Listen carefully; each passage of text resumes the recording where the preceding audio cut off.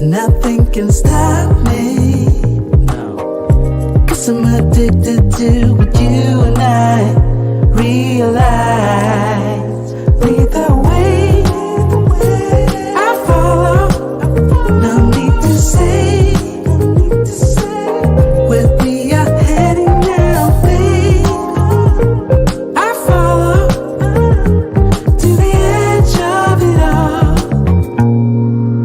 So tell your good night, 'cause I'll find no better one. Yeah, susceptible now, before the moment flies, before it flies. So tell your good night, 'cause I'll find no better one. Susceptible now, before the moment flies.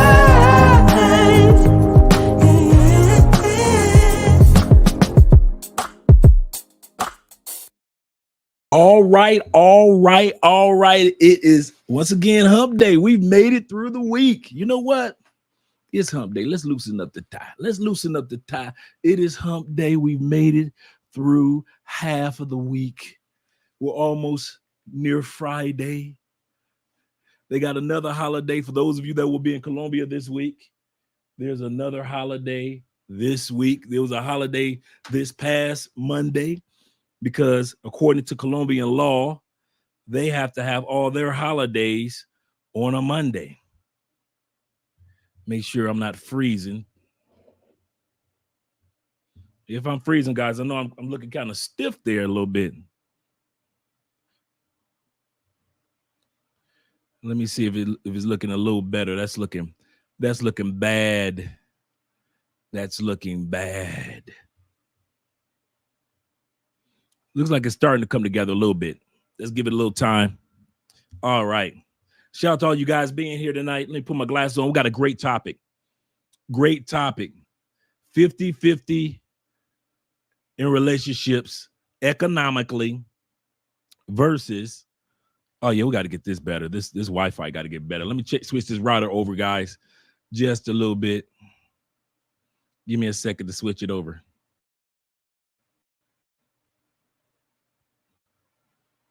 Shout out you guys. We got 28 in the building. All right, let's see if that helped out a little bit. I know I'm going to freeze for a second. Then I'm going to come back. Struggle streaming right out the gate. Gotta love it. Struggle streaming right out the gate.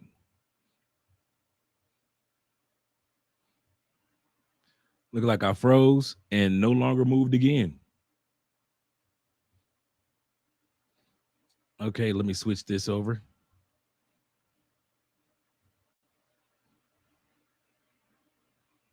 Let's see if it works for us here a little better.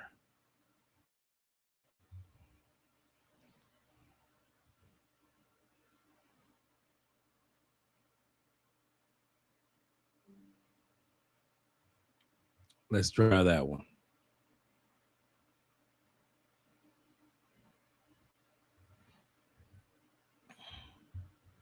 Let's see if that one works. That should help us out a lot.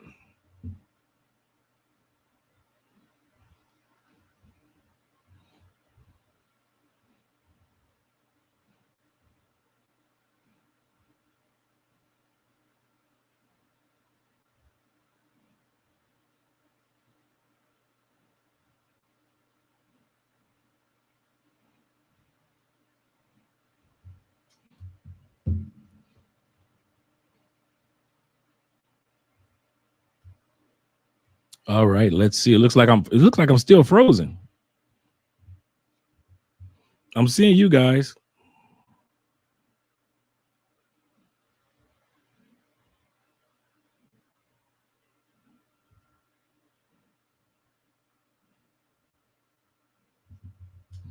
Let us see.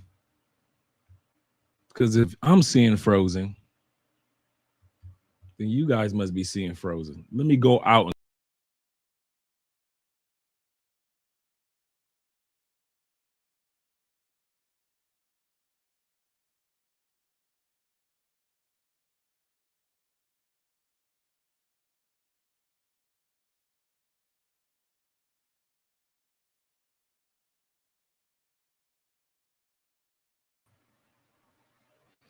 All right, let's see if that helped a little bit.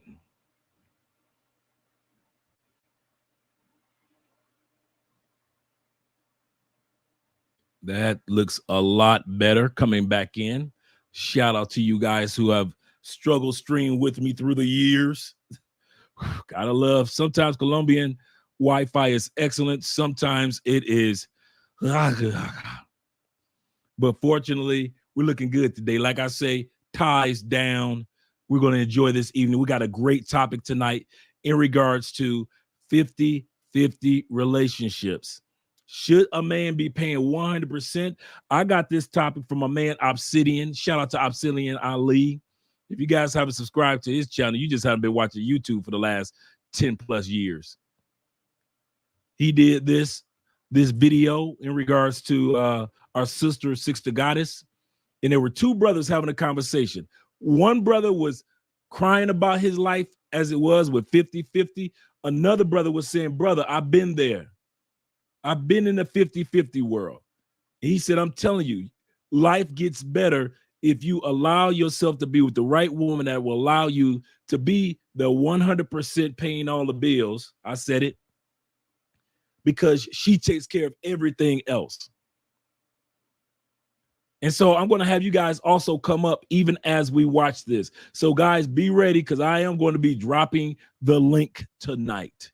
There will be a link tonight for you guys to come up because I want to hear what you guys have to say, because we all know that there is a different experience of 50-50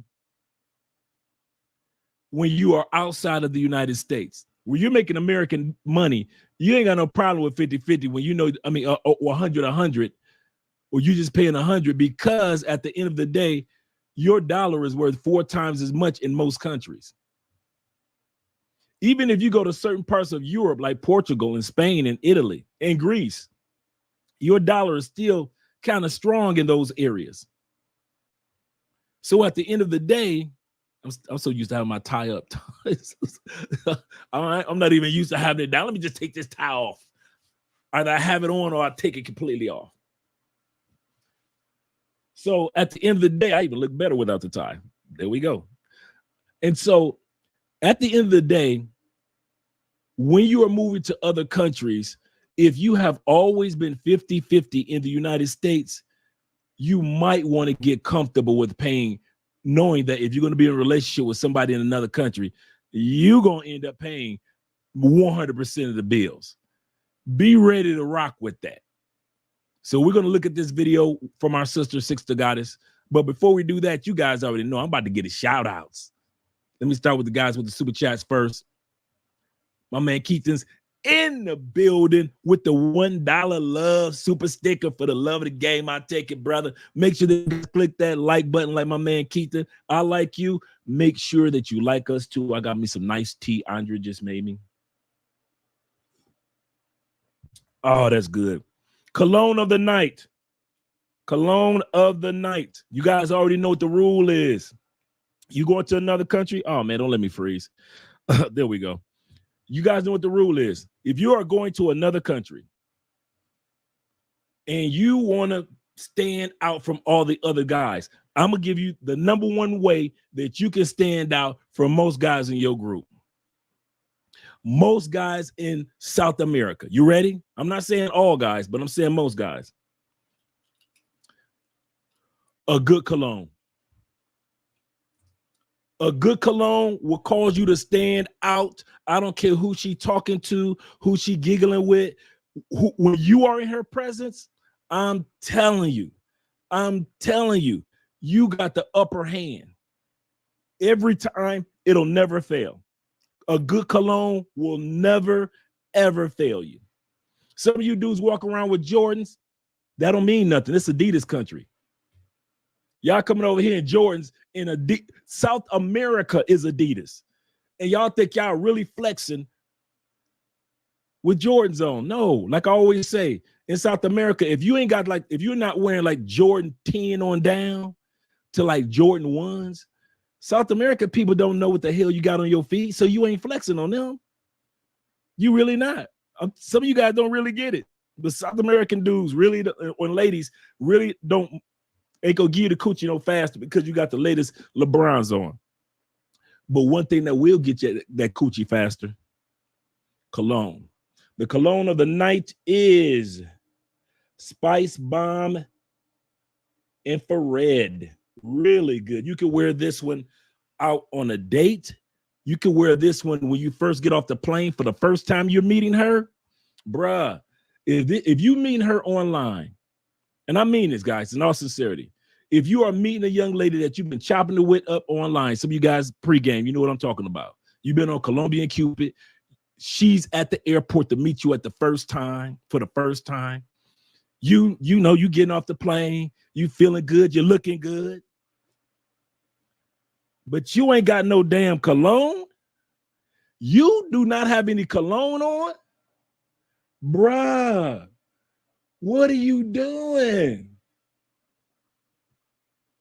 What are you doing? If you are getting off the plane for the first time, you need to have a scent, a signature scent. I don't care if it's basic blue Chanel.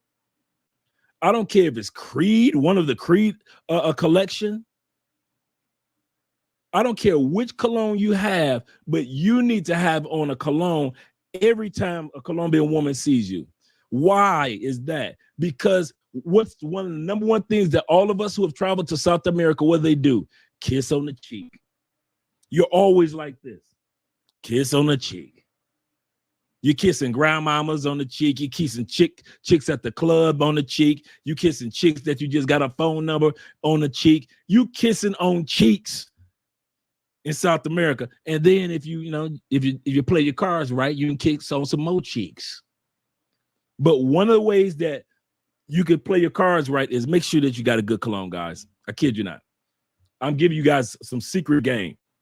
I'm talking to the big man. I'm talking to the short man. I'm talking to the tall dude that's kind of tall, but he's shy. You know how you got them dudes that's like super tall, but they kind of like try to disappear in the dark because they so tall. They're like, yeah, I'm just a tall, quiet dude. Yeah, all y'all dudes need to smell good. I'm talking to the dude that got a few dollars in his pocket, and I'm talking to the brother that just got just enough. You gotta smell good, bro. You will stand out while you're dancing, and that cologne is swinging her. Boy, man, listen, listen. I'm Lord of the Ring, and I'll be fighting them off. And half of it is I know after the dance, and they want to dance with me again. I had one sister, she was so fine, she walked to the other side of the room to dance with me again. Your boy was smelling that good. Walked all the way fine, fine sister. We think she walking somewhere else. She walked right up on your boy, and she did me like we do to ladies. She just put her hand out.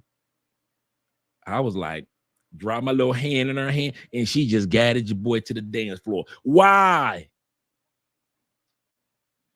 Because I smell good on the dance floor, and every other dude just smell like a regular ass dude with deodorant on.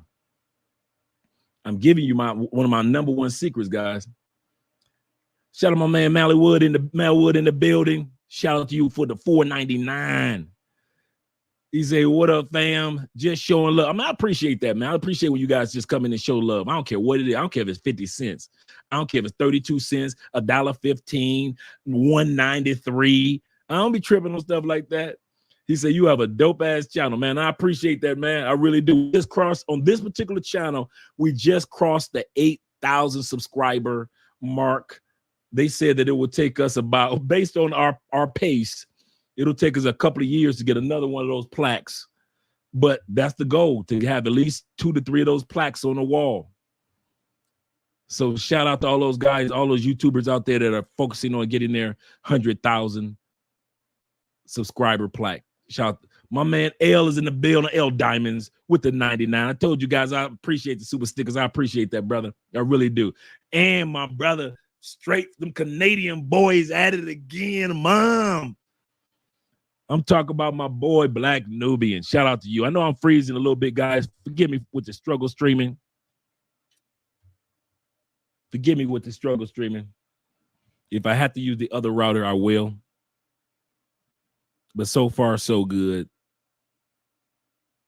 So, as I was saying, tonight's topic is about when you're in other countries, expect to go 100% on the bills. It's a given. If you in Colombia, do not be looking at her like, do you have your half of the bills? Do not be in Brazil talk about where's your share of the mortgage.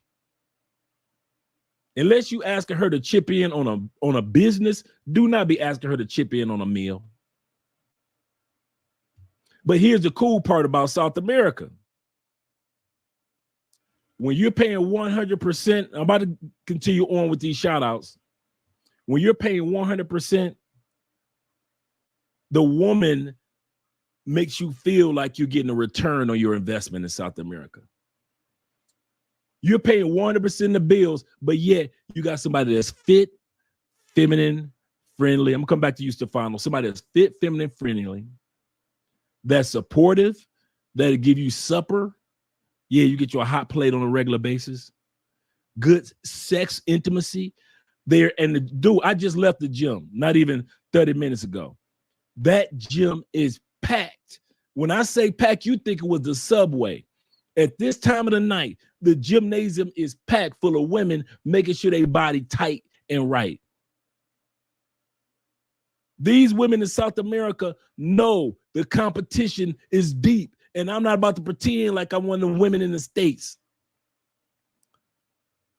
You get a rate on your return. Half you dudes in the United States, can I be honest with you? Half you brothers in the States, one of the reasons why you don't want to go 100% on the bills, because you already know the female that you with, even if she's your baby mama, she ain't giving you a good rate of return. You already know. Most you dudes that sit back, like I said, we're doing a panel tonight. So I'm going to drop the link in a few minutes after we get started with the video from our girl Sixta Goddess. This video I got from Obsidian, watching his show today, was really good. And I was wondering if this applied internationally. Some of you dudes, y'all already know the number one complaint that dudes say, man, I ain't paying all the bills. What's she going to be doing while I'm at work? Because we know a lot of times American women ain't worth the return on the investment. I'm sorry, ladies. I'm sorry. But if a man is going out there busting his butt, he should come home to the big piece of chicken.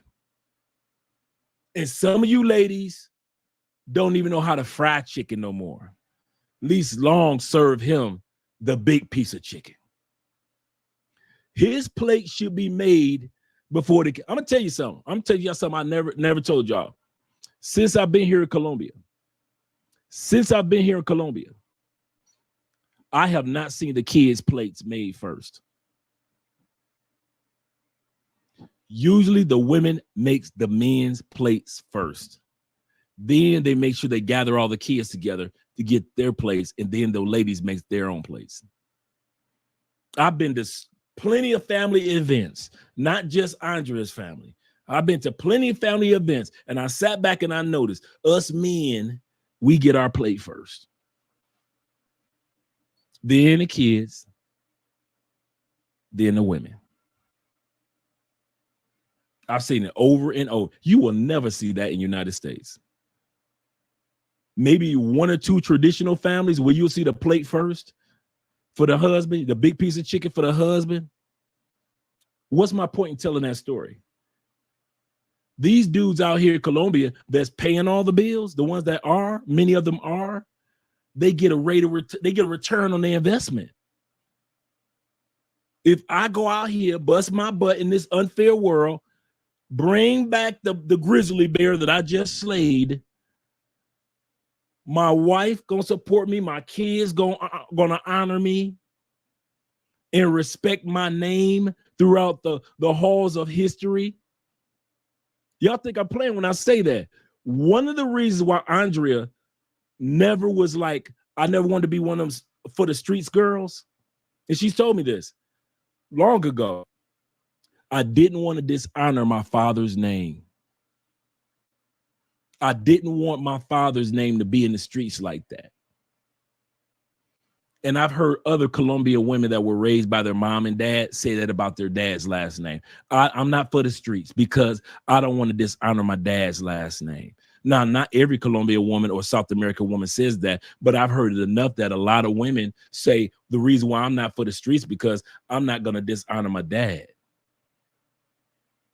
In other words, these men are going out there busting their butt. The daughters saw it.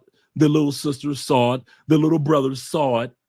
And when they got older, they remember what dad did for the family by paying 100% of the bills. In other words, dad got a return on his investment. Once again, guys, I noticed that I'm freezing off and on. Forgive me for the struggle streaming tonight. I may have to switch the router again.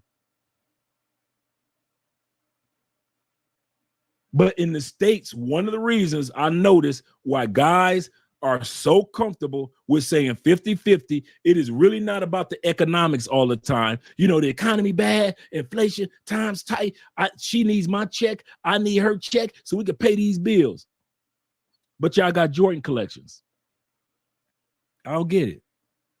But y'all got all this gold around y'all neck, but y'all saying times tight, you need 50-50. But if she wasn't in your life, you'd still be paying 100% of the bills anyway.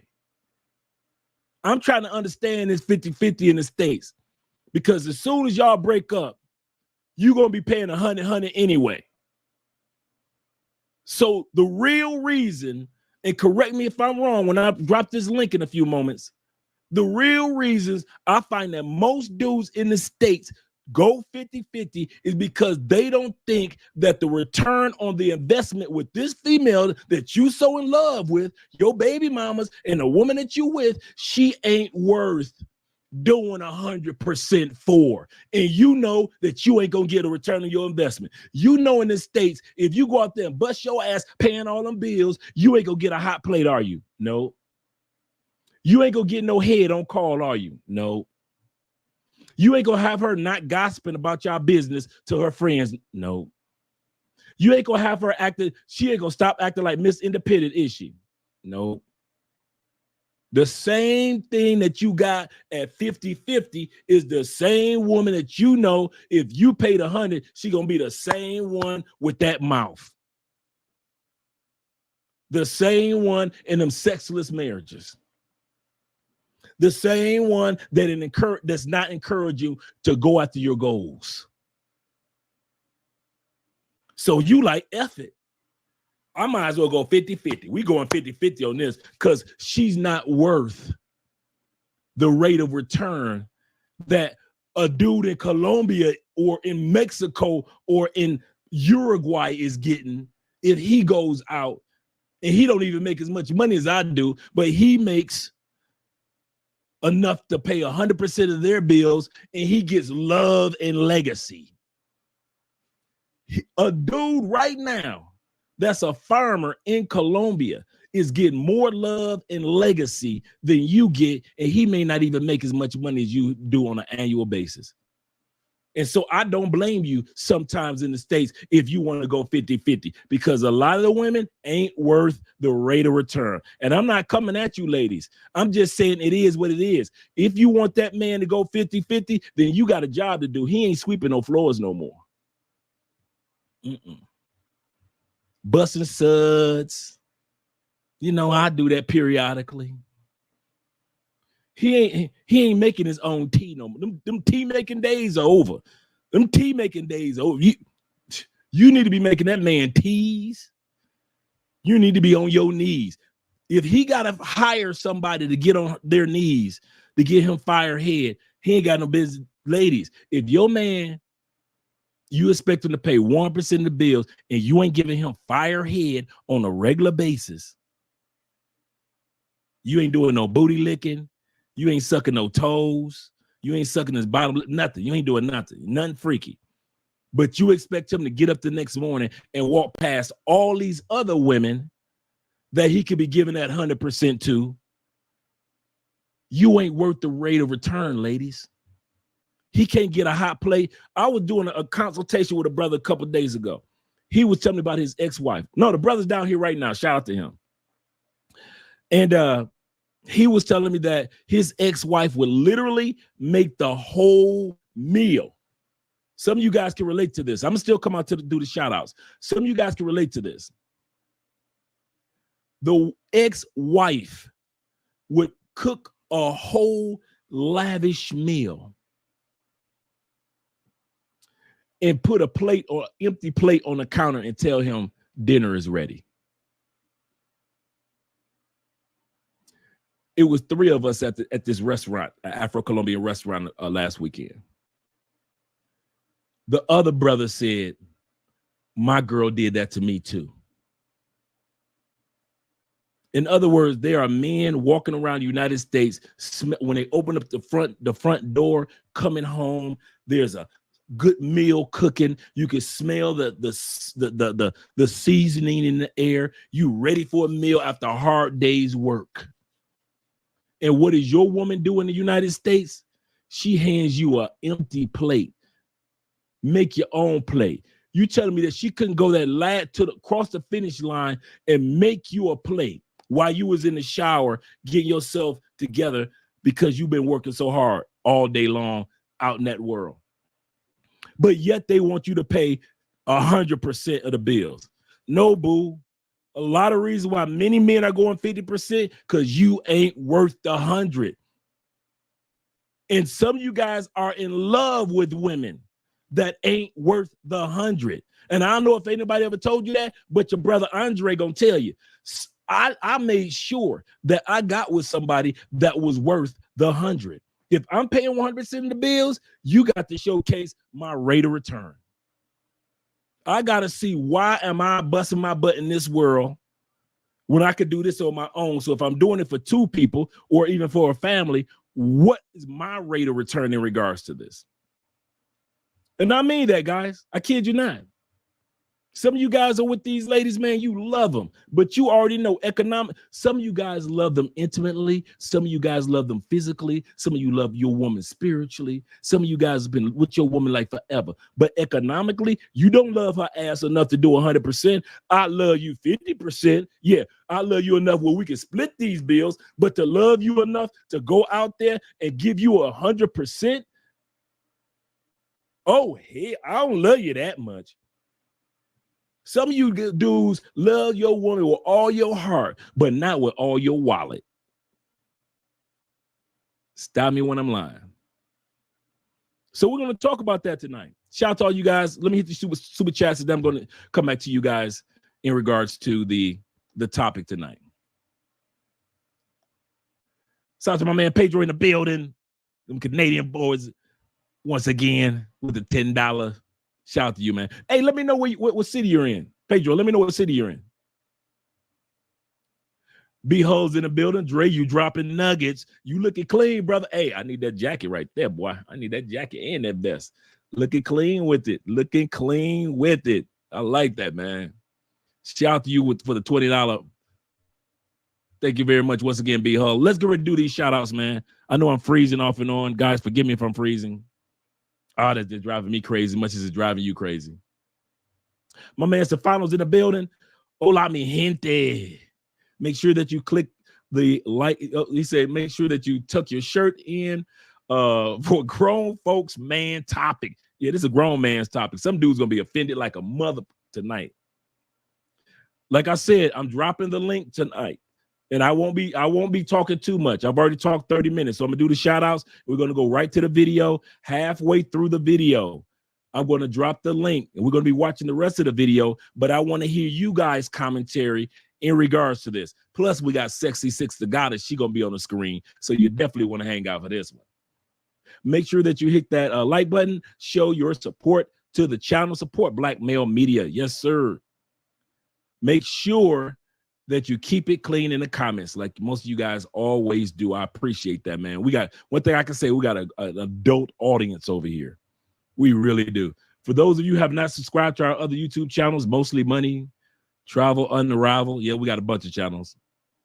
Our other channel, which is I misspelled Travel Unravel, but that's the link to it, as well as subscribing to, I misspelled that twice. And subscribing to our new channel, America, We Need to Talk. We got a new channel, political channel, and Andrea Wallace TV. Thank you guys for clicking the link, supporting the channels, especially the new channel. And we got my boy in the building. Let's go back to my man, Bobby55, checking in. Shout out to you, Bobby. Shout out to Bobby being here. Once again, we're going to be dropping the link, guys. And my brother, Victory. I want to hear what all you guys have to say. Shout out to you, Victory. And the question is, how do you guys feel about going 50-50 or going 100%, especially if you plan on finding love in another country? This is what my point is. If you plan on finding love in another country, you might have to be ready to pay 100%. And some guys, let's be honest, some guys have never paid 100% of the bills in their lives. So to come to Colombia, relocate, fall in love, no matter what age you are, and then realize that you guys are together, living together, and you're paying 100% of the bills, you're handing her a sum, a nice sum of money. You may have to, prepare yourself for that. You ain't gonna come to Colombia or Venezuela or Brazil and be asking her 50-50. But the question is, are you getting a rate of return in regards to that investment? My man S Breezy in the building. He said, Andre, have you ever met or talked with someone that did Medellin dating? Yes. Foreign affairs. Wondering, seeing some videos, looks pretty cool. Don't do it. Do not. Brothers, shout out to you, Breezy, for letting us know about this. I'm going to say this now. Do not do those dating agencies in Colombia where they introduce you to the women online, and then you come down and do you see the videos with the guys like in a circle and then the ladies all over the place, and then you go out on a date. Dude, it is a multi-billion-dollar industry to set you up to get at least $5,000 to $15,000 out of your pocket. Do not. I got partners right now in the middle of lawsuits. This is not something that I heard about. These are gentlemen that I actually personally know that are suing. I know one partner, he's suing to get $7,000 back right now. Right now. They charge you every time you send a text message or an email to that young lady that you thought you were so fond of when you saw her picture. They charge you for that. We already did a video on that a couple weeks ago. Remember the one we just did a couple weeks ago, guy, when the guys would charge $5,000 a month for those agencies, up to $15,000. There are men that are suing these agencies. Do not go near them. Colombian, this a part how they make their money. I'm glad that you asked that, Breezy. They make their money in two ways. First way is that they know that you don't know Colombian women because you probably hadn't been here before. So you think Colombian women act like American women and they're not approachable. No, American women are really approachable. It's the exact opposite in South America. In South America, you can easily approach a woman. Easily. Dude, this past weekend when I took some dudes out, I just stood back. I wasn't introducing them. I stood back. I just let them go. I took them to the right area where it was safe, where it was upper echelon women, when it was women that had to dress up to be in these particular areas. And them brothers just from female to female to female to female. They're so approachable that even a married dude, I can walk up to somebody and strike up a conversation. And even though they know that I'm married, they'll sit back and still at least converse with me. And I converse with them. Ain't nobody exchanging no numbers or nothing. This is a very, very approachable continent.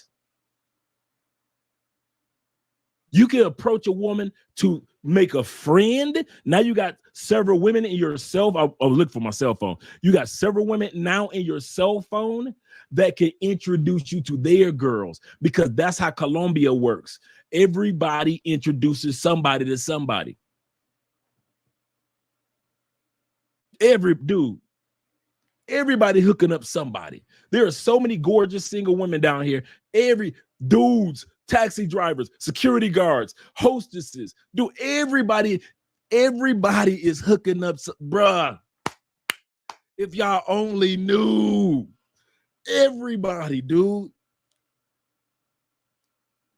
You know how many male co-workers I've seen walk up to dudes that I was with? I'm walking with one of you guys. We minding our business. I've had security do not only with Victory, but other dudes. Male security dudes walk up. Here's the phone number though. Walk up to the guy that's next to me. Here's the phone number. That female security guard over there, the cute one. Yeah, she wanted to give you her number, but she at work, so she gave it to me to get to you. Hey, Vic, you ain't the only one. Ever since I've seen that happen 3 times already. Happened at the club this past weekend. They know, those agencies know that you do not know that Colombian women are approachable. So you assume that Colombian women are like stateside women. Number 2 thing that they know that you are a person that's looking for a stable friend or relationship. And so they use that against you. Those agencies aren't to hook you up with pay for play because you can get that easy. But they try to play on the male emotion of, I just want a friend, or I just want a companion, or I'm looking for a wife, or I'm looking for a girlfriend. And they play on that into the billions of dollars. Bruh, do not waste your, hey, if you want to put some money, do some money somewhere, we are giving money to all cash apps for the next 3 months are going towards the Children's Cancer Foundation here in Cali, Colombia. We donated $1,700 last year live on the live stream. We're going to be donating again. We're at 1,200 so far right now. We're going to be donating again next year live on the live stream. You want to give money away? Send to let me put that Cash App link down here. Send to the Cash App. If you want to waste that type of money, waste it on some kids that got cancer. Help some kids out. Don't waste your money. Shout out to my man, War Report. He always donates to the Cash App. I don't have to look at the Cash App to see that War Report has always donated something. If you're gonna do waste some money, man, waste it on some kids so you can get some good karma in the universe. But do not waste your money on those dating agencies. I'm telling you, dudes. Even Ace Live interviewed a brother a few years back. Some of you guys remember this. An older brother, right around 60 years old. He had flew all the way from the States. Dating agency just drained his wallet. Drained him. Thousands upon thousands. Had him staying in some barrio that was off some cheap, raggedy hotel. His food wasn't good. I mean, it was a bad story. I'm like, man, bro. A scenario that he didn't have to live in or survive. I mean, deal with. Not survive, but had to deal with if he had just sat back and not made that mistake of dealing with those agencies. Don't do it, Breezy. Don't do it, brethren. I appreciate you asking that question, man. And I'll say that I've said that to people that actually worked in agencies. I've been on live streams with people that actually worked in the agencies, and I say exactly what I said to you. I don't care how they feel. Well, I work for an agency, and I don't care. I don't care about what you work for. When I'm letting you know, I basically said it. And I was on a live stream, and the brother had his wife there, and his wife worked for the agency. So I was tactful in what I was saying, but I said the exact same thing to you. I said, I know brothers that are in middle lawsuits right now dealing with those dating agencies. She said, well, I work for one. I say, I asked her husband, I say, would you use a dating agency? Well, I didn't have to. Absolutely correct. And that's what I tell other guys. They don't have to. See, I didn't talk to the wife anymore. I talked to the husband. Would you use it? I didn't have to, which was a strategic statement on his part. He didn't have to, and neither do you, gentlemen. This is South America. This is not North America. That's why we get on flights. That's why we got passports, because it's not North America. Okay, let me start ranting. Shout out to my man Breezy once again. Keith is in the building. He said, I see regulars in here. Well, I guess I went out. Yes, you are. Yes, you are, Keith. From the some Tampa boys at it again. From the 813 Truck Life. Shout out to you, man. Shout out to you. Looking clean with it, too. I see you, brother, with the braids going back. I used to have braids, yes. Me and Kobe Bryant used to have hair, okay? All right? All right. My man L Diamond, he said, let's get it. Yes, sir. Yes, sir. All right. Let me make sure I get everybody, such as my man XL Pro is in the building. Salute to you, kind sir, as well as my man Black Scorpion. And remember, guys, I'm going to be dropping the link for you guys to join me this evening. This is going to be a panel show. We're going to get started with the video. And once we get started with the video with Sister Goddess Fine Tail, she is fine. A 6 foot fine sister. Ooh, and they got a lot of them down here. Oh, my God, bruh. I was on the dance floor this weekend with this one, bruh. It was like a couple of them, right? You know, I always got a story. I was on the dance floor with this one, bruh. Just nothing but horse behind. Waistline, super thin. Sister, breast, bam. Hair going down, looking beautiful. She had to be 6 feet 6'1". I say for all you, and I'm thinking to myself, for all these tree climbers in the building, I ain't mad at you. Because the funny part was I saw her from like afar, but I didn't know how tall she was because she was dancing with another dude. And so I wasn't glad. When I asked her to dance, I didn't even know this was the same person I looked at like 30 minutes ago. Because you know, you just get into the club, you just notice somebody, and then you kind of like take care of your business, getting your drinks ordered and everything. And so this song came on. I just so happened to go down to the table with a bunch of sisters and a bunch of brothers. Remember, when you're in Colombia, you can ask people that are at another table, can you dance with their women? This ain't the States. You know how many dudes I became cool with and got their number in my phone, brothers, because I walked up to their table that was way over there and asked the girls to dance, because they like, listen, we got 4 girls and it's only 2 of us dudes. Go, you can dance with all of them, Dre. The next thing you know, at the end of the night, me and the brothers exchanging numbers, chopping it up. Are y'all going out to eat? Okay, we're about to head out to where you guys going. Very approachable country. Very approachable. So that's how that just so happened. Like I said, I walked up to the table, asked table full of women. It was like 2 dudes. I asked her to dance. Coming to find out, this was the 6 foot in the mini skirt, killing it. They got some stallions here, boy. Even though stallion is a male horse, but you get my point. Shout out my man Tevin King in the building. Shout out to you, man. He says, it's been a while. No, Tevin, since your last live stream. It's been a couple of days, man. You know, man, Andre getting ready for this trip to Europe. So this is what we've been focusing on. Welcome everyone to the chat.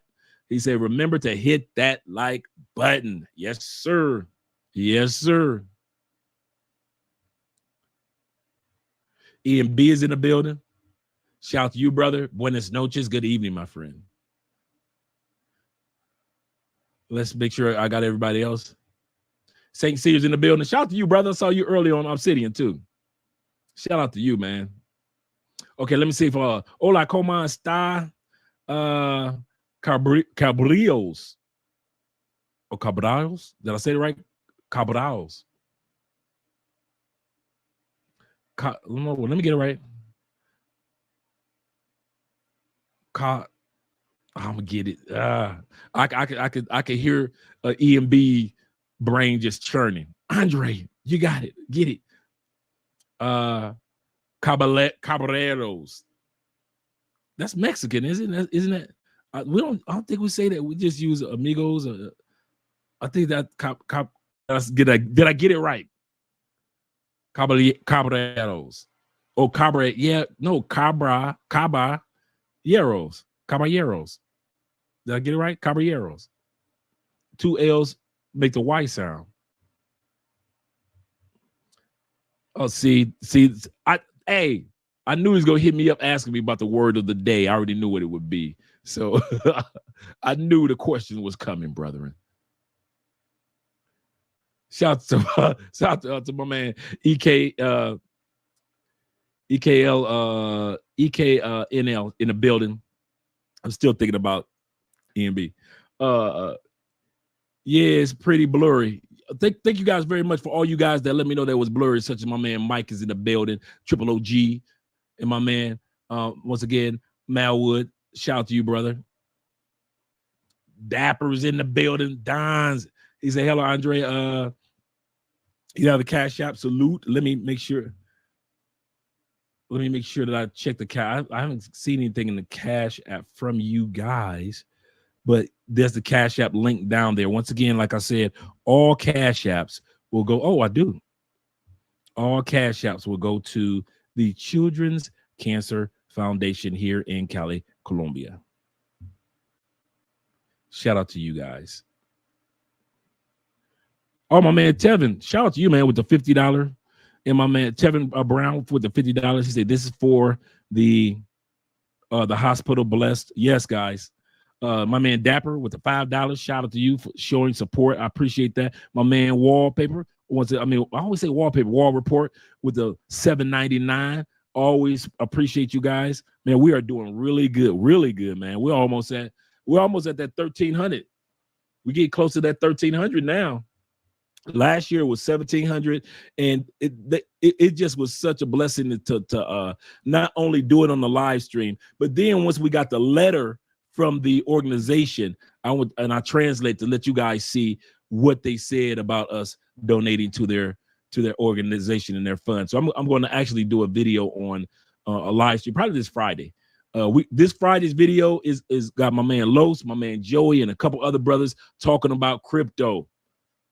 Hey, you guys need to be here because they're going to be talking about stocks, how to invest, how to get started in crypto if you're a novice, and what is going down the turnpike right now when it comes to the political landscape, the banking landscape, and cryptocurrency. So this Friday, that's what the live stream is going to be about, guys. I kid you not. You want to be here. Yeah, I saw I froze. Okay, Andre, you're frozen. Let me make sure I got everybody. Quincy is in the building. Shout out to you, man. Quincy G's in the building. Shout out to you, brother. I'm doing something right. Is Clyde what? The Brazil boys in the building? Is Clyde? Make sure make sure you guys support my man. Is Jay Clyde? He's a good dude. And make sure that you continue to support the channel. If you're looking for a consultation before you come to Colombia, let us know. Doesn't matter what city it is, let us know, because if we don't have the information, we know other individuals that do have that information that you'll need. Just did a consultation with a brother that's here right now, and he's actually in an Airbnb right down the street. He was wise enough when I mentioned, I said, bruh, send me your Airbnb information first before you book it. That's part of the consultation, before you book it. So I can tell you what side of the city it's on, or if it's on the side of the city that's an hour away from the airport compared to over here is only 20 minutes away from the airport. It's those little things that count. Is everything over by that Airbnb nice? It's got a jacuzzi tub, but there's no grocery stores. There's no corner stores. There's no liquor stores. There's no clubs. There's nothing over there, but you got an Airbnb with a jacuzzi. So I always let guys know during the consultations, do not book an Airbnb before you send it to me. At least I can look at and let you know where the location is to let you know that, okay, that area is really nice, or that area is too far, or you're in a good area, but you're in a cut and you might be 4 or 5 blocks away from all the action is happening. So you may want to get one a little further down where the action is happening. It's little things like that. I kid you not, guys, that we do with the consultations. And especially if you're a guy that's planning on relocating here, there is no way in hell you should be relocating to another country and you got boots on the ground. You got your brothers here. You got me. You got Black Men's Travel down here. You got a lot of other brothers that are living in Colombia that could give you some information. So make sure that if you're relocating on vacation, retirement, let us know, because we are here to help you out. I kid you not, guys. And every guy says after the consultation, man, you gave me way more than I was expecting. Way more, Dre. All right. And also, you guys that want to support us by way of Patreon, I appreciate that. Let us get at least 2 people with $5 to support the Patreon today. We just need 2 people to support the Patreon. We're doing pretty good on Patreon. Pretty good. But I got some things I plan on doing with Patreon after we come back from Europe. Shout out to you guys. My man Charles in the building. What's up, Charles? What's up, Charles? I know I'm taking a while with this with the intros, but I want to make sure I get everybody some love, such as my man Kenny Peoples in the building. Shout out to my man Zelt.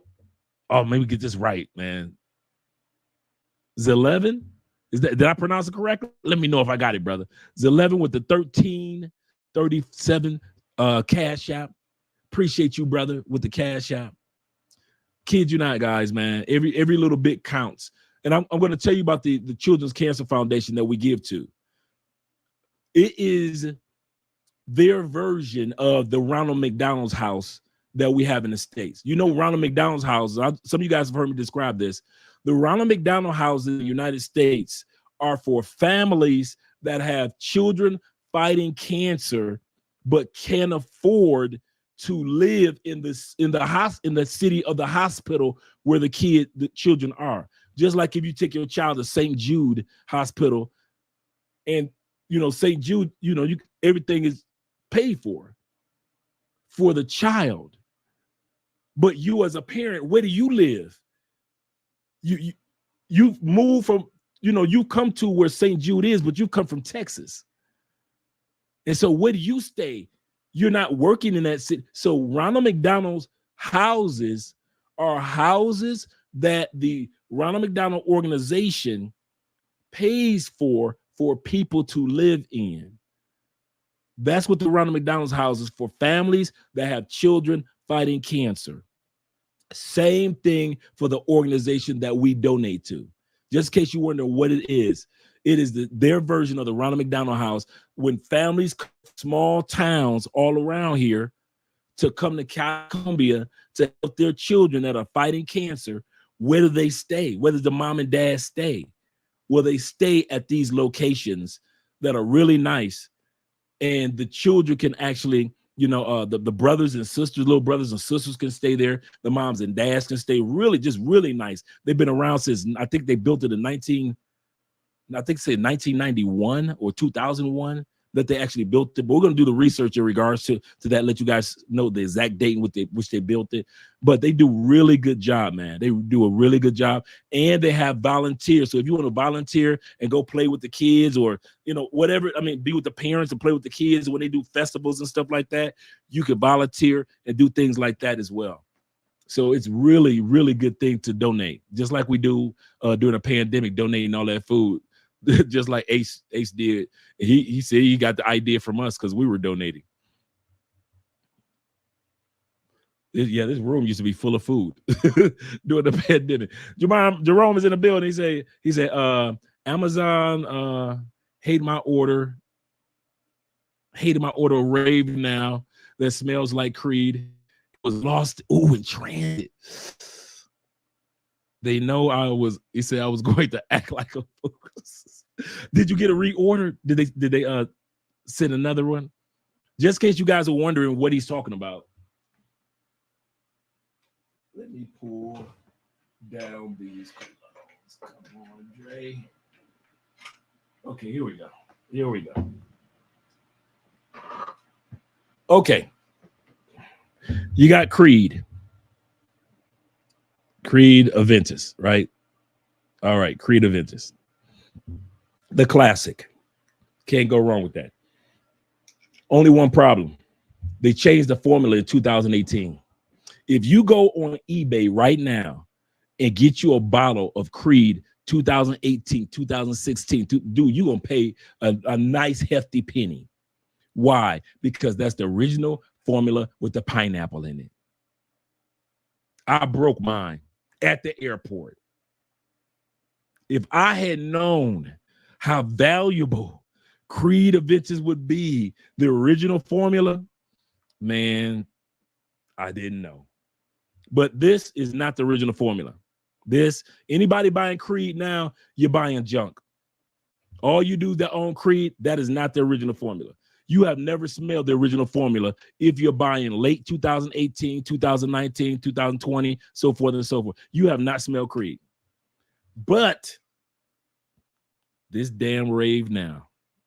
Remember I said Creed took out the pineapple? That's what made it famous.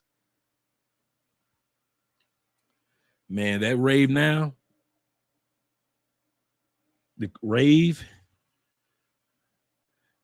now, $250, $35. In some cases, you can find it for $25. Bruh, I would never buy this again. They said they just sold the Creed company a couple months ago to somebody else. Hopefully they bring back the old formula because too many people are complaining. But until then, bruh, this month, bruh, right here, I'm telling y'all that rave now, get it. Get it. That you can wear it to a club, you can wear it to a date, you can wear it to the gym, you can wear it at work. It's not too strong, but that pint, bruh, this is one of Andre's favorite ones. It has that pineapple that Creed has been missing for the last 4 or 5 years. So a lot of times I'll take this formula and I'll add the pineapple with it. But if you ain't got it, you ain't missing nothing. Do not waste your money on Creed. I'm going to say this again. Anybody that's bragging about, I got a bottle of Creed and you got it after 2018, man, that's trash. I was so pissed. So pissed. Get rave now. $35, man, you going to be smelling, dude. You know how, man, I want a dude that walk in and smell my cologne just to smell it like, oh my God, that smells good. This is one of those. Easy. If I had 10 colognes for life, rave now because of that strong 100% wonderful formula that smells like the original Creed with the pineapple, without a doubt. I like rave now more than I like the Club Nouveau Intense. And I got that one back there because that's supposed to be like the Creed cologne clone. He says, I personally think that it wouldn't take long years wise with you being in the country. Most of us want to visit. True. He said, did your dancing? No, I didn't do dancing tutorials. No, dude. I did what the brothers did this weekend, and I was so proud of them. They walked up to women, put their hand out as if they knew what the hell they were doing, and got on the dance floor and just did a little two-step. Side to side. And the women thought it was just so cute that they started showing them how to do the dance. That's exactly how the women did me. That's exactly how Andrea did me. That's how her grandmamas and aunties and all her cousins and all the other ladies did me. So by the time, maybe about 3 months later, I'm killing it on the dance floor. Why? Because I wasn't shy to walk up to a woman, and the guys this weekend did that. Them dudes didn't know one step of salsa, but they knew one thing. We looking over there to a table full of fine women, and they all sisters. And I didn't fly all the way down here just to sit down next to Andre. Them brothers got up as if they knew every salsa move there was. Walked over to those ladies. They already knew the rule. Put your hand out. You ain't got to say nothing. Went to the dance floor. Didn't know what the hell it. Just two-step to the side. Two-step to the side. That was it. That was, you know what? Let me see if I can pull this up for you guys. I know we're supposed to be doing something in a second, but I want to show you guys something too for real. How easy it is down here in Colombia. And you ain't got to be the best of the best on that dance floor. Let's see. Here we go, because I recorded one partner. Okay, let me show it to you guys real quick. Because we're going to, right after I get done run off at the mouth, I'm hit the super chats. The super chats, and then I'm going to basically just shut up. Okay. Oh, I forgot to share screen. My bad. Here we go. Screen share. Make sure you guys can see. This was this weekend, Club Latopa. One of the brothers, shout out my man. He's always in here, my man Mike. Always on the live stream. Club Latopa, great salsa spot. This is the pregame spot. This is not the spot that was the fancy spot that we went to afterwards. We didn't get back, like I said, we didn't get back. Man, I ain't dropped them off till like 6 o'clock in the morning for real. We went out, had breakfast. We left the club like 4:30. We went out, had breakfast, man, had a great time. All in this area. We ain't had to drive to the other side, man. Yeah, we were good. Okay, I'm gonna show you what I'm talking about. He walked up to this cutie. Her and her girl was cute. Walked up to a little cutie that was right by us while we were getting just standing there talking. He saw her. She saw him. He asked her for a dance. Ain't never danced. Oh yeah. Yeah, I just got this particular video demonetized, but but my point is that the brother just went up to her, asked her to dance, didn't know any steps, started a conversation on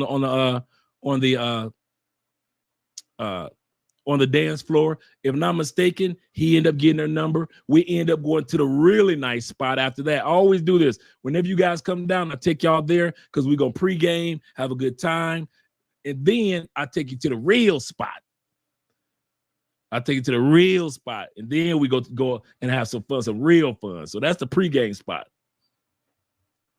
But shout out to that brother. Shout out to my man Mike. Had a good time while he was down here. I think Mike is still here too. Iman in the building. Shout out to you, brother, for being here. I appreciate you. He said they don't want to sell the Jordan. Yeah, they don't have to sell. That's the part. Dudes want to cry about 50-50, but they sit back and collect them Jordans like crazy. So hey, they doing what they want to do. So my man Jeffrey being in the building as well. He said, I'm coming at you, ladies. Shout out to man Big Dave is in the building as well. Shout out to you, Dave. 100% facts. No rate of return. You ain't getting no rate of return, man. You ain't no return on your investments. Jeffrey said, bring somebody. He said, bringing in somebody else's kids. Yeah. So now you paying 1% and you got somebody else's kids. My man EK said, he said this is a message along with the women wanting men to pay for dates, yes, and ice cream and coffee dates, yes. He said, but full of skydiving type days, you know. He said, but they want to talk and get to know a person first. Man, listen, I don't even waste my time. I really don't. I don't even waste my time. I appreciate you. In between fights, man. I like that type, man. Y'all got some good YouTube names. Dang, man. Y'all got some good ones. My regular one without YouTube, just watching YouTube is just what Mr. Spence is nothing special. In between fights. Like I said, there's black women in West Indians, Central. West Indians, Central America, South America, Africa. Yes, you can continue on and join your dude. And I kid y'all not. There are some beautiful sisters in the States, but man, in South America, especially in like Cartagena and Brazil and Cali, and man, goodness gracious, I've seen some of the most beautiful black women I could imagine Africa. Because these women down here, man, their beauty and that femininity, I think that's what that kind of like draws you in. It's not just about the looks, it's about how feminine they are.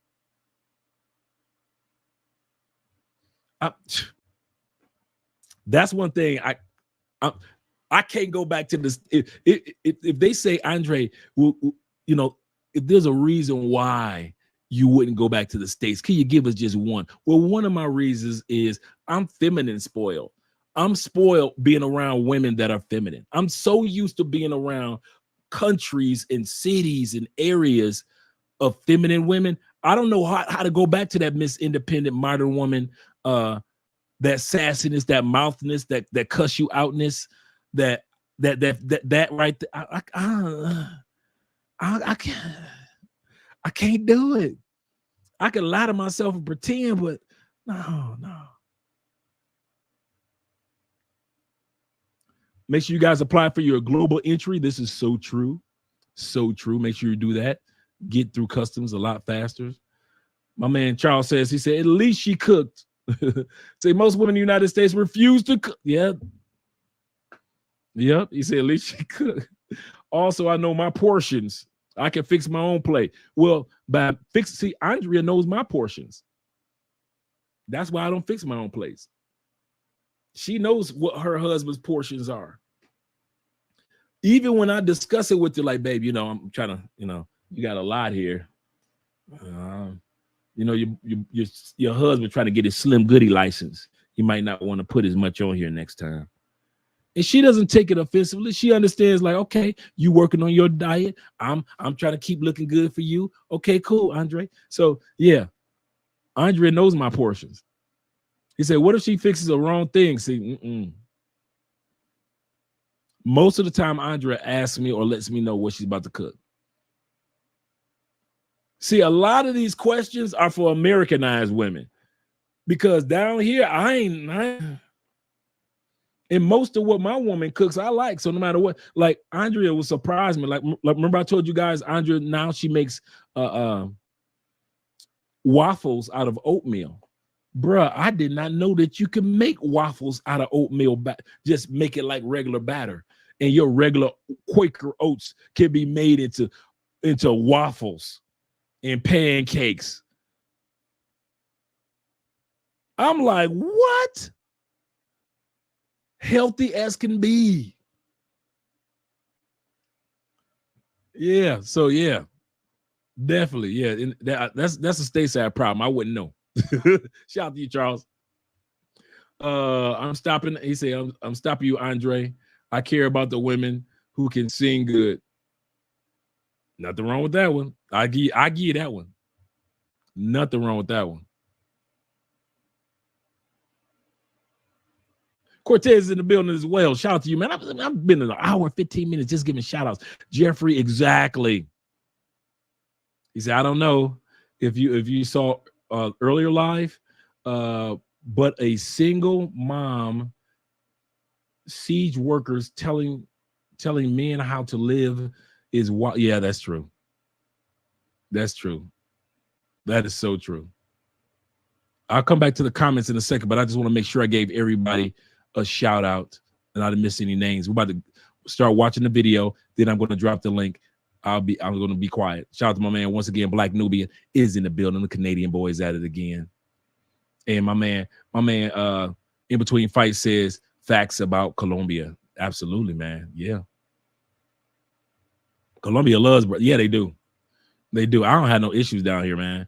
I'm gonna tell y'all something for real. All them horror stories that y'all be hearing on Razor Ray and DC Rob, and them my brothers. I'm always sending them stories. A lot of times they won't even know. I'll send them articles and through WhatsApp. I say, hey man, I got this article, blah, blah. And so I always send to DC Rob, Razor Ray every time I hear something crazy. But I can't relate to it. I have never been in a situation come near being robbed. Like I said, I just dropped the brothers off at 6 o'clock in the morning. We had a great, we come near that. I never come near being hustled by police officers. Never. Why? I know not to be riding around drunk. Because if you're the drunk driver, the police officer's going to hustle you. If you riding in the car with somebody and all y'all drunk, you about to get hustled in South America. Everybody in the car can't be drunk. So I've never been hustled by police officers in the name of, well, you drunk, so therefore we need to hustle you before you let y'all pull off. I can't relate. I can't relate to individuals dealing with women that's so sassy that you end up getting scoped with the powder, or they put it in your drink, or they put it on their body. I can't relate. I cannot relate. Why? I move differently. Not saying that. And you know what? I'm gonna tell you something in all sincerity.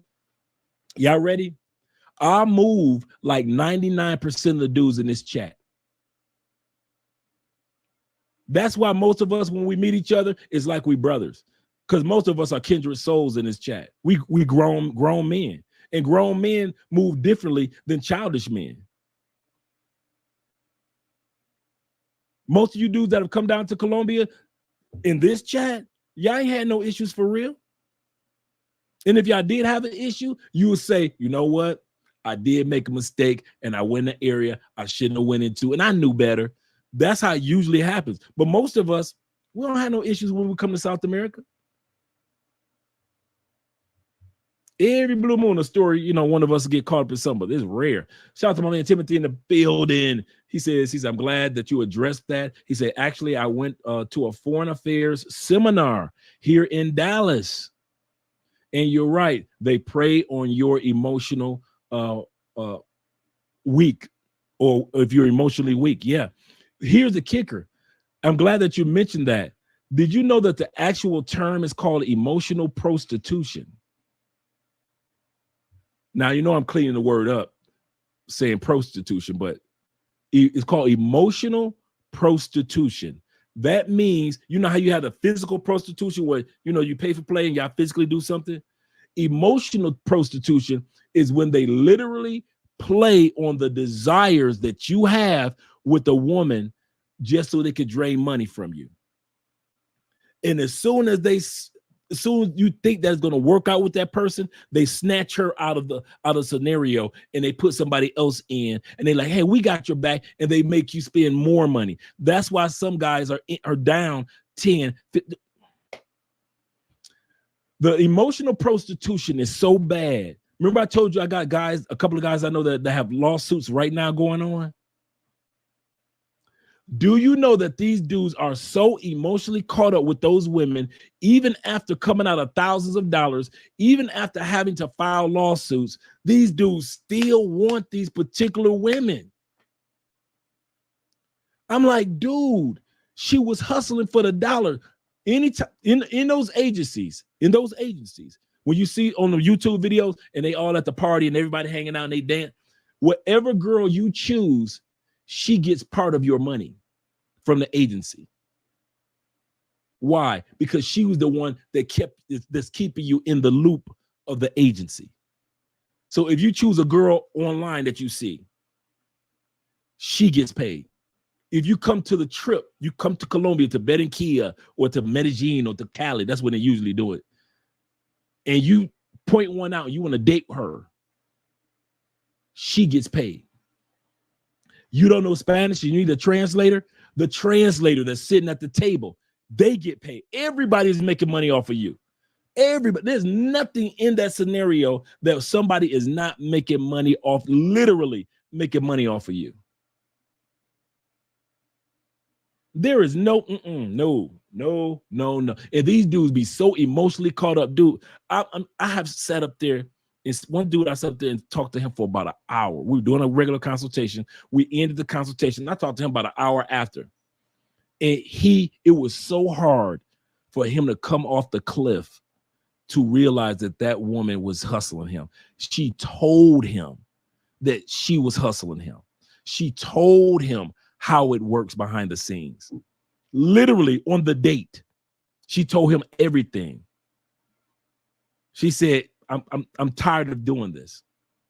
She said, I want to feed my family. She said, but I'm tired of doing this. And it wasn't one of those, I'm tired of doing this. I want you to take care of me, Poppy. It was, I'm tired of doing this, and I'm tired of seeing men hurt. Because she had not just the one guy that I know. She had several men in the emotional prostitution loop.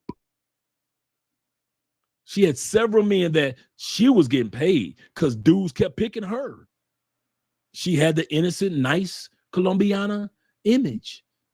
And so she had like 4 or 5 dudes that was in that agency had let each dude feel like he was the only one. And she said, you know what? I'm getting so much bad karma off of this. And she told him the breakdown of everything. And do you know that he still want her to this day?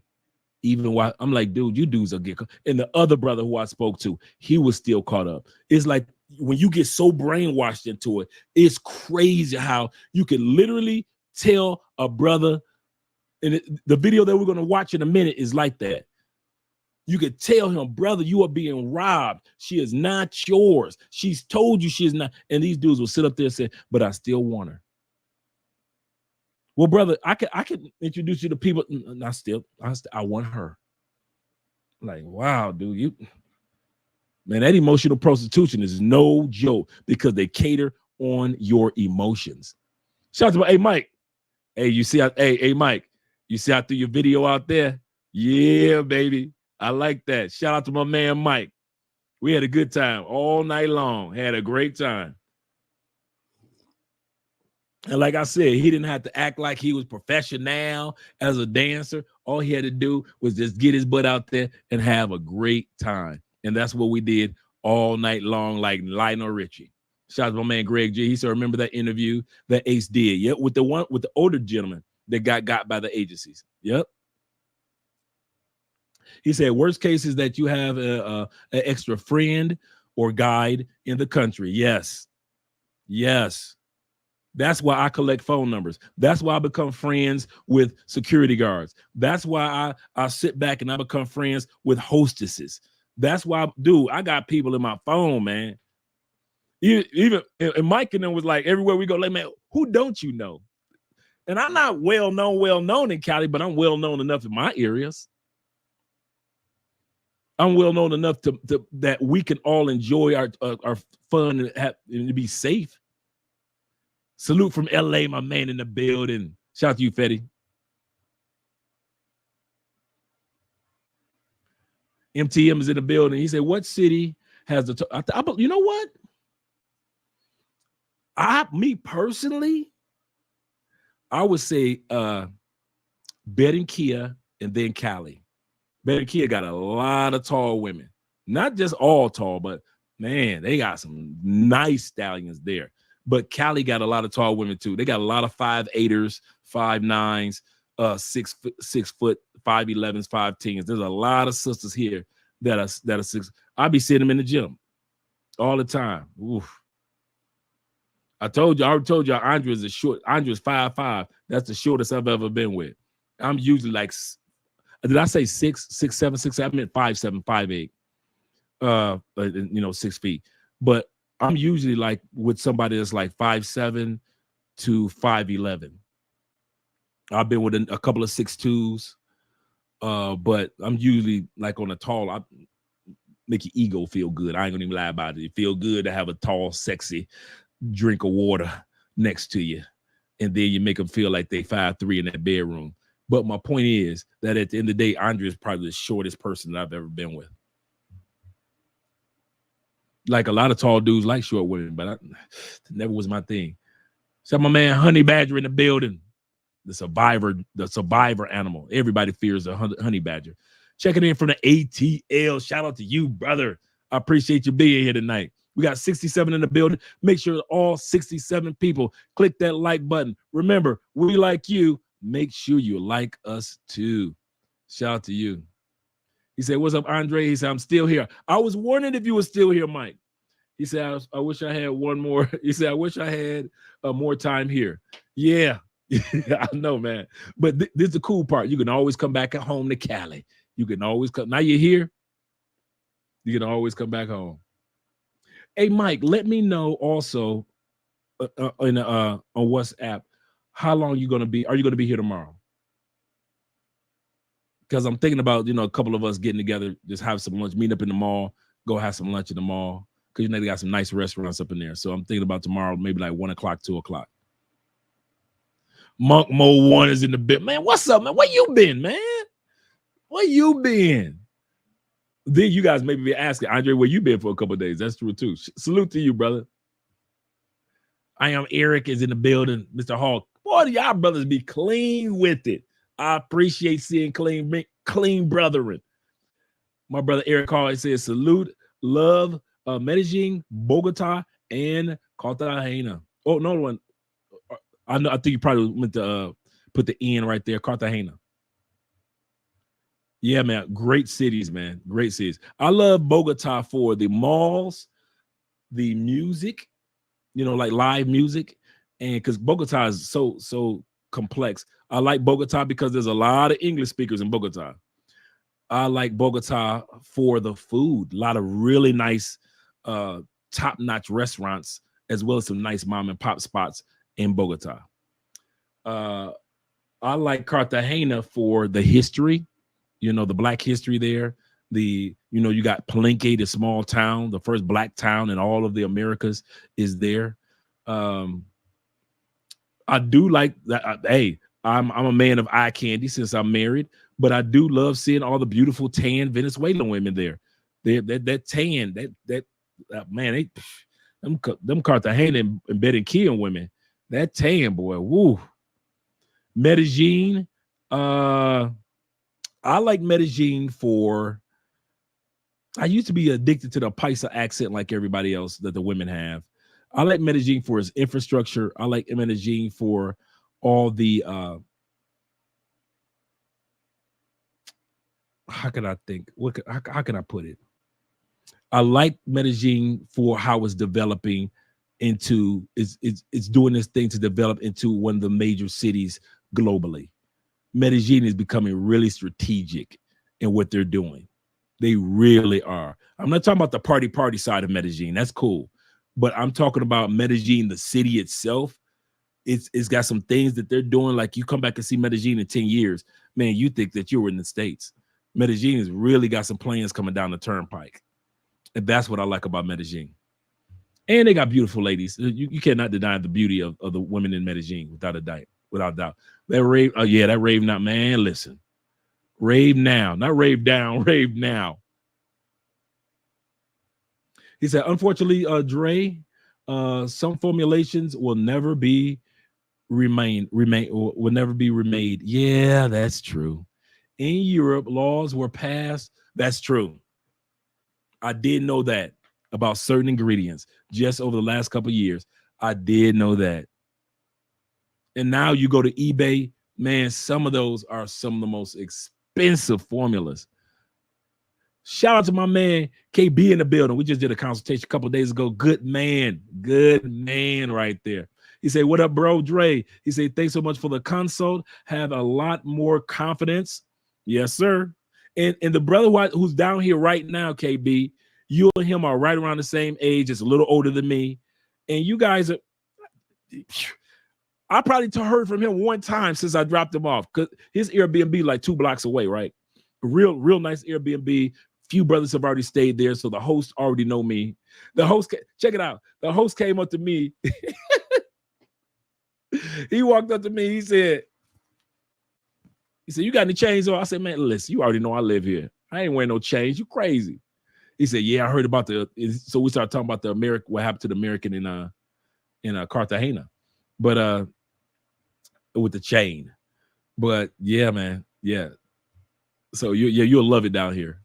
Less anxiousness with the up and coming trip after gathering some valuable information. And that's one of the things that I try to do with the consultation, give you guys and thanks again for the $10 super chat. Give you guys comfort, man, to make you feel comfortable when you come down here to Colombia, like it's especially your first trip. Mike T said that's right. He said I'm ready for Friday and Saturdays. Did we not have fun? Were you not entertained? Man, I got so many other spots, man, to take y'all to. That's why I say about Cali, what I love about Cali, if don't nobody show you, Pookie and Ray, they leaving. They never here. They never stay in Cali. They come here 2 days, Cali boring. And us brothers, we all hanging out together. We're all hanging out together. He said, you got to be looking like an idiot in the beginning. Also, great icebreaker. True. When it comes to your dancing, you just going to be looking like you don't know what you're doing. Cool. But yet, you notice that Mike start conversing with the young. He said, damn, he said, you got me on the live stream. He said, fellas, it's that easy. I didn't even know you were here, Mike, when I started showing the video. I was hoping you would be here.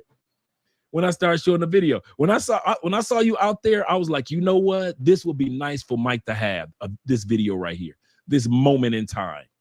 And so that's when I started recording, because I wanted you to not only just have you, and then I start panning around to let you have this moment in time. So as soon as I got done with that video, I just made sure that I sent it to Mike the next day. And he didn't even know I recorded it for him.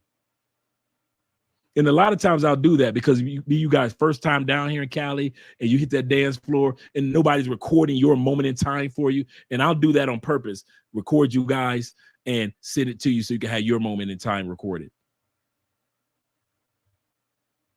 Yeah, it is that easy, just like you were saying.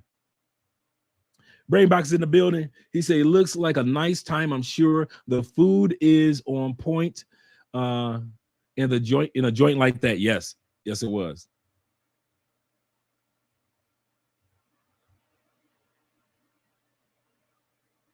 And we VIP'd that night, and we were in really nice table. And I think the whole bill was like maybe 70, 80 bucks at the most. And I'm stretched. I think it was more like 65. I'm talking about we got the bottles, we enjoying ourselves, just having a good time, me and the fellas, and could on the high end of that really nice spot that we went to, that bill couldn't have been on more than 75 bucks. On the low end, it was probably 65. I think it was more like 65, 68. But so you can come to Colombia and you can have the time of your life and do not have to be going broke. Shout out once again to my man, Passport Mastery TV. Hey, Passport Mastery, if you got a channel, do me a favor, drop the link, man, so we can subscribe and support your channel. Anybody that has a YouTube channel, you guys, make sure you drop your link tonight so we all can subscribe. We got 79 people in here. There's no reason why at least one person could not have at least 25 new subscribers. Thank you very much for the $9.99 super sticker, my brother. And Victory, this is his home now. Shout out to Victory. He said, just chiming in. He said, had a few things to clear up this evening. Blessings to all. Shout out to you, man, Kev. Mr. Crawford himself. Hey, Kev, did you change your title, man? I don't think you had the world at the end of it. I thought I just saw Kevin Crawford for, and my man Growth in the building. Shout, man, I'm doing something right. I am doing something right. Hey, man, you guys need to subscribe to this brother's channel. For real, for real. Yeah. Oh, yeah. Shout out to you, brother. Man, it's taking so long to do all these shout outs, man. Quiet Storm to change his name. Hey, Quiet Storm, I was just watching that live stream while I was in the gym. The One Sisters live stream. I forget her name. This is my first time ever watching a live stream. And she said, I see you, Quiet Storm. I see you change your name to the International Quiet Storm. I ain't mad at you, brother. Support Black Male Media. Yes, sir, with the $2. Yes, sir. Always support Black Male Media. We got enough people out there supporting our sisters. Let's show some love also to the brothers. Shout out to the sisters, though. Yeah, also, Mr. Crawford for the $10 super chat. He say, loud and proud. Keep coming, common sense solutions. Yes, or keep it coming, common sense solutions. Absolutely. Absolutely. Let me make sure I got everybody. Chad is in the building. Mr. Tyrone himself. Emotional pimps. Yep, that's it. And prostitution with licenses. Yep, that's exactly what those agencies are. I don't know one person that was dealing with those agencies, those dating agencies here in Colombia, that didn't go through at least $5,000 to $10,000. I don't know one person I've talked to. Soon the one brother sent me the contract. You sign up for $5,000. He sent me the contract a couple months ago. I'm like, are you freaking serious? He said you initially signed the contract. And it's $5,000 to sign to be a part of it. I'm like, man, crap. I say, bruh. I say, after I finish talking about you so bad, I say I'm gonna charge you Steve Harvey, and I'm gonna charge you Steve Harvey prices for all these jokes I'm about to tell on you. Make sure you guys subscribe to our new channel. Just launched it this week. It's a political channel, America We need to talk. Thank you very much. Thank you very much. Also, my man in the building, the Zay story. Hey Zay, if you got a channel, brother, let me know so we can drop the link. Drop the link to on your channel. Anybody, if you got a YouTube channel, man, that's what we're here for, to support each other. So don't feel like if you drop your channel, I'm going to be acting all funny style. Nope. That's how all of us get these plaques. We help each other. All right. Broke up with my Black American woman. He said, I'm 29 with my passport. If I was, hey, some of you dudes having flashbacks. If I was 29 years old with a passport, man, listen.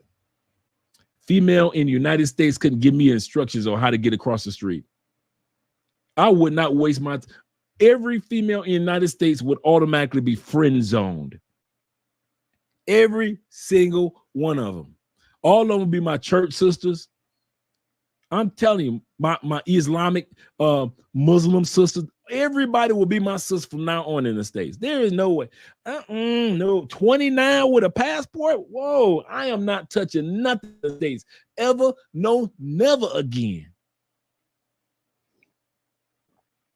Next time, if I was 29 with a passport, the next time you hear me talk about some coochie, I'll be 59. I'll be telling you about the time I had some coochie in the United States.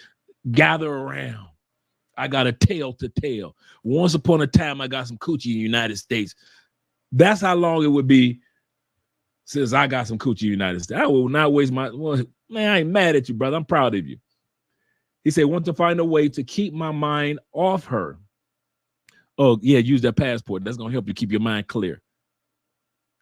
Quite obvious you have not taken your first trip since her. Take a trip to Colombia. Take a trip to DR. Take a trip. What do you guys suggest that he go to? Because most of these places, I'm serious, Zay, they're very inexpensive to fly to. Once you get to these other countries and you see how women will treat you, oh, you gonna get over what you thought you had in the States. I promise you that one, brother. That one is a fact. And all these men, all 81 people in here can attest to that. You want to get over American woman? Just take a flight. I wish what? Yeah, ain't gonna be no missing her. You gonna be in Colombia deleting her number from your phone from another country. She gonna be all in your Facebook saying, "Why ain't you calling no more?" Them days over, baby. I've been to other countries. I see what real black sisters are like. Where do you recommend we visit in Colombia? I would say, in all sincerity, y'all know I ain't no Medellin dude, so y'all might as well sit back and just ride it out. I am not going to send that brother at 29 to Medellin unless I connect him with somebody like Black Men's Travel. Now, connecting him to Aaron, that would be excellent at 29. But to send him down to Cali, Colombia with the rest, Medellin with the rest of them fools, hell no.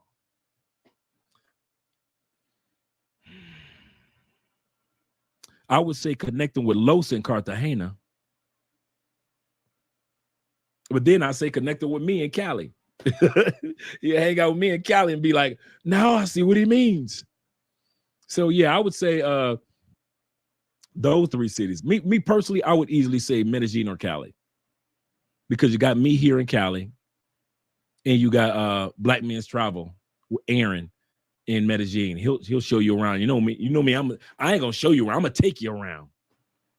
So either way. Yeah. 29. Man. If I had my passport at 29, man, listen. Jaws in the building. Man, I ain't seen you in forever. Shout out to you being here. We got 90 people in the building. Make sure all 90 people click that like button. I like you. Make sure you like us too. He say, how travelers talk about Cali, Colombia sounds similar to Santiago. Yeah. In DR. He say, nobody likes to go there. Me, I find and do well in places like that. That's how I am. Me and Andrea went there. We went to Puerto Plata. We went to Santo Domingo a few times, and then all the towns in between and those small towns. We went and visited those areas. I did not. It wasn't in my mind to hit Sosua. I didn't even imagine hitting Sosua. DR is such a beautiful island that to waste my time in the place where people waste their time would be a waste of time. So yeah, no Sosua for me. But I had a great time in DR, really did, and you're absolutely correct. You need a commission from Amazon because of those two left selling out. Yeah, we're actually going to be doing sponsorship next year with discount fragrance brand websites where you can get these you don't have to go to Amazon. You can get these instead of paying $35 for it, you can get it for $27 or $25. So we're going to be doing that with our sponsor, and we're going to have our other sponsor, Sittenberg. We've been working with them. So Sittenberg next year is going to be one of our sponsors of the live streams as well. Yep. I think I got it. Hey, don't go anywhere. I found out how to give you a wrench. I've been waiting for you to show up. There's a couple of you guys I want to make sure I get wrenches to tonight. Once I found out, I was like, oh, now I said, I can't wait till my man comes in. Shout out to Theo with the Do Better podcast. Hey, I keep trying to tell you, brother. Hey, Theo, I keep trying to tell them to go to make sure you guys subscribe to Do Better podcast with my man Theo. You will love it. Let me get to my own channel so I can get it. So I can get these wrenches. There's a few of you guys I want to get wrenches to anyway.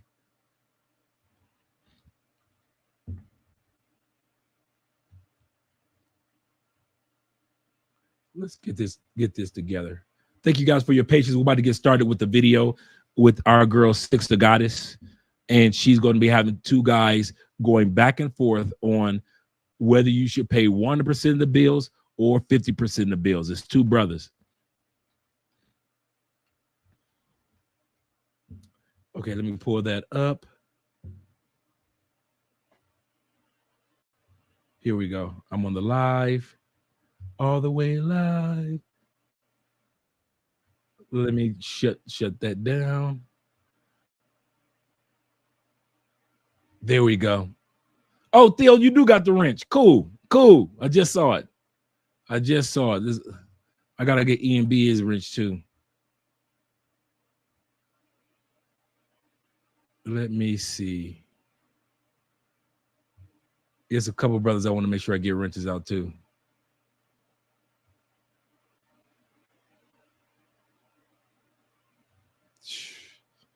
Shout out to you guys for being here this evening and your patience with your boy and my struggle streaming.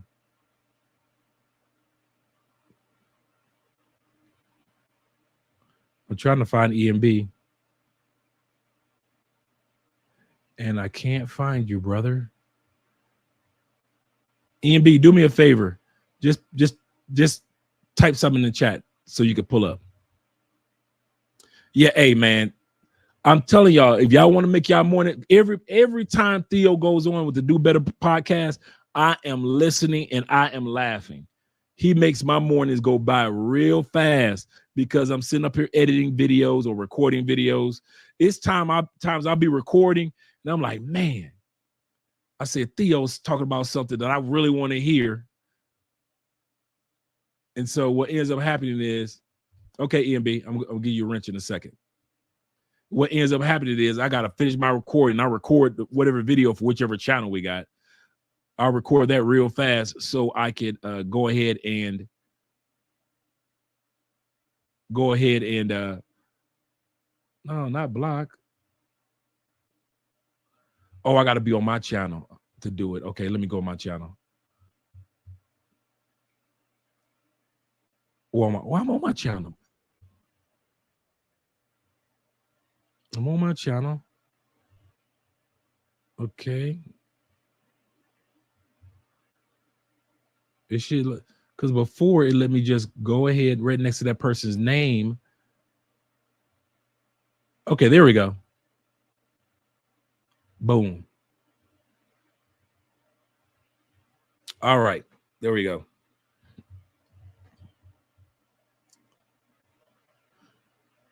And I don't know if Charles wants his wrench back. Let me know, Charles. Oh, let me get Vic his too.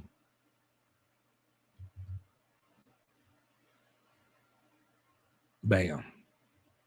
All right, let's get started with the topic, gentlemen. All right. Shout out to you guys for being here tonight. All you cash shoppers and super chatters. Love to travel. Hey, you can't get Rave Now is selling out. Hey, I'm trying to, bro. If you get when you get this Rave Now cologne, it's bruh.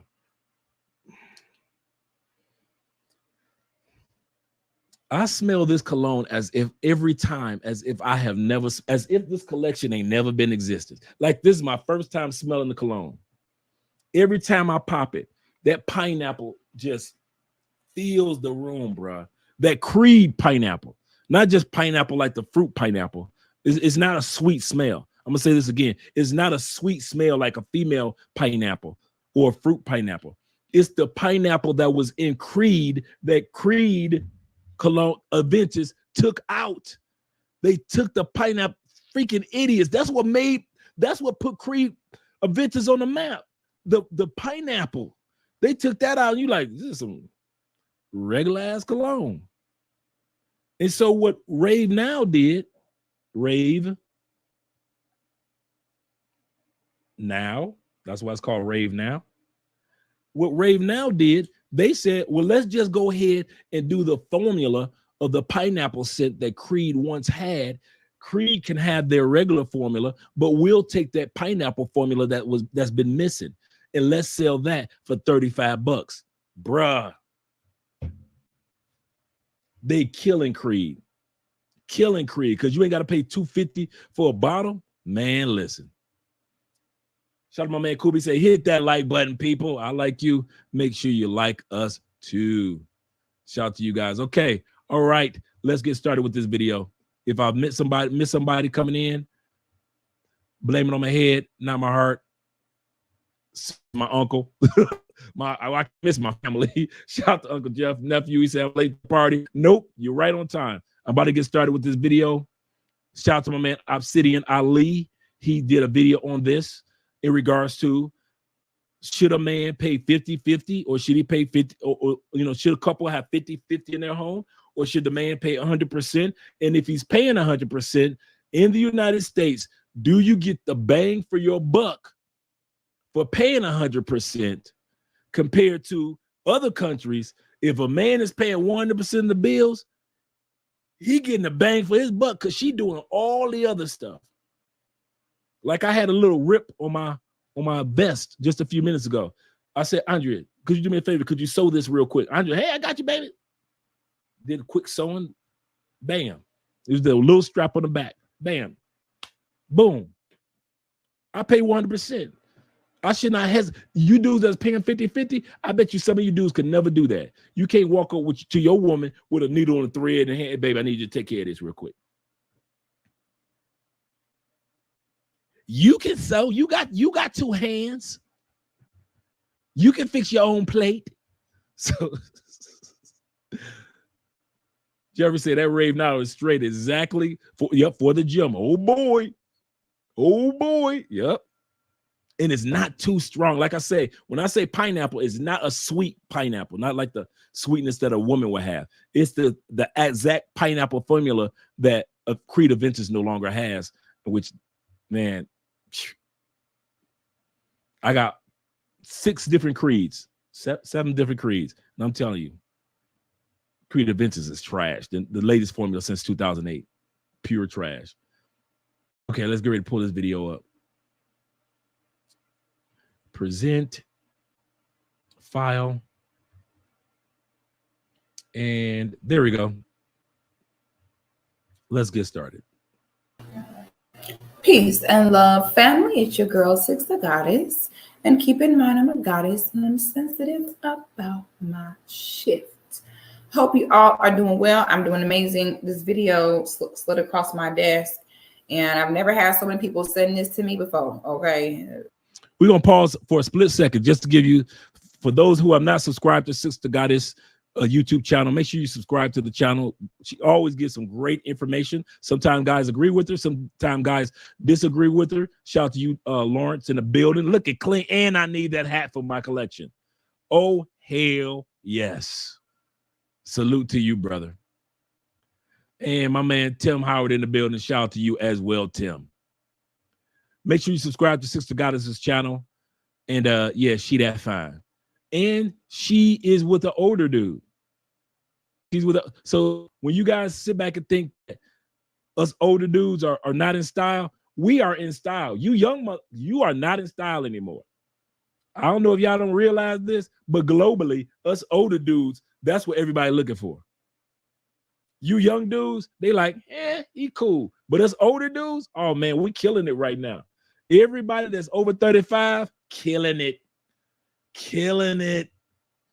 Man, listen. If you realize how many women that us older dudes have to fight off now, young women. I'm telling you, man, I'm just putting it out there. Shout out to my man, Do Better. Make sure you guys subscribe to his YouTube channel. I'm telling you, man, in the morning, set it all up for that every day during your weekday that you're going to watch his channel. Because I'm telling you, man, sometimes on the weekends, but I'm telling you, Theo is one of the funniest down-to-earth YouTubers that's out there. I kid you not, man. I'm laughing all dang day long. Shout out to you.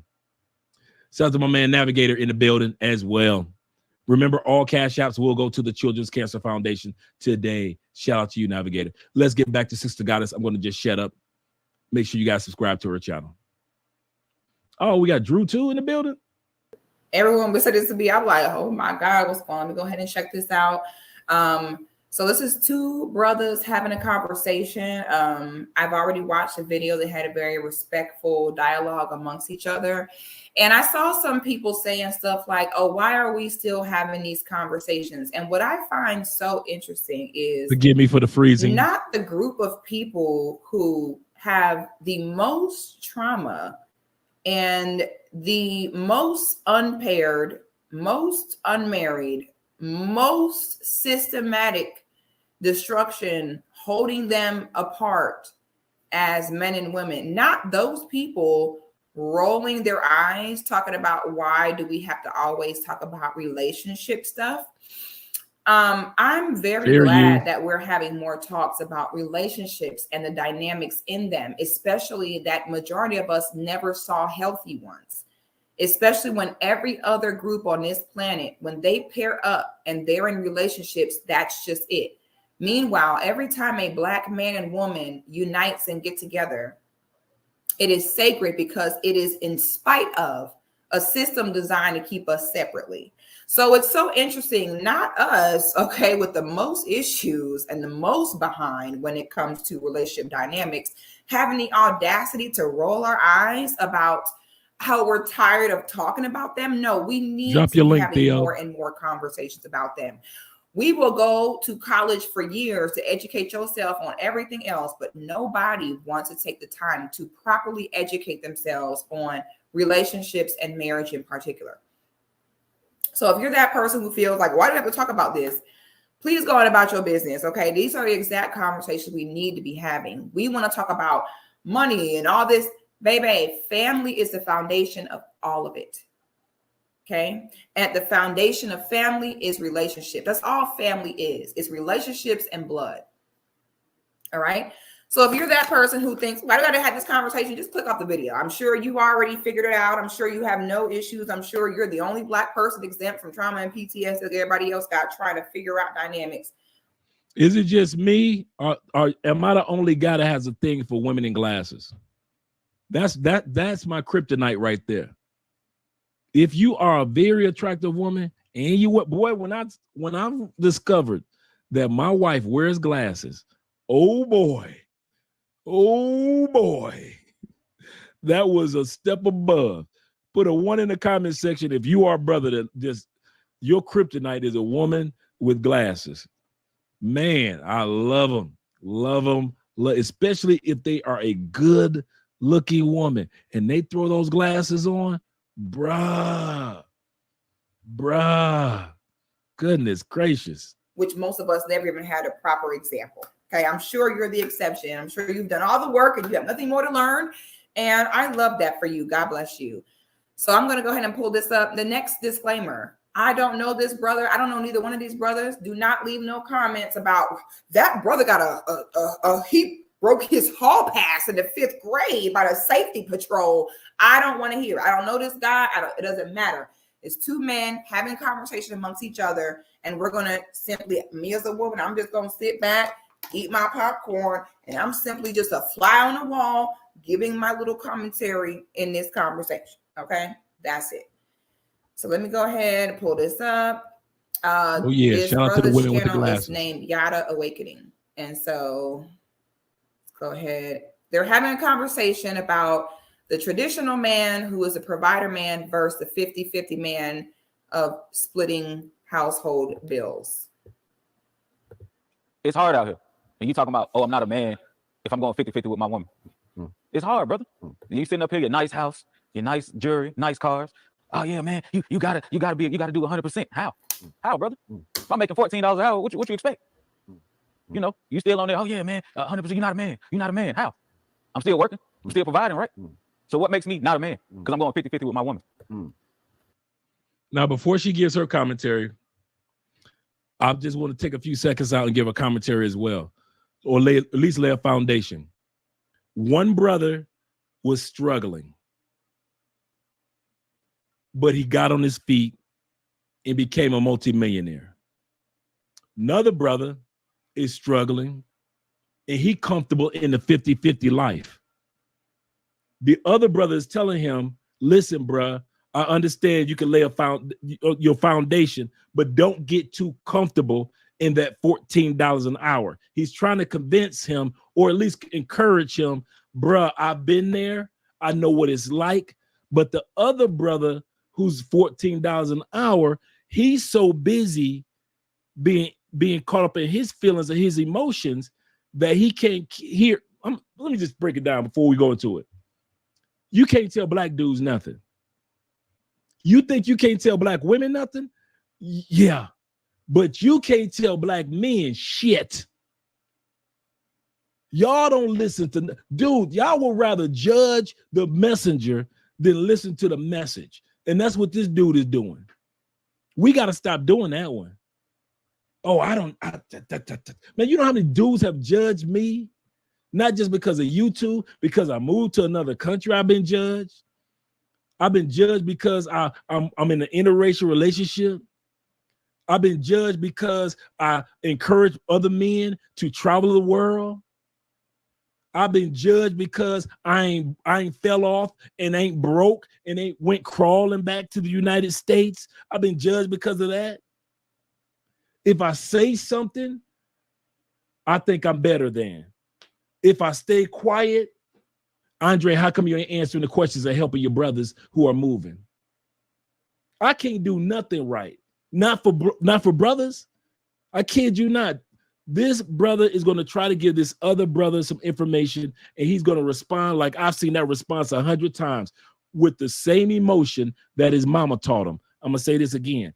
A lot of time, us black men, you can tell who was raised by their mama only, because a lot of time we respond with the same emotion our mama taught us.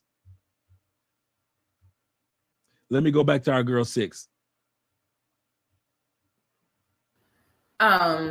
So me and the ladies in my Patreon, which ladies, if you're not in my Patreon, what are you doing? Okay. I have a great Patreon for women only, in which we sit and share all the secrets about how to look good. I do my makeup live on there. We have girl talk. We have get-togethers. We have a group chat. It's a very supportive group of women who are looking to grow, do better, have solutions. And we're constantly having different talks, educating ourselves about relationships, because as women, we are in charge to influence the temperature in relationships around us. And so we take it very seriously to educate ourselves on relationship skills and dynamics. And we had a talk one time. I also have the link in the description, ladies only, to join if you are interested. So one of the things that we talked about is, as a woman, you can always tell a lot about a man by the way he sits. Okay. It is, ooh, child, not me almost. Hold on now. We ain't got insurance. Hold on. Let's not in front of company. Let's not act like that. Okay. Story of my life is a tall girl, not me way over here. Somehow kicking the thing way over there, honey. I'm just so long. I already figured that. I figured that she had hit it with her foot. You know, we were having a conversation about the way a man sit really tell you a lot. Like when a man really sit with his legs all close together and sits kind of closing himself in, a lot of the times that will tell you this man is not confident, versus when a man sits with them legs open, arms open, it says more so confident. It says more so, I'm not worried. None of y'all are a threat to me. I'm good. It's BDE. Okay. So automatically I'm noticing, and I'm sorry, not to be disrespectful. I don't know this brother. I'm just giving a general term. This man is married. I don't want his wife being like, man, what did you say? Girl, I don't know this man. I'm just simply speaking on, as women, how we see things when we look at a man. So if I see a man's legs all close, I'm like, ugh, turn off. Why me and you sitting the same way? That's not cute. No, nigga, open them legs up. Yeah, let that thing swang a little bit. We like that. Let it swang. Okay. So I first noticed the difference in body language really tells me which man is perceived as more confident than the other. And then as the more they continue talking, the more it kind of confirms, you know, how a man sit really does tell you a lot about how he feels about himself inside. And brother, I applaud you. Because I understand that it is hard out here, but we are men, so we have to go harder. I'm not. So another thing I know about a man, especially a man who. Before she goes any further, the brother just said something profound. He said, I understand where you're coming from, brother. He said, but because you're a man, you got to go harder. Obsidian said something earlier, which was absolutely correct, that a lot of dudes don't realize. Life ain't fair. You was born on a planet at a particular time period where people are going to judge you by your skin. Life ain't fair. You were born on a planet in a situation where there's wars and rumors of wars. Life ain't fair. You were born at a time period where feminism, LGBTQ, and all this mess is running rampant while you just looking for somebody to date. Life is not fair, especially for men. Just like Denzel Washington in that scene when he was standing in front of his son in the movie Fences, when he said, why do I provide for you? And his son said, because you love me. He said, boy, my love for you ain't got nothing to do with it. It's my responsibility as a man to make sure that you got clothes on your back, a roof over your head, and food in your stomach. That's the life of a man. Remember, like I always say, men, no matter what country, what era you are born in, from the caveman to the futuristic man, we are judged by 3 particular tools in our tool belt. I want you guys to remember this. Do not forget this. How you use your time, your resources, which could be money or anything else, your connections or everything else, and your energy. If you are using your energy to cheat life, in other words, you got a chick, you got 5 other chicks, then you ain't got time to take care of business over here. How you use your time, your resources, and your energy.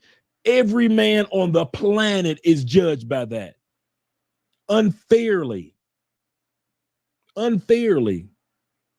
I don't care if you're a homeless dude, how long you plan on being homeless. I don't care if you do in the fields, in battle. Are you gonna watch your brother's back? Doesn't matter what it is. You are judged by how you use your time, how you use your resources. Your resource could be connections. You may not be the dude with the money, but you know how to connect this person to that person, that person, that person. You got friends.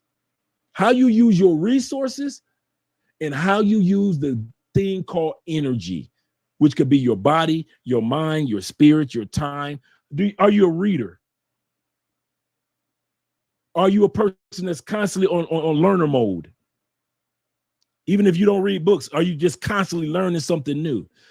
My man Do Better, my man Theo is at 80,000 subscribers. That's not happenstance. That comes from learning YouTube, all the editing, all the things that it takes, what your audience is like. That comes from, you don't get one of them damn plaques behind me by happenstance. You just so happen to get subscribers. No, as a YouTuber, to get over 100,000 subscribers, you got to live constantly on learner mode when all the cameras are off. Life ain't fair for a man. And if you're expecting 50-50, she pays 50% of the bills, you pay 50% of the bills, and you think that life is still going to be fair for you as a man, you got life fucked up. Because no matter if she's paying 50 or you're paying 50 together, or you're paying 100%, you're still going to be judged on how you use your time, your resources, your energy for the rest of your life. Once you become a man, don't you ever forget that. Don't ever think that you can go to a country or a location that will not be judging you. Colombia judged their men on time, resources, and energy. You can go to France. You can take your ass to Africa. You're going to still be judged, and you're going to still see men that have been judged on how they use their time or misuse their time, how they use their resources that they've acquired with that time, the gift called time, and how they use their energy. You got your boy Steve Harvey just gave his wife a $1 million Rolls Royce. Bad Rolls Royce. Just gave it to her. I think their anniversary was either yesterday or today. For a second, I was like, man, Marjorie ain't, that, we always doing the stereotype of what we've heard. Marjorie, but you know what? I sat back and I said, Andre, that's not your place to judge that man's position. Because everybody was putting in Facebook, happy anniversary. I'm like, I'm not going to put happy for a split second. I'm not going to put happy anniversary. And I thought to myself, you know what? As a man who tries his best to use his resources, his time, and his energy wisely, my goal is to get to the point where I could give my wife $1 million Rolls Royce. So be happy for another man, Andre, especially another black man, as you are on your journey to where that man is. Because when you get to the point you get your wife $1 million car, Dre, it's going to be some haters back there. So don't hate on Steve or any other man that takes care of his woman. Pray for him. Keep him encouraged or whatever it is. I understand about the Will Smith situation. Sometimes the best thing that we can do for Will Smith in his situation, we've already said our complaints. We've already said that Will is in bed with the devil. We've already said that. So now, for us black men, we need to just shut the fuck up. And if Will ain't going nowhere, let's keep on rolling, living our lives. But let's not judge men because of what we assume. And that's what this guy is doing. The one guy that's sitting up there looking like he ready to get into a fight. The other brother laid back. By the way, it's his house. It's the millionaire's house in which they are actually doing the interview. So he laid back in his house. Bruh, I know what it's like to be. So when I sit back, the reason why I tell you, brothers, about my 10 years in the feds is to let y'all know that if that brother Andre could do 10 years in a federal penitentiary in 10 different joints, because I transferred on purpose. And he just a regular ass brother from the east side of Detroit. Shout out to my man Theo and Angry Man and me and all the other Detroit YouTubers. If that regular ass brother from Detroit can get off his ass, use his time, his money, and energy, move to another country. I didn't move here rich. Develop businesses in another country, marry a supportive woman in another country, barely know the language of the other country, got his driver's license, about to get his permanent visa, got his truck, about to buy a house. He doing all that. He just got out of prison. He did 10. How the hell this brother doing 10 years in prison? And I had a 10-year head start on him, and I ain't did shit with my life. So if I am sitting back in the chair like the one brother, and I'm giving you some advice on, bruh, I've been in your shoes. That's why I tell my story of being in the feds for 10 years. Because I don't want y'all to ever think that I'm one of them brothers that think he better than. And I don't want y'all to ever think that I don't remember how to get it from the motherfucking dirt. Because life is never going. Any of you brothers that think that if you was white, life was going to be fair, that's some bullshit. If you sit back, you ask white boys, many of the white boys will tell you life ain't fair in many areas. Yeah, we got the laws on our side and we got the income on our side, but our women act a goddamn fool like y'all women do. It's white boys that got paper and the laws were on their side and they balling. And they sitting up there, the main ones taking pills to delete themselves. The main ones that sitting up there,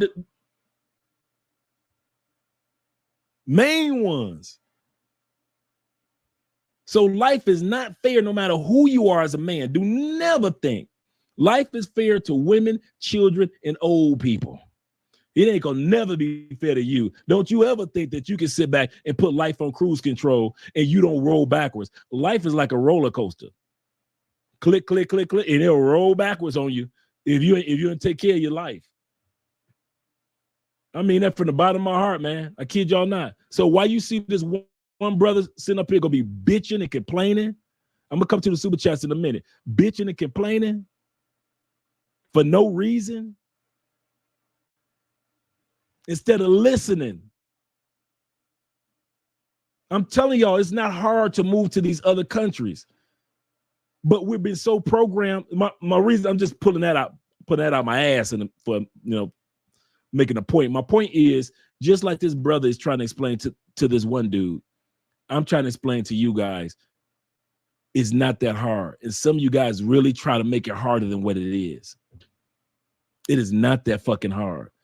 But you've been programmed like I was programmed to think that it's hard to move to other countries, to actually live in a whole nother country, a whole nother continent, and only go to my home country to visit family and take care of business.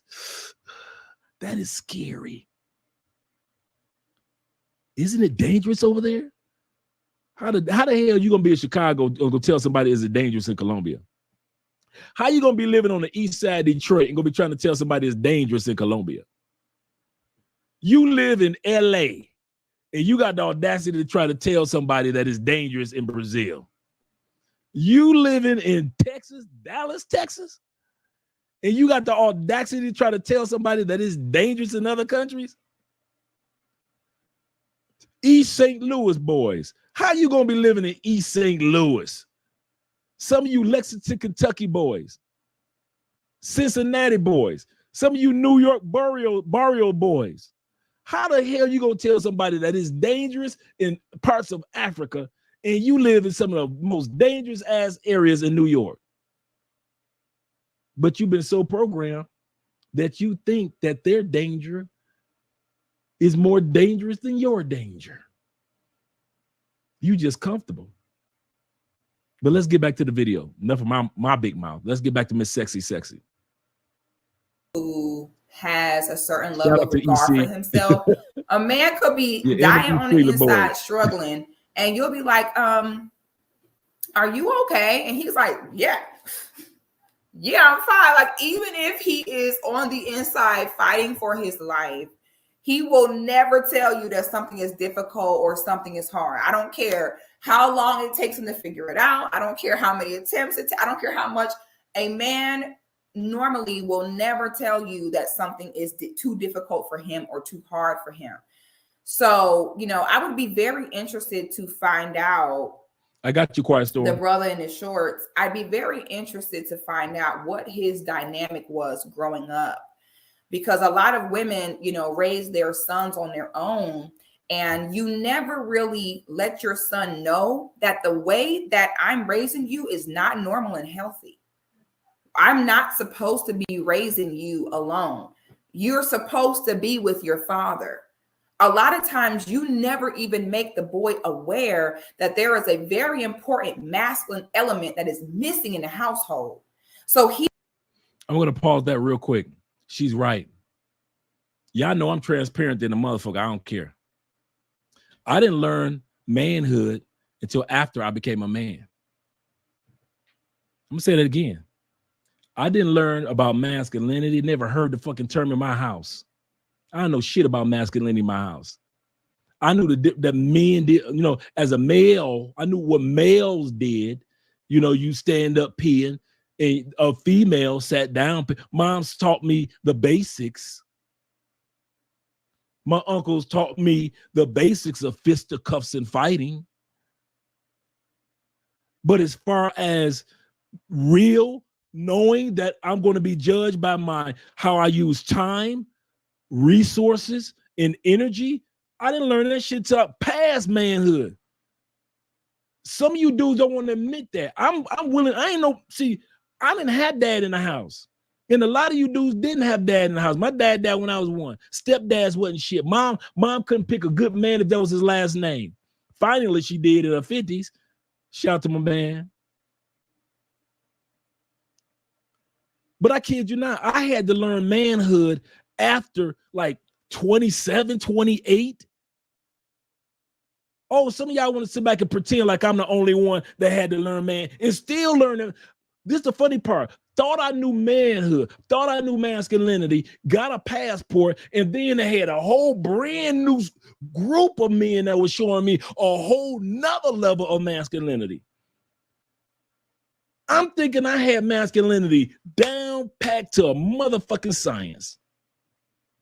I got it. I finally got it. Man, I got this damn passport and I start traveling to other places and looking at how Mexican men are getting treated and Colombian men and Brazilian men, African men, European men. So it's a whole new level of masculinity I got to learn from them motherfuckers. Because in the United States, your masculinity only teaches you so much because it only taught your dad so much, the American version of masculinity, and your granddad, the American version of masculinity, and you teaching your sons the American version of masculinity, which is a great form, but it is not the global version of masculinity. You leave the United States and you start seeing why the women make plates for men. Why you go here in Colombia. The simplest stuff. If a song has a man and a woman singing, the women will not sing the male part. No, my bad. The women will sing the male part, but men do not sing women part. You ain't gonna see no dudes in Colombia singing to the top of their lungs some Karol G. That is not gonna happen. I love me some Karol G, but you ain't gonna see no dudes I didn't realize that masculinity is so strong that Spanish, I mean, you see it, but you don't really realize how masculine and feminine the language of Spanish is.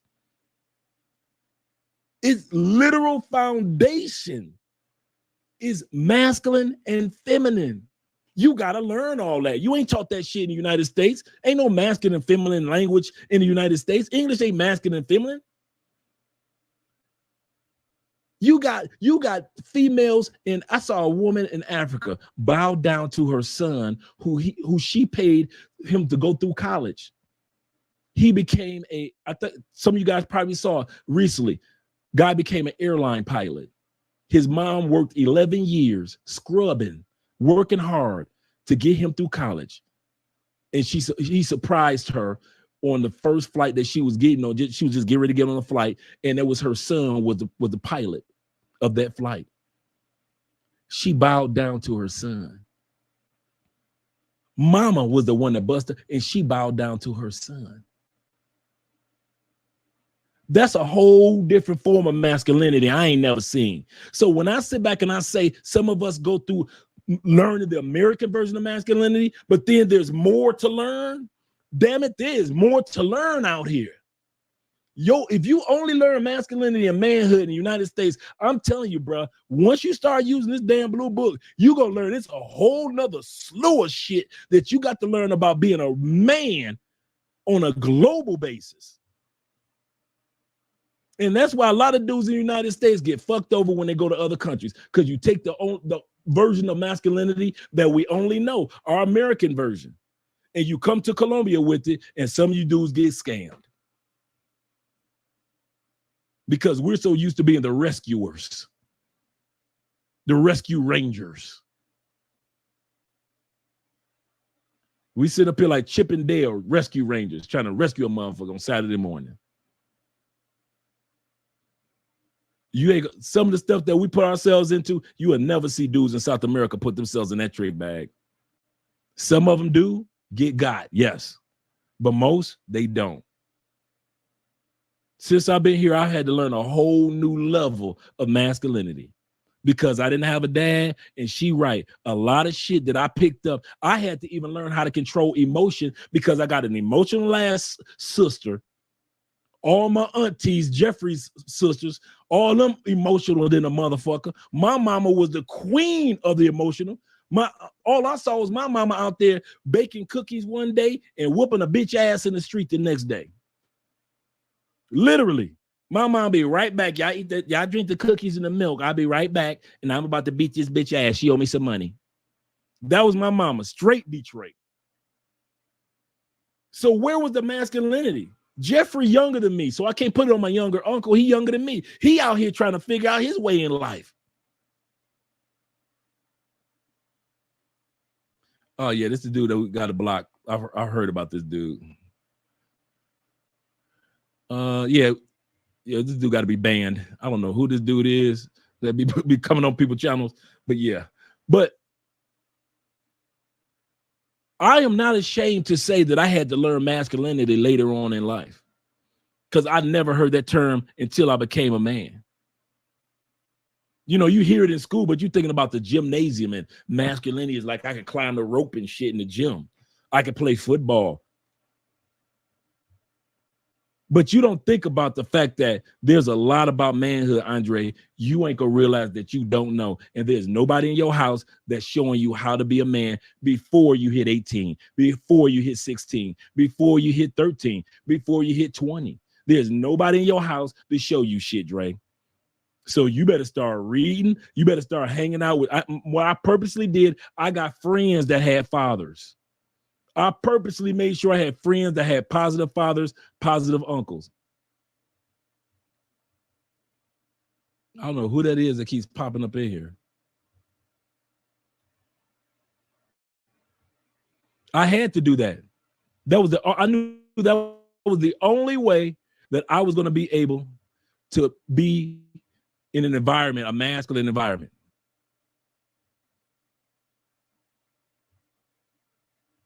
Let me remove that person.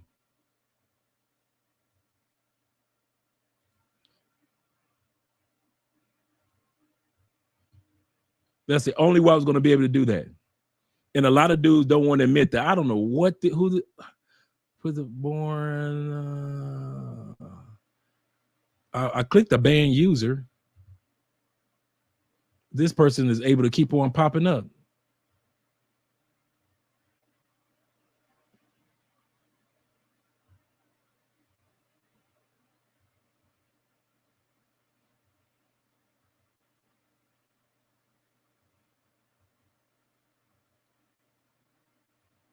Let's see.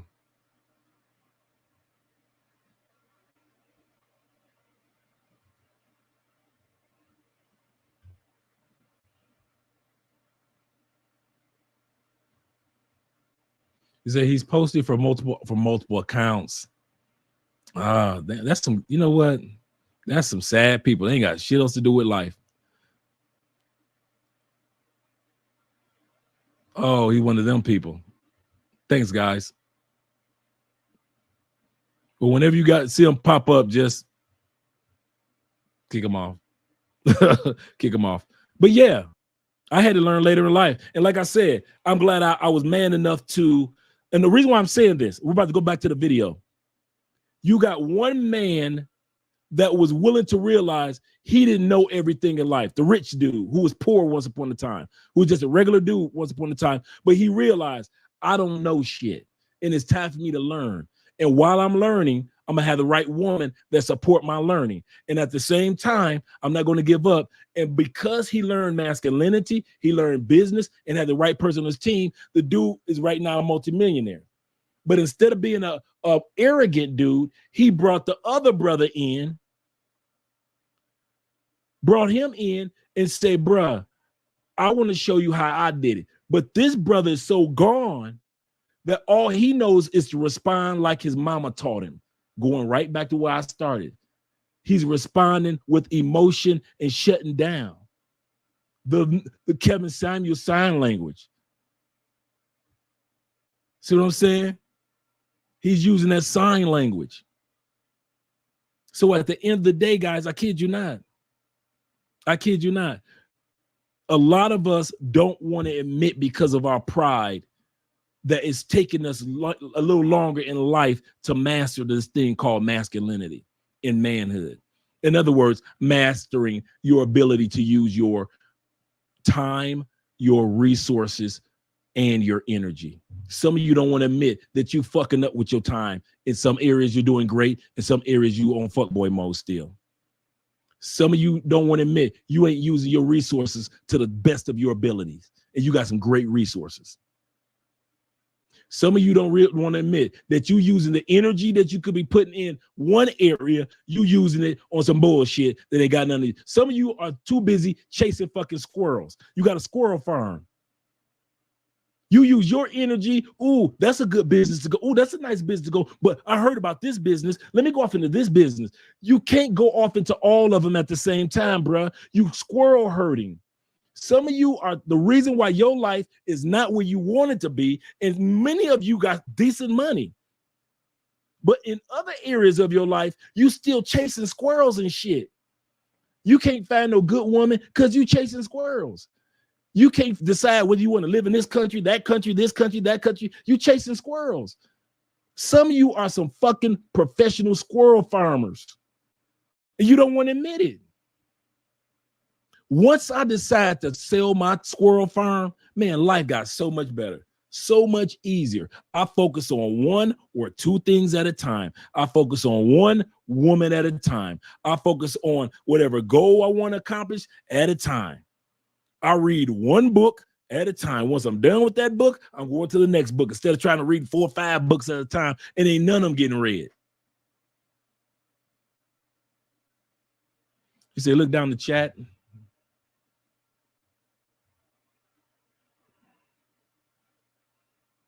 Let me see.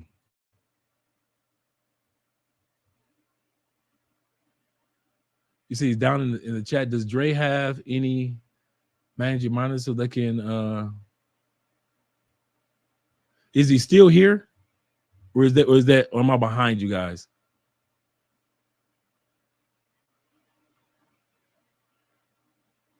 You see, he's down in the chat.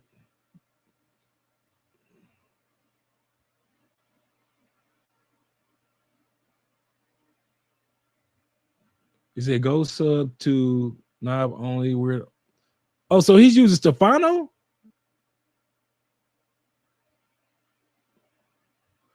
Go subscribe. So Stefano, this is not you.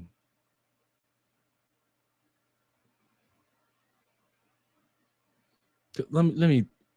Well, I could tell from looking and see if he got the wrench or not.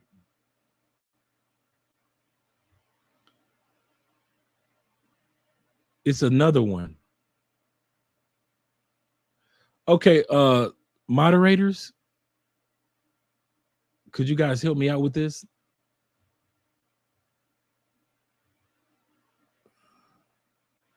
Hi, user on this channel. User will be hidden. I did that. Make sure that I've gotten. Okay. It's a fake account. Okay. Lock down the chat. How do you lock down the chat? Moderators. I need your help.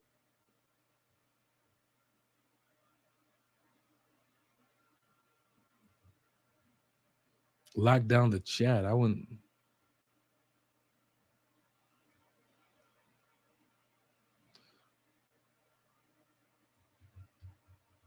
I wouldn't know how to lock down the chat. Let's go back to the video though, and then we'll take care of this as well.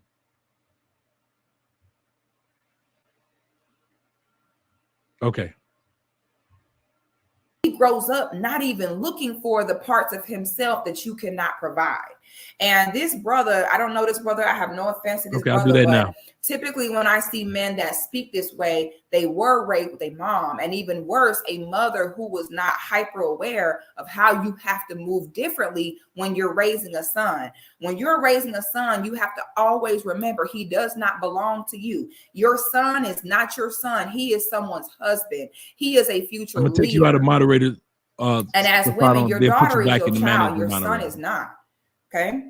You can never raise your son selfishly of what feels best for you. You have to be able to balance them out and let them know you are different from me. Okay. And when you don't do that, the boy will end up acting like you as soon as an emotion come up that makes him uncomfortable. You're the managing moderator. And as a woman, you know, it's more acceptable for us to say, oh my God, this is too hard for me. I'm overwhelmed. This is difficult. So, you know, typically boys that grow up seeing a man, you know, be a man, they would never be so comfortable to so openly admit that something is hard or as though they feel some type of lack or fear in something. And so, and I'm just saying this because it's all the more I observe the brother, it's kind of making sense in the way he speaks here in this conversation. Saying or trying to speak down. I'm gonna pause for a second.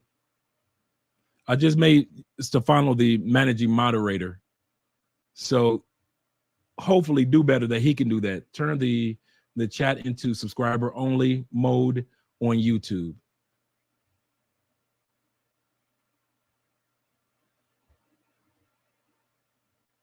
Okay.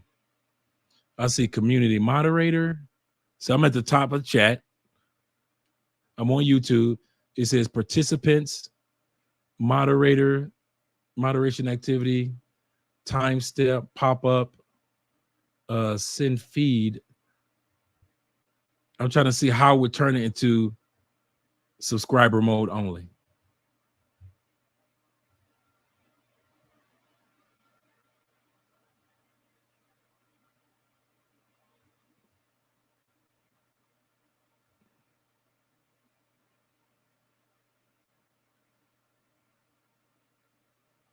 Okay.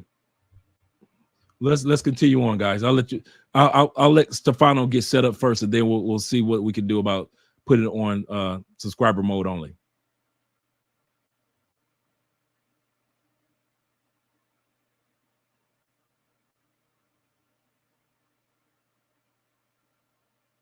Oh, okay. I'm dipping in the conversation. Don't worry about it. It's Stefano. Oh, Stefano got it. Okay, cool. Thanks, guys. Thanks for all your support. Teamwork. To you, my brother, by any means necessary. I'm not. But I want you to be reminded of something that our fathers didn't teach us, that we must go hard and that we shouldn't get into a relationship with a woman until we have direction. But who are you to say that? And I absolutely love that. Okay. Now that was just a bar the brother said. And interestingly, the brother in the shorts response is, but who are you to say that? That's a very feminine response as well, because women do that. Okay.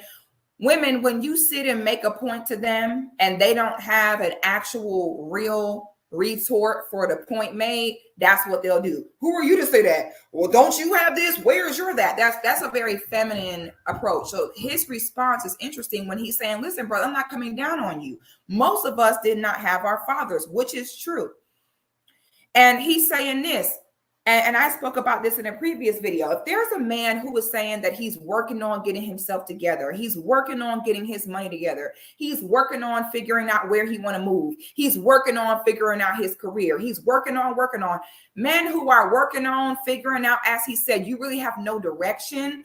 You don't really know what you can commit to, what you can bring to a table, he is absolutely correct. That man has no business having no woman, let alone no in-house. You see how she said that? You ain't got no business focusing on women if you're a squirrel farmer. If you, and you know it, you ain't got, I don't need to know. See, I already admitted to you guys that I used to be a squirrel farmer. Man, listen, I was chasing this business, going to that school and that school, that job, that career, this, that. Dude, I knew that I knew one thing about me. I was bigger than just working for somebody. I knew that. Now, how I was going to accomplish it, I didn't know. I knew that I was born to be a man among men. Not like a greater than a man, but you know, I'm the dude that's everybody's dude. I knew I was built for that. So I was built for networking. How I was going to use it, I didn't know. So I'm chasing this, chasing that, doing this, starting this business, starting that business, writing that book, doing this. I got other books getting ready to come out anyway. But I'm squirrel. I got a squirrel farm. I got a squirrel farm and it's growing. I'm reading this book. No, I'm reading this book. No, I'm gonna read that book. Let me finish off this. No, I'm going to this gym. No, I'm gonna go to that gym. No, I'm gonna go to the gym. No, I'm going to 8 o'clock in the morning. No, 8:30 in the evening. No, I'm squirrel chasing. My squirrel farm was, and some of you dudes got the same damn squirrel farm that I had, and you the best squirrel farmer in your family. Jack of all trades, master of none, but it's always better than the master of none. Jack of all trades, master of none is always better than the master of one. I mean, master of one. I hope I quoted it right. Jack of all trades, master of none is always better than the master of one. Being a squirrel chaser or squirrel farmer is not bad in the sense of you're looking for something that you know that you deserve better in life. So you're trying to find what that is. I got you. It's just that you burning through time, resources, energy, and women notice that. If you do not think that your woman or your women throughout your life, the ones that you really wanted or the ones that you dated for a couple of days and smashed a couple of times and she just disappeared, if you did not notice, she recognized that you are a damn squirrel farmer, you out your mind. Remember, I said all men, no matter where you go, are judged by how we use time, resources, and energy. We're all judged by that. All of us. Every one of us. You can't name a man in existence that has never been judged by how he used a gift called time, he used his resources, or used his energies. And I kid you not, guys, I was the same damn way. Just like the dude that's sitting there on the edge of that couch, using his $14 an hour job as an excuse. What's wrong with $14 an hour? God damn it, that $14 an hour job should be motivating your ass to get a $30 an hour job eventually. Once I let go of my squirrel farm and I start focusing on one thing at a time. Andre, write one book at a time. Read one book at a time. If you're going to the gym, go to the gym at a particular time. Stop jumping all around with your gym time. If you're going to go to sleep, take your ass to bed, Andre, because I'm an insomniac. Take your ass to bed at a particular time. And I know me, if I don't do it, I'm up until 6:30 in the morning. I've always been like that my whole life. So I have to stop chasing squirrels, go to bed at a particular time, turn my cell phone off, all those little things. But a lot of dudes aren't willing to listen to themselves to make their lives better, and they continue to be squirrel farmers. Let me go to these super chats real quick. Shout out to my man Theo in the building with the $5. He say, bruh, I didn't know that you had another channel with over 100K. Just subbed. Hoping to get on my platform earlier. I've been celebrating with you. I already know. As soon as you hit 80, two things gonna happen. You gonna fly to like 88. Then shit gets slow. And then you get to 93. Then shit gets, boy, what's going to get on your last nerve is that 99. When you like 100 or 200 subs away. You like, what? Can I get 100K? What am I doing wrong? You gonna question yourself. Am I doing something wrong? No, it's just how the algorithm works. And all my partners that made it to 100,000, we all said the same shit. Because you become so antsy for it because you're so close and you put in so much work to get to 100K. There's only a Theo, man. Once you get to 100,000, I'm gonna come back to your super chat. To get to 100,000 subscribers globally, there are is actually of YouTubers 0.25% of YouTubers over 100,000 subscribers. In the United States, there's only 60,000. I just looked it up again the other day. There's only 60,000 YouTubers in the United States over 100,000 subscribers. Even though there's like 30, 40 million just in the States alone. 60,000 of us, bruh. So when you accomplish that, bruh, you know what I do? I'm going to do this for you too.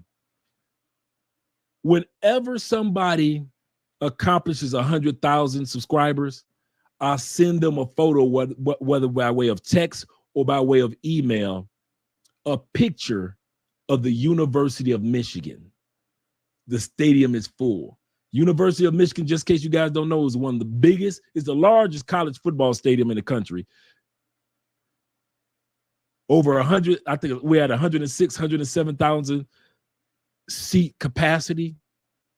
I'll send a picture of the football stadium, University of Michigan, full, because I'm celebrating with that person that you reach a milestone that fills the University of Michigan football stadium. And it took freaking work. And it took not being a squirrel farmer. You cannot get 100,000 of any job, any career, military. Shout out to the military brothers. You can't accomplish anything if you are a male professional squirrel farmer. Just farm squirrels everywhere, dreams everywhere, hopes everywhere, your books, all that shit that you said you every fucking where, and you ain't finished off nothing. And now you're 43. I'm here to tell you it ain't too late to sell your farm. It is not too late to sit back on a couch like that young man doing in life because you sold your squirrel farm and now you're focusing on one or two things at a time. And you put it all on the line. You're like, I put everything into this YouTube. I put everything into our other businesses. Everything, all of it. And I put it on the line and moved to another country. It gotta work. I burned all my boats. I burned my bridge. And because I'm here to tell you. So I'm a perfect example to tell you, you can accomplish that. So I'm excited for you, Theo. I ain't gonna lie to you, brother. Every time you talk about, man, we're almost there. We're gonna get there by, we're going to Vegas and all. Man, I'm celebrating along with you. You just do not know. I'm dancing in the streets. Hoping to get my plaque early next year. Less than 2 years. Unless it's you doing yours in the equivalent of how fast we got ours. And you know what the cool part, Theo, is? You put in more work than we did because we did ours a lot by going viral a lot. We just basically went viral so many times. We still do. so we went viral so many times that it was like what the? So we were able to do it in 2 years. But you were able to do it in 2 years because you put in the work on a daily basis, doing a live stream day and every day, grinding, putting in the hours when the cameras are off. This is the easy part, guys. Just sitting up here conversing with you all. The work is when all these goddamn cameras go off. And then I got to sit up here for 2-3 more hours working on all these other channels. We got 5 channels. And I want to see 5 plaques up there. Shout out to my man out there, Mr. Richardson, in the building with the $5 super sticker. Appreciate you for the love of the game and the new and improved International Quiet Storm. Andre, I sent you an email for a consultation. Got to get out of here for good. I got your email, brother. I got your email. I'm going to send you all the information. All right. Shout out to all you guys that are in here. Shout out. You say facts.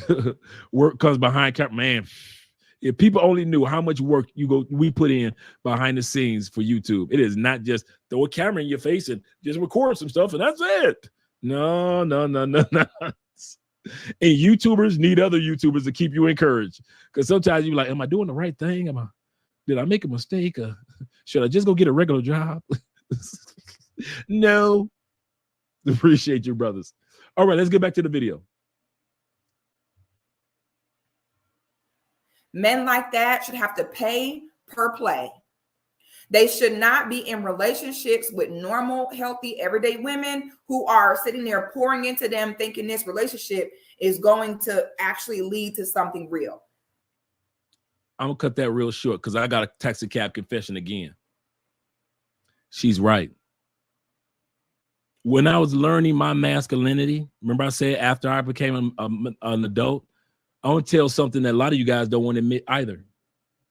One of the things that taught me my masculinity was as I began to date more affluent women, I realized that not my money, but my mindset weren't on the level for the type of woman that I would eventually get.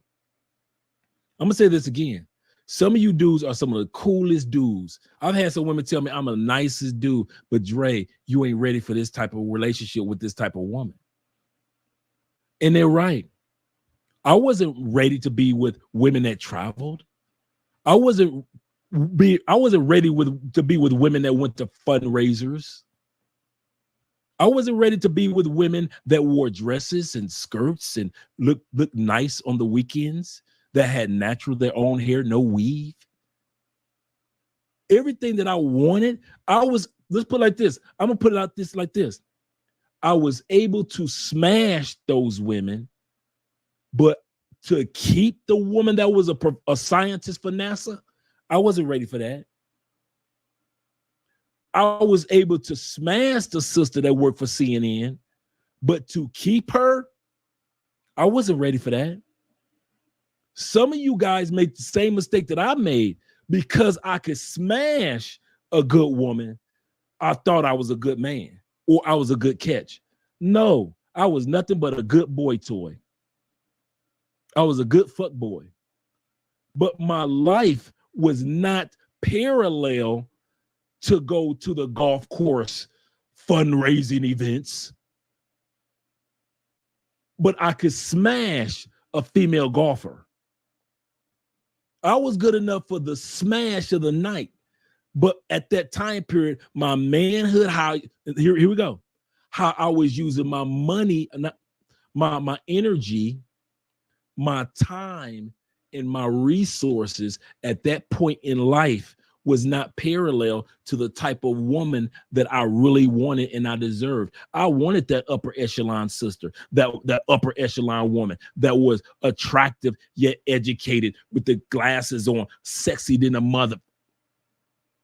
I wanted that, but I could only get them to the point to use my charm and my looks to get them to be able to smash them for a couple of weeks. But to actually be with them, my money wasn't up there. My mind wasn't up there. My energy and how I used time wasn't up there for the sister that had all you Tampa dudes that had the 6-7 bedroom mansion in Wesley Chapels.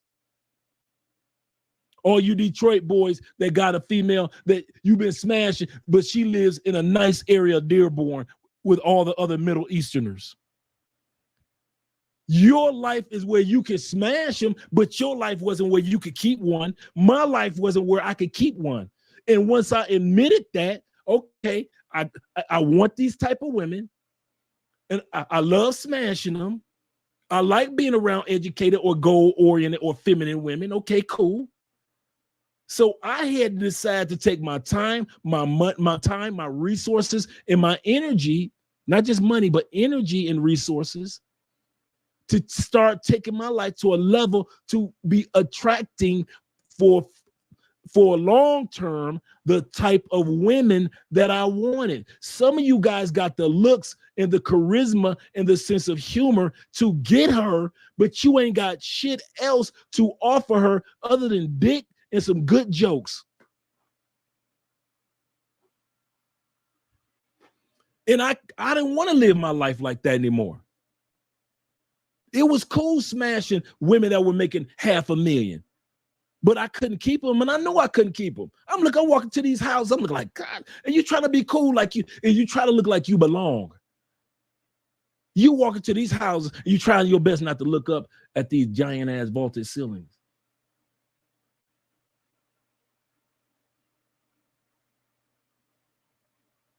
And she's taking you, and she's flying you. How many times chicks that flew me to other parts of the world? It was cool. But I wasn't at that point where I was flying. I was able to fly out professional women first class, priority class.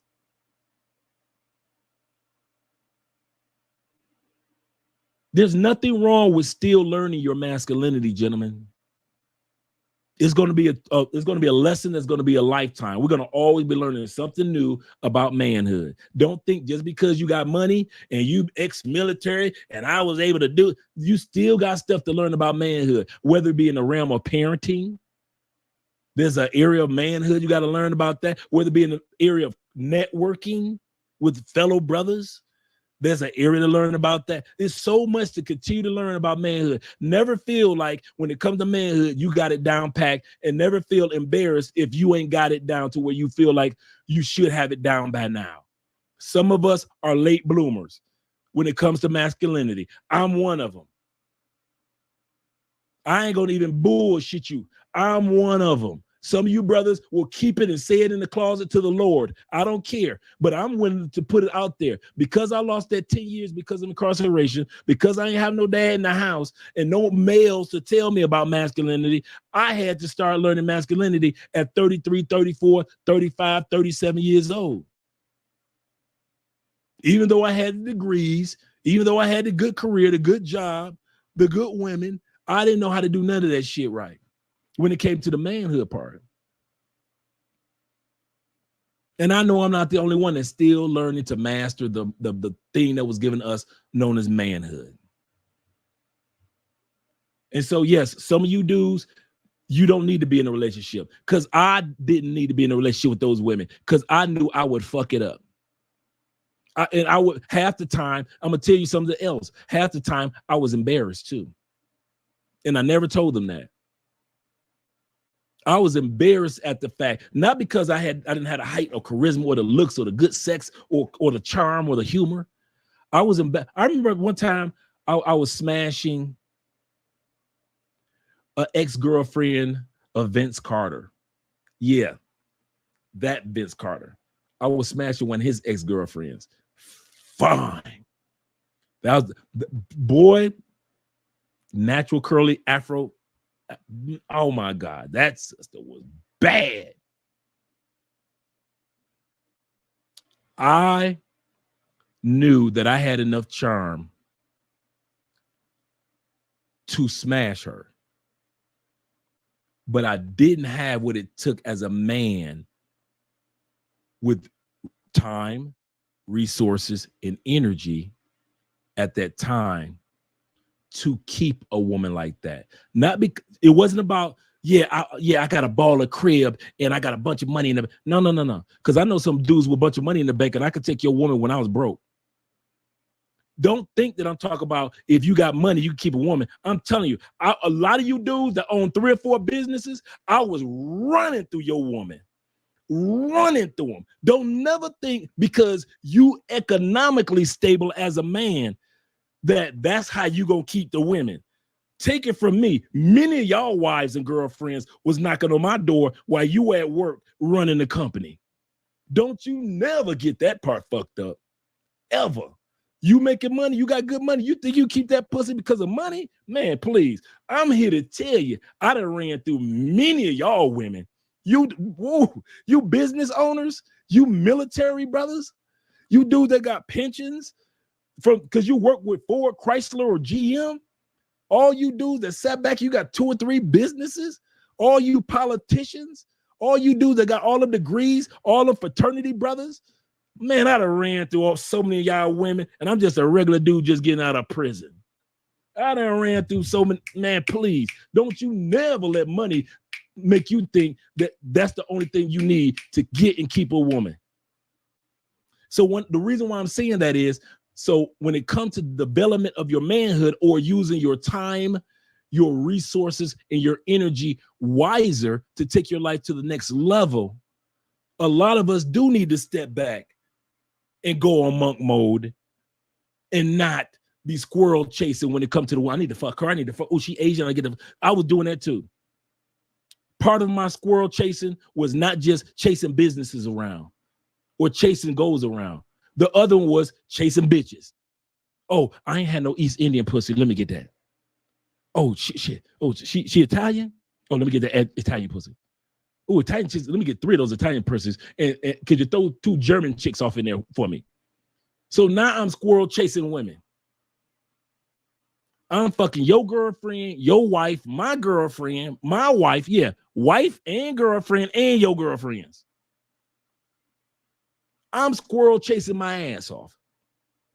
I got a squirrel. That's why I say some of you dudes got squirrel farms like me. And it ain't just when it comes to starting a business or finding the right career. Some of you squirrel chasing when it comes to women. Man, I was a squirrel chaser. Let her halfway have another ethnicity in her. Man, if she was mixed, she was mine. Let her have 3, let her have 2, 3 languages or have an accent. Man, listen, don't be a sister with a French accent. You getting got. Don't tell me you a Latin girl and your dad from Japan. You getting got. I was squirrel chasing. I had a squirrel farm. Getting women is not a bad thing. We all know this. But when it interrupts your life to where your manhood, your time, your resources, and your energy is not being used wisely, you end up being like this brother with the $14 an hour that's bitching. Okay. If a man says, oh, I'm figuring out, well, he needs to figure it out by himself. Because even a man who may not have it all together will have a direction for the woman that want to be with him. If you want to be with me, we can do that. We can build together. And this is what I need you to do. This is how I need you to support me. And he'll put his ego aside to say, I'm going to let my helpmate be the helpmate that she's meant to be. But most men are not equipped for that. Most men, their ego is not strong enough for that. Most men, it is better for them to simply be where they want to be before bringing a woman on. Okay. Most men cannot deal with the amount of putting their ego aside to say, you know what? I don't have it all together. It's not all at 100, but I'm willing to accept the help and support from my woman to help me get where I need to go. Most men can't do that. Most men, they want you to see him as Superman. They want you to see him as a brother who just has it all together. So if he is a man who is still in his ego in that way, he need to be alone. He should not have women he's dealing with, cooking for him, cleaning for him, laying up under him, knowing he doesn't have any direction to push her in. Because if you deal with a woman for too long without direction, 1 or 2 things going to happen. Another man going to come along with a plan and she's going to roll with him. Or the woman is going to eventually begin to resent you and only stay around because she feels as though she already invested too much. Women get resentful when they are not given a direction to go in and when they are not given a clear way of how they can help and support you. When you do not allow a woman to fulfill her purpose with you, in comes the resentment, which is what most people do. And now they end up getting married because we might as well, because we're already this deep in, and then wonder why 2 to 5 years later, you can't even stomach each other. Okay. All right, guys. I just dropped. We're going to continue on with the video, but we're going to continue on with the video together, brethren. I just dropped the link. I'm going to drop it one more time. Those on Travel Unravel and those on Love Crossing Borders. Shout out to those that are watching from Facebook as well as the other channel, Travel Unravel. I'm dropping the link. And the topic tonight is about the 50-50. Do you guys agree that, let's go 50-50 no matter where you live in the world? Or do you think that depending on where you live, that you can handle 100% of taking care of the economic responsibilities as she take care of 100% of the household responsibilities? Like I always say with me and Andrea will tell you, I'm the leader of this marriage. I'm the leader of the family. That's my responsibility, to lead us into a direction. Andrea will let you know she's the manager. She takes care of all the behind the scenes shit. Andrea, I purposely made sure I married a corporate tax accountant. She does all the taxes. She knows from a corporate perspective and a personal perspective. I made sure that I got a woman that has no problem with being feminine for me in front of you guys, as well as in private. That's who Andre is. Very ladylike, very feminine. She's always been like that. Now, they different when they're with their girlfriends and they just while not having fun. But what I'm talking about in general, that's who she is. I purposely went out and looked for somebody like that.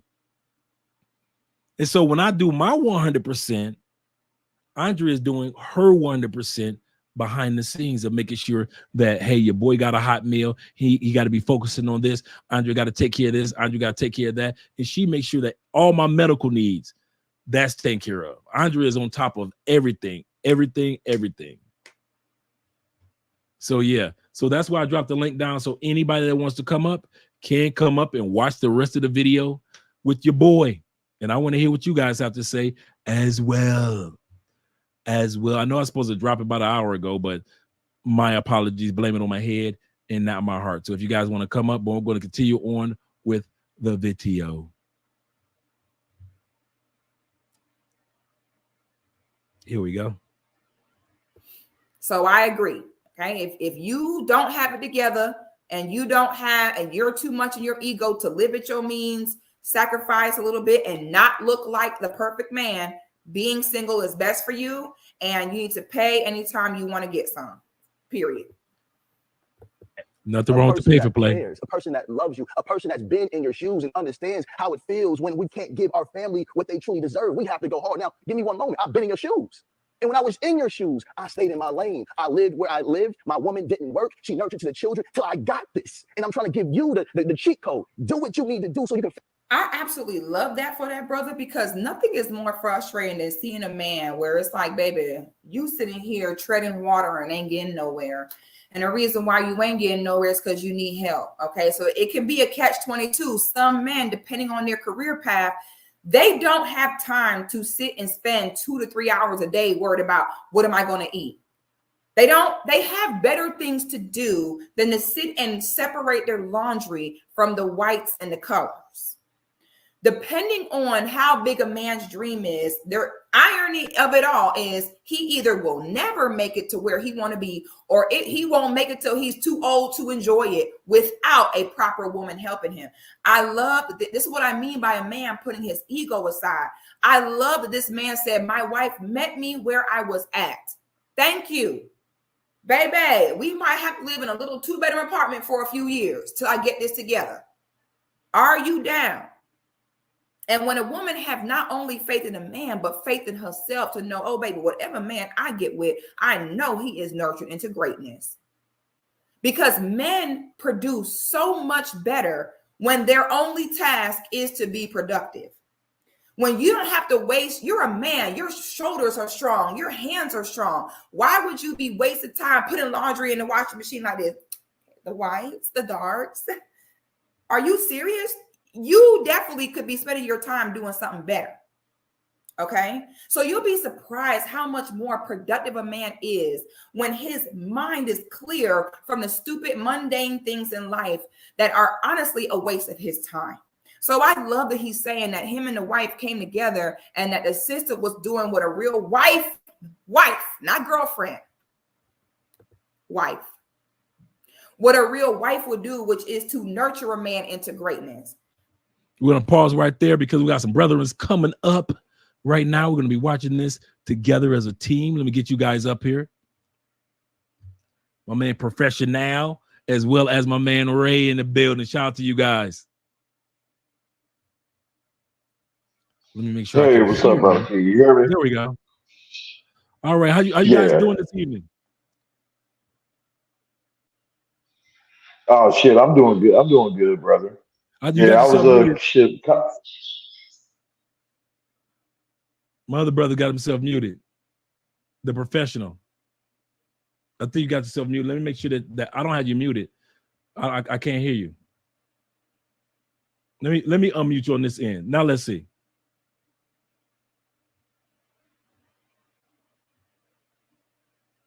No, it looks like you got yourself muted. Can both you guys speak for me? No, it's all good. I had myself. There muted, you Trey. go. There you go. Now I want to hear what Ray. Ray, could you unmute yourself? Yeah, There we hey, go. what's up, brother? Shout out. Now we got family. Now we got a family unit right here. All right. All right. Shout out to you guys, man. So far from the video and from the things that we discussed this evening, what do you guys have to say in regards to this particular topic or anything that you've heard this evening? Who's going first? You can go ahead and go first. And then we'll hear what Ray has to say. I like a lot of the points she's making. As a man, you need to have yourself together. So when it comes to the point of trying to be in a relationship that you can provide, you can't just be out here thinking someone's going to follow you with no direction. You don't have any purpose or anything. So you need to put yourself in a position where if it comes down to that, you will be able to win in this situation and not come out on the bottom end. That's true. What do you have to say, Ray? You're on mute, Ray. You got yourself muted. There you go. Yeah, yeah. I'll go ahead and get the next round, bro. I'm gonna give me another mic real quick. Okay, you gonna come back, or you good? Oh, okay. Yeah. I'm gonna come back and I'm gonna give me another mic. Okay. So here's what we'll do. We'll drop Ray out for a second. And then when Ray is ready, come back in. All right. We have a statement from a man. Sir Him, he says, Andre, all I hear is her saying is what a man should do and nothing on what a woman should contribute. That's because the conversation is between two men. So in general, I agree with you. You know, they both contribute something. But since the topic is about guys, two men conversing, I guess that's why she kind of like sticking to, sticking to the video. But let's continue on. You have anything else you want to share, brother? I'm good. That's All right. Let's get going. Too many women mess up where you want to roll your sleeves up and help him build. You don't help no man build. You make it easier for him to build himself. You pour into him, he pours into the unit. So it seems like he's married to a smart sister that knows that crack the code. You don't be too worried about having your hands in everything. When you pour into that man and you free him up where he can wake up in the morning and just focus, wake up in the morning and produce, you know you got a beast in him. Okay, men don't multitask well. You trying to save the world and figure out what you're going to eat for lunch. Trying to save the world and remember to go pick up your dry cleaning. Get out of here. So I'm loving that he's speaking on, listen, my brother, if you do this right, it's not about the ego of coming into this with the perfect picture. I love that. That's why I say these type of conversations we need to be having. Feed your woman, while she's nurturing the children, she can also nurture your dreams and your goals. Now you can be successful. Now you don't have to say, I'm working for $15. Now you can say, I got employees that I'm paying that's working for me for $15. I'm trying to elevate you. But men get so caught in their emotions and their pride. And the first thing you want to do is feel attacked. Get the wisdom. This is coming from a rich man. But right now, This you coming have from to a rich contribute. man. But right now, you But have this to is coming from Once again, he don't respond to what the brother said because there is no response. Because there's no response to the truth. The truth is a period at the end. The truth is the truth. So instead of him saying and listen and say, you know what, you're right. I need to look at this different. Let me marry my woman. Let me live at my means and grow. Instead, it's coming from a rich man. I would willing to almost bet money that this man grew up with no man around. Absolutely. Absolutely. And that's how it's coming from. EKNL, you're not connected, so I can bring you back, so I can bring you up. So I'm gonna let you go out of the live stream so you can come back in, because The it guy doesn't on have the you left, connected. his name is Yada. Yada? Yada. His name is Yada. Yada. He's a healthcare guru. I've been following him for years. I'm trying to get him in, but the way that it looks, it's saying that it says device not connected. So it's saying that he's not connected yet. The guy in the video with the Adidas jumpsuit on. Oh, the guy in the video. Yeah, his name's Yada. Oh, that's Yada. Yeah. And that's the crazy part. You notice that he's letting, and I kid you not, as he was talking, that's all I could hear was my own life. I kid you not. That's all I was hearing. When I get up in the morning, Andrea, number one thing is to make my life comfortable to accomplish what needs to be accomplished for both of us. She does what she'll walk in here, ask me, do you need this? Do you need that? Baby, I'm about to leave out. I just left you on the stove, so forth and so forth. She make whatever it is. Hey, babe, I'll be sitting up here. I say, babe, we having problems with the Wi-Fi. Could you make sure that we put some more cash on the router? Because she can do it from her phone app. While I'm talking to you guys, Andrea's putting money on the router. So just in case we need to use this router, little things like that keeps this team rolling. I tell guys, I know that one of the reasons why guys start watching the channel, because they're like, hey, it's a brother with an attractive wife. Let's see what they're talking about. So at the end of the day, she reaps the benefits of making sure that everything is comfortable for me. If I can't have somebody like that, it goes back to what Sister Goddess was saying. I would rather just be on monk mode by myself, building myself, than to sit back and have a woman that can't support herself, can't support me, I can't support her, and now I'm frustrated like the one guy in the video. What do you think? Yeah, I agree. Your woman is supposed to pour into you, and then you pour into the relationship. You're supposed to take care of everything, man. Like, as a man, like we talked about earlier, right? When we're talking about 50-50, as a man in the United States, especially if you don't grow up with a father in the household. Like my father was handicapped. So I didn't learn any of these things until, man, let me say 10 years ago, right? That was probably in my late 30s. You see what I'm saying? So it took me that long to just learn what really being a man was about. So it's important that if you don't grow up with a father in the household, that you have a good circle around you that can guide you in the right direction too. That's very important. But as far as financially, it's not all about finance all the times. It's just about, having a plan. You got to have a plan. Absolutely. Absolutely.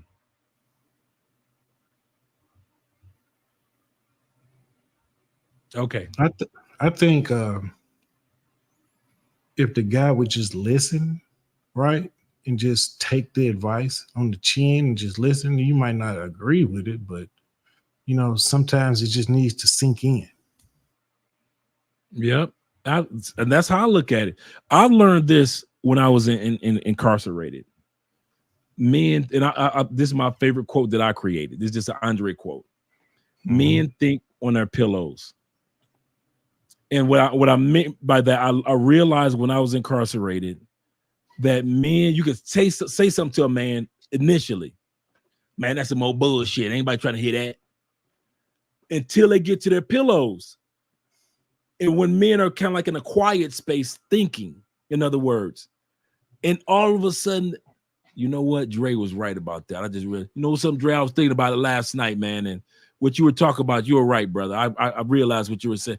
And I realized that I don't argue back and forth with men, because just like the Bible, Paul says, one sows, one waters, God gives the increase. Yeah. One's gonna sow some words into your life. Somebody else will come along and add some water to it, but God will give the increase of whatever idea that was put into your mind. And so I realized if I say something initially to a man and he don't get it, I don't get upset with him or try to convince a man, because I realize that we as men, sometimes we just don't catch on initially. I'm like that sometimes. Other guys are like that sometimes. And I realize that. What you have to say, Ray, in regards to just Yeah, can you hear me, brother? yeah, I can hear you. Yeah, I can hear you. Okay, You good. have to cut. You got more than one window open. Close the other YouTube window. Yeah, close the other window so we don't hear us, or put it on mute. Like your original YouTube that you were just watching us on, put that on mute, because now you're on the live stream. Is echoing, is making you echo and making us echo. Okay, I took it off. How's it now? Let's Great. see. Okay, perfect. Yeah, okay. In regards to what you just said, brother Andre, and what you just said, I believe that habit that brothers have in arguing with other brothers, it came from, the women who they like to, look at things through like their eyes and adopt their same mannerisms, which throw them off because they're not operating off of their natural instinct as a man, that God, permitted them to be in. Um, and it's a big thing where they're arguing over principles. You should not be arguing with other men over their principles, the principles that they set for themselves, that they custom out for themselves. Okay, accept that. You know what I mean? And move it along. But brothers got the habit of arguing with each other and don't realizing that you're arguing with each other over principles, and your principles should be something that you should stand firm on and unmovable and be unwavering. That's a good point. And That's a good point. yeah, so because that's why, like, one of my tags, on my live streams, I say one versus a million. What I mean? Wherever I tag one versus a million, hey, that's what I'm gonna stand on. No matter, you can scream, yell at me, argue with me, damn it, till the sun go down. I'm gonna still have the same damn belief. So, There you go. and There and you go. and with this chick too, okay, like I've said to other brothers' channel, dig this here. Any woman that tags herself with the name goddess, assume that she's into witchcraft. Because yes, because I see them chicks, man, and they have tattoos too and all that, and watch them tattoos too, because they could be some, like, witchcraft pentagrams or whatever, that they be having on. Man, you better, boy, this shit's serious. And plus this woman too, yes, she's off, because for one, the man is supposed to provide, but also too, the man should not supposed to be working himself to death to the point where he doesn't have the necessary time that he needs to be there in the household to give his children guidance, wisdom, and instruction. You can't do that if you're at work damn near 24 hours, and you shouldn't have to do that, just to appease her and society. To hell with that. I got one for you, comment for you. Sir Him, shout out to Sir Him in the building. He said, I think the problem is that the rich guy does appear to be talking down instead of trying to reach him where he's at. The poor dude is being offended and not receiving the message well at all. I can agree with that. I wouldn't have chosen, just geographically, I wouldn't have chosen my mansion or my nice home to have this discussion with a broke brother. This discussion should have been at a bar. It should have been at a pool table, somewhere that just a guy is just an average guy. But if I'm looking around your mansion and I'm seeing you with the whitest of white Jordans on, or Air Force Ones on, and you got this tracksuit looking like Run DMC, you all clean, you bragging, and I can smell the potpourri in your house, I'm not going to receive that well. You see what I'm saying? You see what I'm saying? Damn right.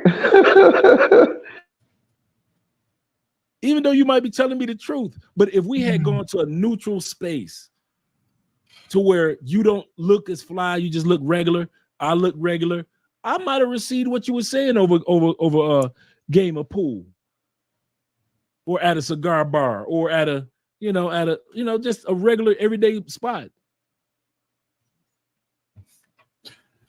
And what's crazy is that I know it seems weird sometimes, but sometimes in our community, especially in our community, sometimes men only want to listen to people who are money. So I'm surprised that this guy is not listening to y'all. It seems like he's talking down to him, but I don't think that that's the case. I just think that the guy is just trying to be uber masculine in the conversation. He's just not receiving the message well. Well, also, he's not receiving none of it. well, also too, dig this here. Keep in mind, now there's a lot of cases where we can say the brothers, us brothers who are working like 9 to 5 or whatever, there's a lot of cases where, damn it, where we are better off than the guy that owns 2 or 3 buildings because, damn it, his wife is about to rake him through the coals and take half of his shit. I mean, but my thing is, I'm still gonna listen to what you got to say. I'm gonna hear it out, right? Mm-hmm. Even if I could be way more well off than you, right? You might be trying to give me something that's gonna change my life, right? I treat everybody the same, whether it's the janitor or the CEO. So everyone deserves the same amount of respect. So I might not agree with your principles. I might not even like you. But if you come to me and you are talking to me about something and it clicks up here, I'm going to listen and I'm going to shut up. And when I walk away from the conversation, it's going to be in my head. Now, I might not never talk to you again, but I'm going to remember what we discussed somewhere down the line. And then I'm going to try to apply it to something. My man, Sir Hump says he's matching energies. And for a second, I was thinking to myself, like they're matching. One guy is coming with a strong masculine energy, and the other guy is coming with a strong masculine energy. But I put it in then suddenly I just put in my mind that, and correct me if I'm wrong, gentlemen, they're both seem like they're coming from, even though they're mainly men, they're both coming from feminine energy. One is coming from the peacock feathers perspective of, look what I have. You know how women love to be braggadocious. Look what I have. Look at my hair. Look at my eyelash. Look at my makeup. Look at and there's nothing wrong with that. Look at my curves. Look at my purse. Look at my shoes. So one guy's coming from the feminine energy of look at my, and his message is not being heard. The other guy is coming from that feminine energy that is, you can't tell me nothing. You don't know what you're talking about. That same energy he saw from his mom and sisters. So to me, I believe they're matching energy, but they're matching feminine energy, not masculine energy at all. Even though they both look like they're very masculine men, they're coming across as, dude, like I said, personally, this live stream, or not live stream, but that video would not have been made in my house. No, that dude is not hearing anything. Men are visual creatures. And to sit back and have me in this nice ass house, and notice the guy is not comfortable just physically. Notice he's sitting on the edge of the couch. He's not even sitting back on the couch. He's not comfortable in that environment. Bruh, y'all should have been somewhere else eating some hamburgers, having this conversation. That's what this video should have been. They should have just been on chill mode at a completely different spot. Because as a visual man, shout out to my man Maurice in the building. As a visual man, like most of us are, I'm hearing you, bruh, but I'm looking at you. That's why he said, you talking as a rich man. Yeah. But even though he's trying to tell him I used to be poor, the dude ain't hearing it because he's looking at what he's seeing. Go ahead, brother. And on top of that, they're recording it. So it's a little slight embarrassment there too. It's like, you got me on camera talking to me like I'm a peon. It's like, what are you doing? So that could be why he's kind of defensive a little bit, because he don't want to look. People are like, man, you let him talk to you like you was, I just don't understand why I just don't record this conversation. Yeah, dude, that and there's another conversation between two men of this link that I sent you in the back chat. I saw that one. Woo! I think I probably tagged you in it or whatever. And a couple other brothers that I know. You know what I mean? That are like basically the passport bros. Uh-huh. Oh my God! Like, and is your wife foreign, sir? Who, me? Yes, sir. Man, I'm in a foreign country. What Man, you I'm in a think? foreign country. What you think? Well then, okay, well then, yeah, bet then you may take this this 30-minute clip of this live stream in high offense. Because I did, because I'm a brother that's aspired to travel. Like nothing these motherfuckers can say, bro, can derail me on my path. You know what I mean? Right, Of making that happen. And I greatly thank all my brothers, all you brothers that are traveling that took the time to put this out there, you know, showing those the cam, you know, the whole scenery of the whole layout, you know, of the place, you know, when you're walking and stuff. You know, I noticed some brothers doing that, and that's awesome right there. And some brothers overseas doing like photo shoots of these women, and oh Lord Jesus. Oh, but yes, oh man. Oh dude, no, because that's my goal, because I'm totally mentally checked out right now. I've been in monk mode for 2 years. My motto now is monk mode until travel. And yes, and this bastard in this clip, dear sir, dear brother. Woo! I wish I wish I was Beetlejuice, where I could just choke him through the airwaves. And oh my God! And it's totally worth you covering. And yeah, and a lot of brothers in the audience, they may take a deep reaction to this too as well. So I mean, but that's up to you, brother. Yeah, I know we got a little bit of this video to continue to finish off as well. And if he did, it was a weak man. And in my opinion, a weak man is worse than no man. But how did I get here? Yeah. But how did I get here? And I'm giving you the steps. This is, if you put down your ego, if you put down your pride, brother, am I saying anything wrong? I'm saying men should be men. But you saying we not men. You saying we not men. Brother. Any man that makes an excuse can't be a man completely. You can be a male. A man comes with responsibilities, and it's hard to be a man. It's hard. Now, see, this is why the man get the big piece of chicken. You know what I'm saying? We don't understand that. A big part of the man is he carry majority of the weight. And I tell my girls, a huge sign of a level of a man masculinity is he should blame everything on himself. With masculine men, you really have to go out your way to try to convince them to not blame themselves for everything. Masculine men rarely make excuses, and they will always look at themselves as the part they played in something. We're going to stop right there for a split second. What do you guys think about what she just said? That's true. It's true. We always think of something we could have done better, especially if we are trying to captain the ship and be super tough and not ask for no help. It happens. It happens. I mean, it's in us though, bro, because like, I mean, we are naturally, as God said it forth to being, you know, we are problem solvers. You know, we are order and they are chaos. We are to bring order to their chaos. So when this government here in this wicked country is stopping that from happening, you know, it causes everything to go in disarray. All right. But I mean, EK. Well, man, Maurice says, he says, but I would tell the 50-50 guy, or you should think of having a plan of doing better so that your wife can give 100% while you are giving your 100% to her.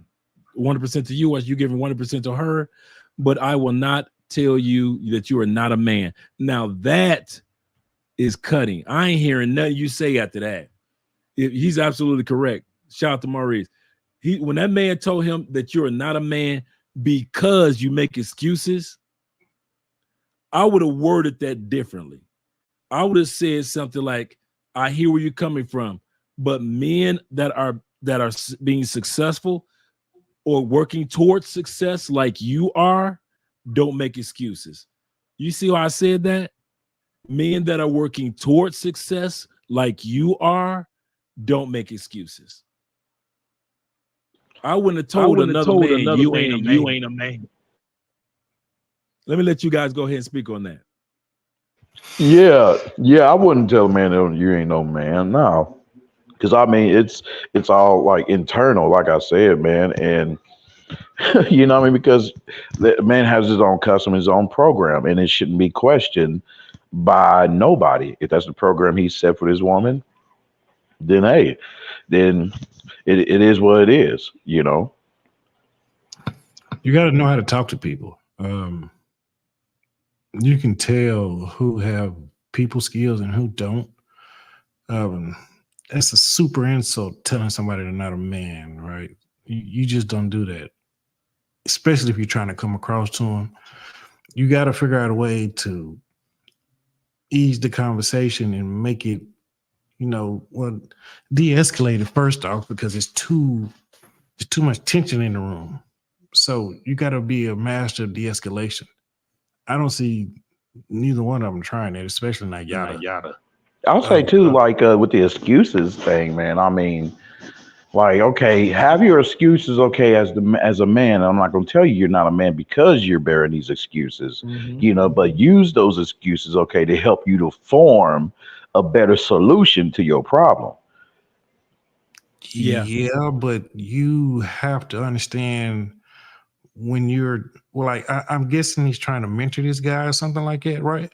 Yes. True people who are leaders of people know how to get across to people.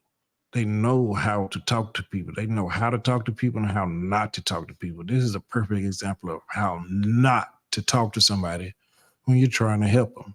This ain't gonna go nowhere because the guy on the right is gonna always be on the defensive because you came at him sideways. I had to do this every day. I got to do this like 45 times a month with my employees, right? So you have to know how to talk to people. This ain't the way to do it right here. Yeah, because go ahead, my bad, bro. No. And don't forget your thought. I say it's two environments that don't get along anymore. I'll tell you what I mean by that. You got a brother that once upon a time that was broke, and you got a brother that's broke right now. And once upon a time, them dudes could converse like it was nothing, like it was no problem. Shout out to Landis in the building, like it was no problem, no big deal. And then you got one guy that's now a millionaire, and he's used to moving in circles where time is of an essence. Say what you got to say because I got things to do. So now he communicates as a man that speaks in that hangs around business, time management, moments in time, and he talks like that. Yep. Mistakenly, he going back to what you guys are saying about communication, mistakenly not realizing this guy has never been in a situation to where he understands that time management. Let's get to a point. I'm trying to say what I need to say. Give me your point. I give you my point. Let's get going. Let's get things going to help you out. But you guys are right. He has to put it where the goats can get it. In other words, remember, bruh, you saying that you used to be broke, but you aren't communicating as if at one point in time you were broke. You need to break it down, man, for this brother. First of all, bragging about all that you got, he ain't hearing. He's not hearing any of that. Shout out to you, Landis. Let us hear what you have to say in regards to this particular topic. You talking me? Yeah, this is another Landis G in the building. What up, though, Dre? I had to make sure. So I'm doing good, man. There's multiple layers to it. Hey, I'm back in the Matrix. I was about to ask you, did you make it back home? Because you was all over Colombia. Hey, I was there for 2 months. Yeah, I knew you had a ball. But yeah. But in regards to this topic, let us. Okay, there's a lot of things to unpack with this conversation. Take your time. Okay. So, what the guy that's with the DNC hookup is trying to tell him is not necessarily wrong, but the way he's talking to him is almost like he's sonning him, almost like he's talking to a kid almost. So the way that he's when he's talking to him is almost like is like, you need to get where I'm at or whatever, but it's not registering to the other guy, because the way that his demeanor is almost like it's almost kind of like, you know, the way you would talk to somebody who isn't nobody to you, and they trying to get up, but they not. You almost kind of like on with peon shit, because y'all got different points of view, and you made it, he hasn't, and so, you know what I'm saying, that's where I see the disconnect with their conversation. I don't fully disagree with the guy with the Adidas jumpsuit on, but I also think, like, with the conversation Six the Goddess is having with this, is like, okay, how many people really in the States right now can afford to be like, I'm just going to take care of all the bills? And the second question to that is, how many women are really worth doing all that for? True. Hell, What I'm saying? not many, not many. You know what I'm saying? Like, that's the biggest issue, because it's like, okay, I'll take care of everything, blah, blah, blah. And then how many women are really going to follow your lead like that? You know what I'm saying? I'm like, it don't matter how much money you make, because people will be like, oh yeah, if you make more money, they follow. Like, listen, you got millionaires that have problems. Ask Cam Newton, that still having issues with women following their lead, even though they're established. You know what I'm saying? And not only that, remember and keep in mind too, damn it, of a lot of dudes that pay a whole, like, well, 200%, damn it, and you know what I mean, and they got bread and all that stuff, and how many times they catch their wife or their woman at home with another dude. So it's mundane to be on this 50-50 shit and all that. So a woman, you know, she gotta earn that. You know, you gotta make her earn every damn thing. Yeah. And that goes back to me personally. Go ahead, Landis. I'm more of a traditional with it. I'm gonna take care of most of the bills, but I also, once you start cost analyst to things, or, you know, analyzing, it's like, what am I really getting from this? Like, you know what I'm saying? Like, am I really gaining much from this? Because you're not getting that feminine energy like that. You're not getting that uplifting, you know what I'm saying? Like Dre was just mentioning. Most dudes aren't getting any of that. You know what I'm saying? They getting bad attitude and a fucking irritation. Excuse my French. You know what I'm saying? Like, most dudes are not getting into that peace at home. I agree. So it's better, you know what I'm saying? It's better just to go on and be like, you know what? I'll see you when I see you, and do my own thing. That's basically what Six was saying. Yeah. But see, hey, but this the other thing about what Six was saying. Look, what she really just said was a full cheat code, because she was like, well, if you don't have it together, then you should just pay for play.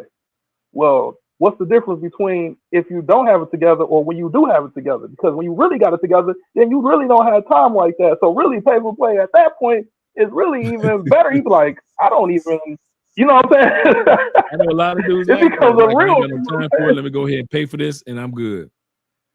Right. You know what I'm saying? Because really, if you got the money for it, you know, if you're not really getting that type of, you know, the extra things that you need in life or whatever,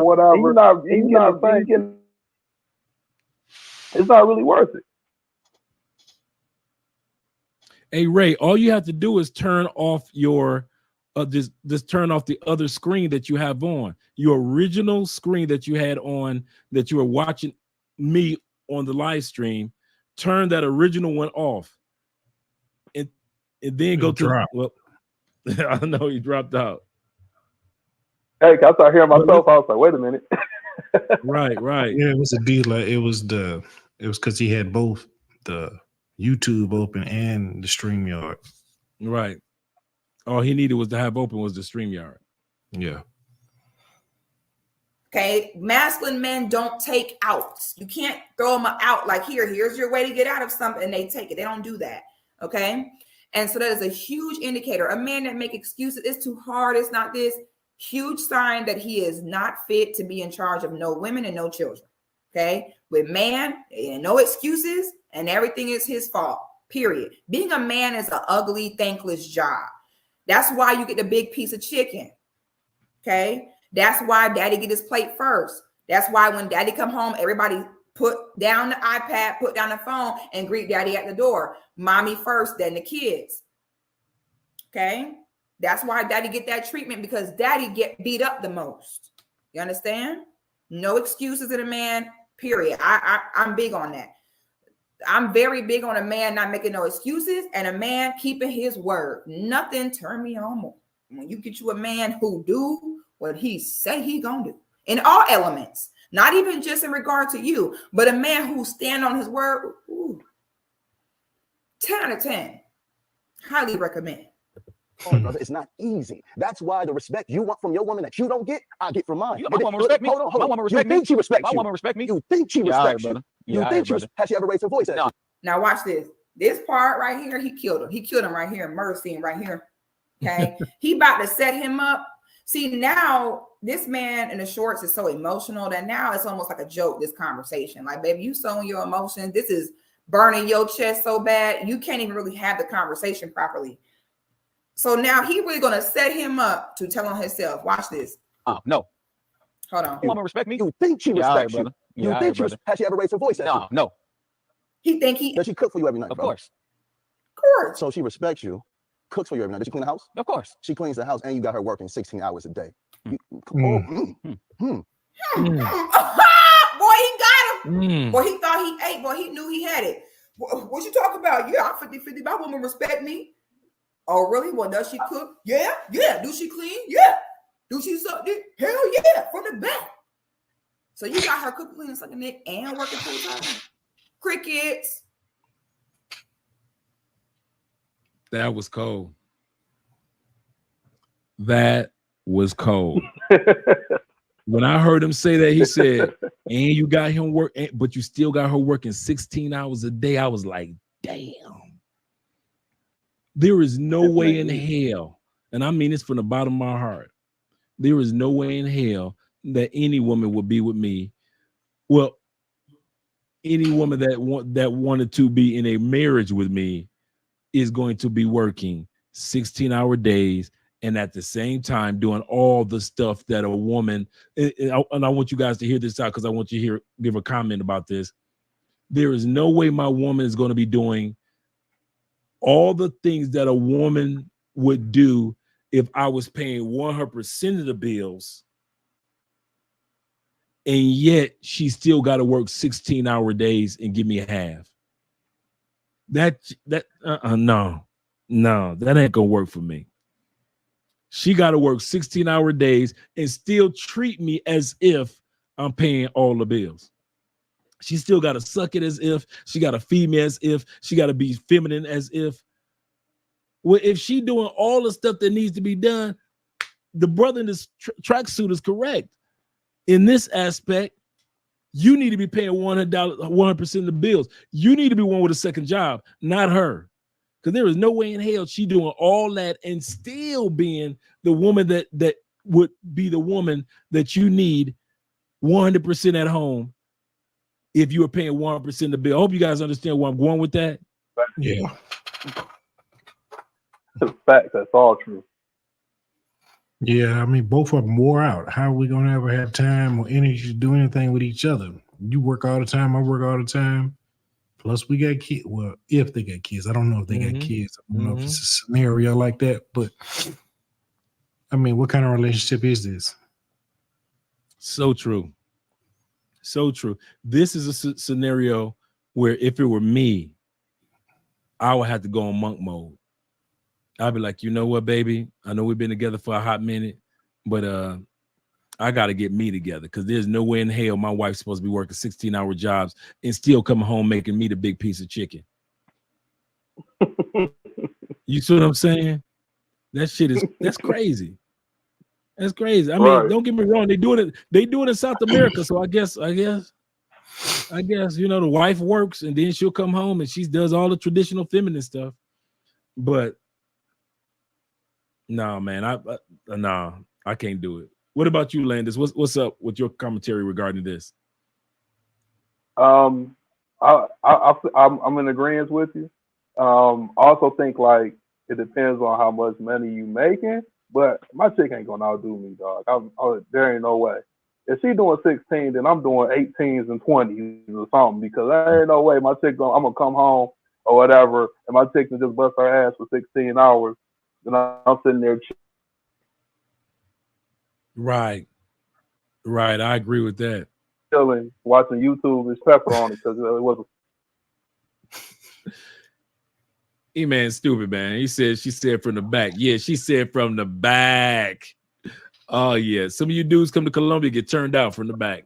I've had one of those, your girl work a lot, bruh. Nothing more stressful than having a girlfriend, significant other that you live with that work a lot, and you come home and you got to hear all about work and what's bothering with this person and that person, and they stressing about. You be like, bruh, I don't be.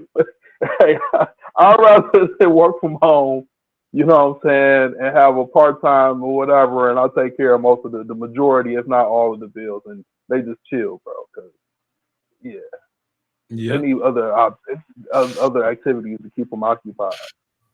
Yep. My man, Sir Him says the women in the West only have sex to defer. Only have sex. Oh, to offer. I said defer, but to offer is why she just mentioned what kind of behavior turns her on. It's all about. Let's see. It's all about, because the line right here is blocking me from seeing the. Let me see if I do this. Okay, here we go. It's all about control. Why she is not adding to the conversation the other side of the 50%, as we explained earlier.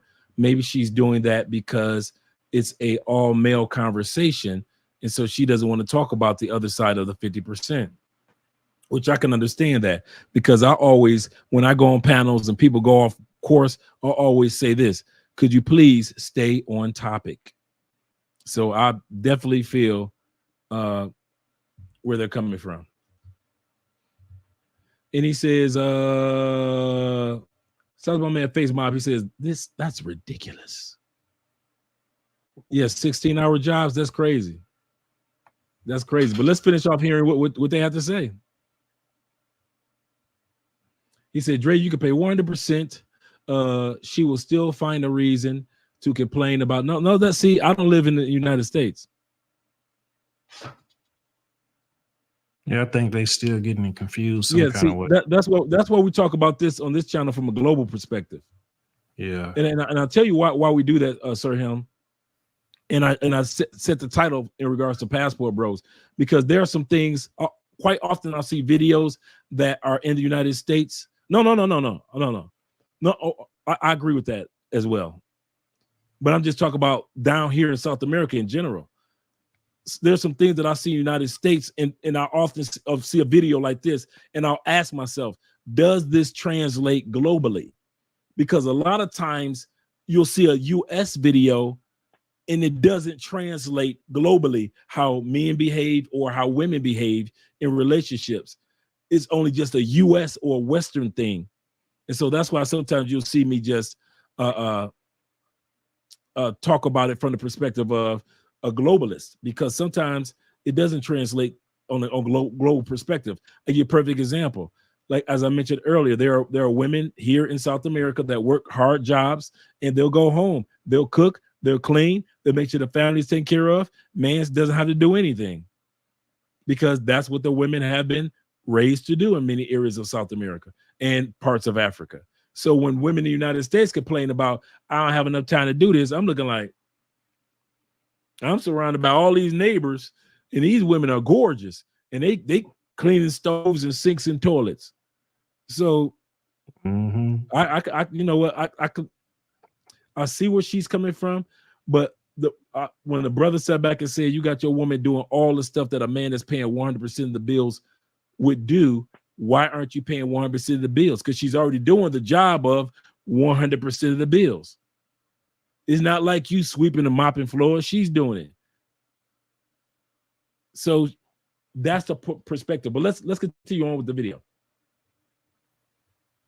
And also, that's not 50-50. because your body handles work and stress differently than hers. You don't have a cycle. You don't have crazy hormones. Women, we're a different person every week, depending on where we are in our moon cycle. True. Oh, don't let it be an eclipse. Don't let it be an eclipse. Don't let it be a full moon, a blood moon. Don't know if you coming or going. So it's not 50-50. Because you think this man is doing half the dishes? Be so for real. You think this man is changing half the diapers? Okay. Do you think he's doing half the laundry? No. So it's not 50-50. 50-50 is a scam. Okay, 50-50 is a scam. We know it's not. So now he got him. Oh, so you mean to tell us she doing her part, but you ain't doing yours, is what he just admitted. What he's saying is, damn, so she doing all that, doing her part right, and you still got her helping you out with the bills? That sounds like slavery. No, it's not. Brother, you got her cooking every I night. don't have her doing anything. She does it because she wants to. We in the trenches together. The trenches together? That's what we in. Brother, do you know anything about emotional abuse? Explain it. Emotional abuse is when you pour all your hurt and pain onto a woman, and just because you can't see her scars, you think it's okay. If I had a conversation with your woman, she'll probably start crying. They tired. They not built to go through what they're going through with you. She didn't choose you to struggle. But again, who are you to say that? Brother, a brother that loves you. And again, I'm trying to give you the cheat code. If you put yourself in a position, right? If you have to get 2 jobs, you grind, allow your woman to do what she does in the home. If you have a business idea, you have her nurture that, hey, baby's going to be a little. And that's on Mary. Okay, 50-50 is very petty. It's very much so a scam. You fare much better with everybody doing 100-100. Okay, having too many hands in the pot, bunch of chiefs, and enough Indians is always a disaster. Okay, if you really calculate what it costs for most women to get to work between childcare and food and commute costs, and also when it comes to intangible value like her peace of mind, her physical health, her ability to keep up her self-care as a woman, when you really, most of the time, you sit and do them calculations, she really is not even bringing home enough of a profit for her to commute every day, neglect the kids, be too tired to fuck with you afterwards. A lot of times it doesn't even compute as a profit being worth it. I actually looked this up to see what she said, if it was correct or not. Because you know me, I love some stats. She's correct. In most cases, it is not economically feasible when you have children involved. When you have children involved, in regards to the daycare, we know if you got some young kids, that daycare is a beast. Don't have 2 kids and y'all got 2 kids in daycare. That economically is a beast, eating up her paycheck. Also, her car upkeep, her car notes, her car insurance in regards to the commute back and forth to work. Also, when it comes to, not saying have your woman without a car, but what I'm saying is that wear and tear, those oil change, all that stuff does take into account. He's absolutely correct. If you got a woman that she has work clothes or gear or uniform that need to be paid for and cleaned on a regular basis, also her regular everyday clothes, compared to a woman that's a stay-at-home mom, she has everyday or has a business at home, she has stay-at-home clothes. So she's I looked it up, and they were saying the exact same thing that she was saying, that for the most part, there is very little economic benefit to have 2 people working where outside the home, to where you could just have one working full-time and one full-time, making sure that everything is taken care of and the stress is relieved from the person who's working full-time. Now, some of you guys might disagree with that, but I'm just saying what the stats have shown. And at the end of the day, if you were single, you paying 100% of the bills anyway. Right. You know, when I hear dudes cry about the 50-50 thing, I don't think it's the money. I think it's because you're going 50-50 with somebody subconsciously you don't feel comfortable with. You don't think you're getting a rate of return of your 100%. I think men really are bitchy about the fact that if women were more traditional, I had no problem getting this extra job, knowing that I'm getting a big piece of chicken when I get home, knowing that this take care of, that's taken care of. But shit, in the country I live in the hookup culture country, not talking about Colombia, I'm talking about America, you gotta fear if while you gone at work, she's getting smashed by a dude like me. Or how I was. Let me hear what And Landis have to say. and the fact that most women make less than men too. Yep. So I mean, this guy's sounding wrong all the way around. It's a saying. You're gonna know exactly where it came from when I say it. Stress is meant for shoulders, not hips. Correct. So Correct. your woman is not supposed to be out here breaking her back. I can understand if she wants to work and make money, cool, but she is not supposed to be out here breaking her back just because you want her to go half on everything. That's just not feasible.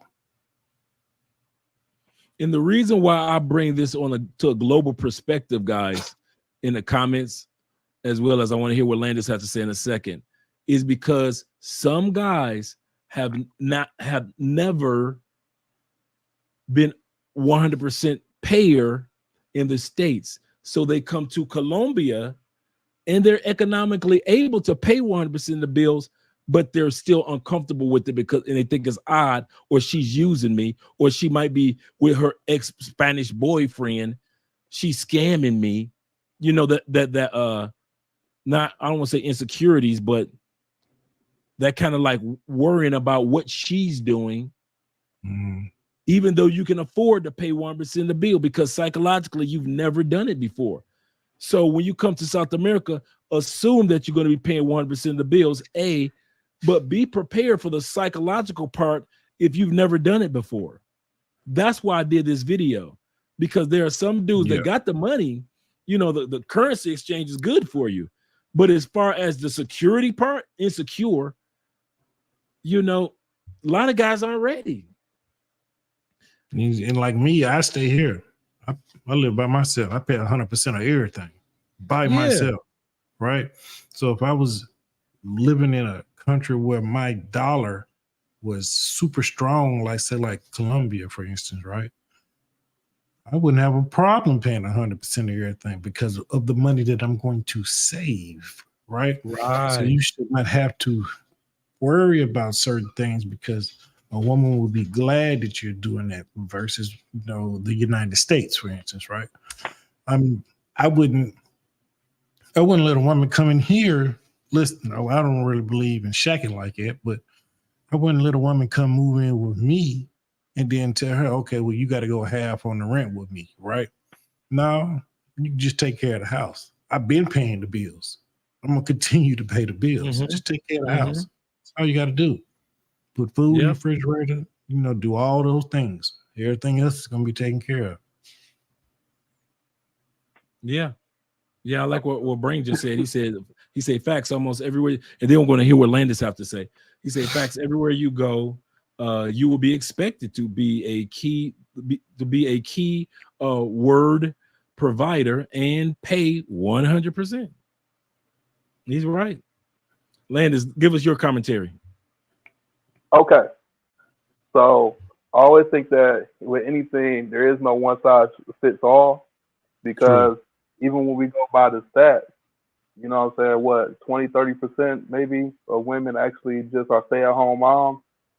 So you're talking about at least over 75% of the rest of the country, they have some type of job. You know what I'm saying? Now, granted, if I had kids, I don't want latchkey kids. I'm not having no kids in the States. Well, let me throw that out there first. But if I was having kids in the States, I would not want my kids to be no latchkey kids.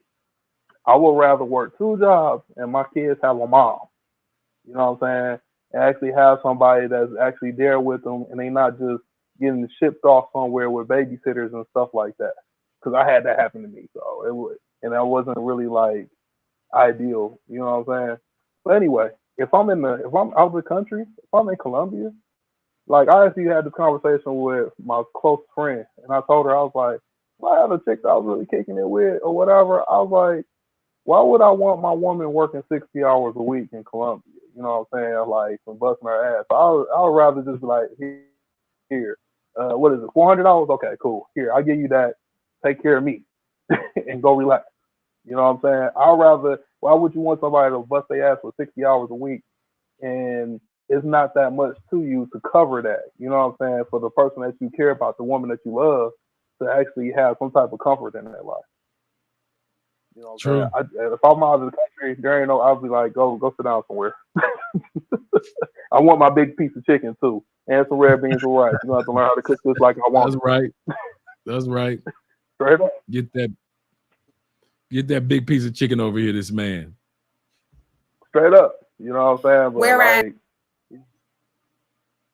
you said what? you would get so much. Oh, go ahead. Oh, the what's name came through. I heard Okay. Six talking. I was like, wait a minute. All right, go ahead. Further, if the man went 100% in his lane and she went 100% in her. Why I don't understand these women that be like, oh my God, I have to live with a man and do all the cooking and all the cleaning. I mean, yeah, what the hell what would you rather be doing? Okay. For real. And I like what Kevin Samuels used to ask them. Remember, Kevin used to ask them. We forget about this. Kevin said, what percent of significant bills would you want to pay? Yep. Every female got asked that question because he knew the female psyche female psyche was basically, I will want my man to pay 100% of the bill if I'm taking care of the kids and everything at home. And he knew it. He asked every evening the same question. What percentage would you want to pay? How much do you think it would cost to raise a family of 4 in your state, in your How city? much would this man have to make to be able to take care of all of this? How much would he By have himself. to make? Right. Would he'd have to make blah, blah, blah, blah, or he'd have to make blah, blah, blah, blah. It was always put on the man to be able to provide for the family.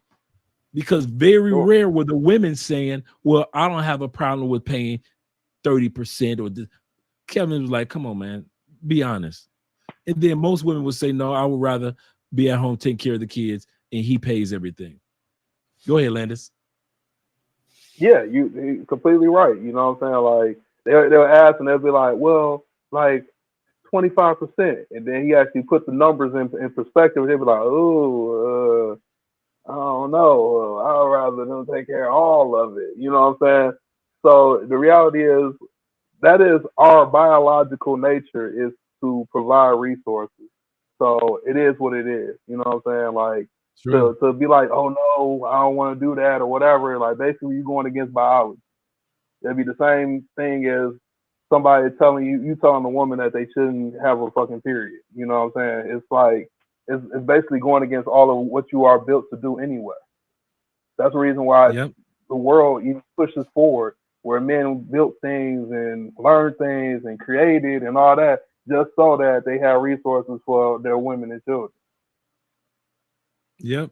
So shout out to my man Afro National with the $2 super chat. Salute Unc, panel, and chat. Support Black Men Media.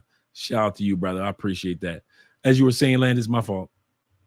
Oh no, I was just saying, like I was wrapping it up, but yeah, I mean that's a normal thing. Like that would be like somebody getting upset that a woman is hypergamous. It's like, bro, what do you like? Why are you upset with human nature? You know? True. I know no so woman true. go and work 60 hours a week and come home and watch the kids and cook and clean and all that around the clock. They do not want to do that. And why would you want your woman to do that? You know? It almost sounds like some pimp stuff. You know what I'm saying? Like, you be like, yeah, she works 16 hours a day and she come back, cook, clean, and doing this from the back. It's like, damn, bro. It sounds like you putting her on the streets or something. You know what I'm saying? It sounds like some Bishop Don Juan type shit. Yep. Cooking and cleaning is that don't sound like something that you would do to you somebody get you new love. cleaning products, new recipes, food good, you know, your family eating good. Women have to learn how to feel good about serving their families and knowing you're investing in their family health, spiritual health, mental health, emotional health, physical health. Okay. Would you rather go be commuting in the morning, commuting at night, sitting in traffic, dealing with harassment at the office, dealing with hating chicks, dealing with men trying to holler at you? Oh no. Okay, we make so much more progress when everybody go 100% in their lane. Men operate best being 100% about producing resources. When women go 100% in nurturing their families. Okay, that 50-50 is petty. Okay, listen, boo-boo, instead of you sitting here worried about helping me wash the dishes, go get a second job. That's what you could do. Okay. And instead of you sitting here, baby, if I was single, I have to clean my whole house by myself anyway. Okay. If I was single, I have to clean by myself anyway. All right. So what do y'all think about that? She said, instead of you focusing on washing dishes, you need to be focusing on getting a second job. I'll take care of these dishes.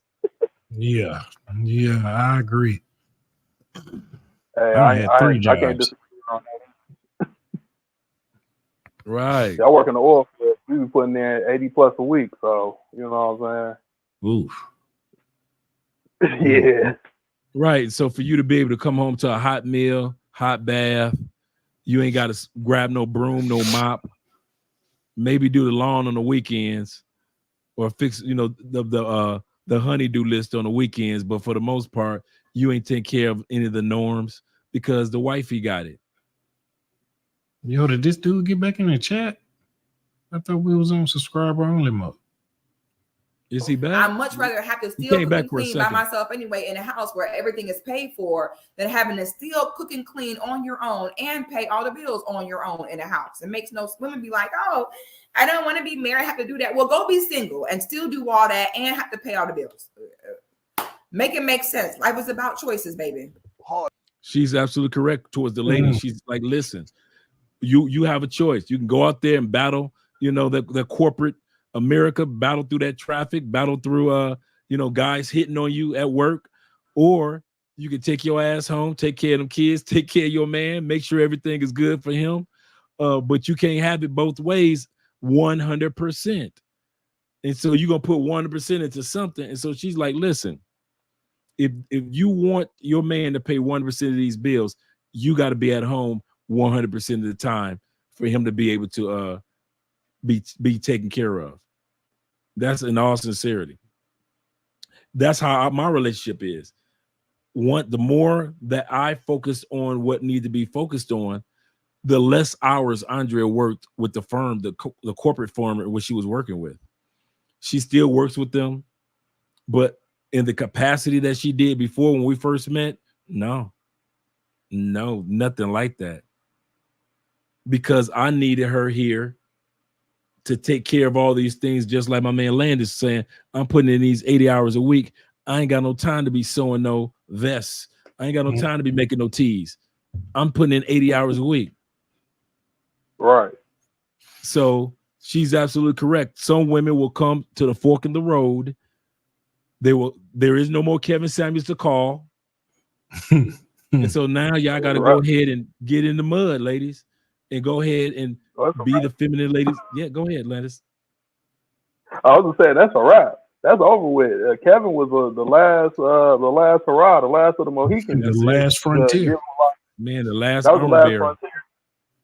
Hey, because to be honest, the women that she's talking to is a small fraction. Yeah, the majority of us are. We're trying to get out of here. Somebody, I had no job. I couldn't do this or blah blah blah. I couldn't just depend all on a man. That most women would not put their their faith in the dude that they're with. You know what I'm saying? To just say he gonna do what he's supposed to do. You know what I'm saying? I don't know if it's because they don't have the guidance to pick the proper mate, or if they just want to keep rolling it until they hit their 30s, and then they feel like, okay, the ship is about to sink. It's time to hop on off and hit to a better boat or whatever it is. But who she's talking to is a small fraction. That's not like the majority. You know what I'm saying? So, I mean, it would be a good conversation to have if she was speaking Spanish. She was talking to South American women.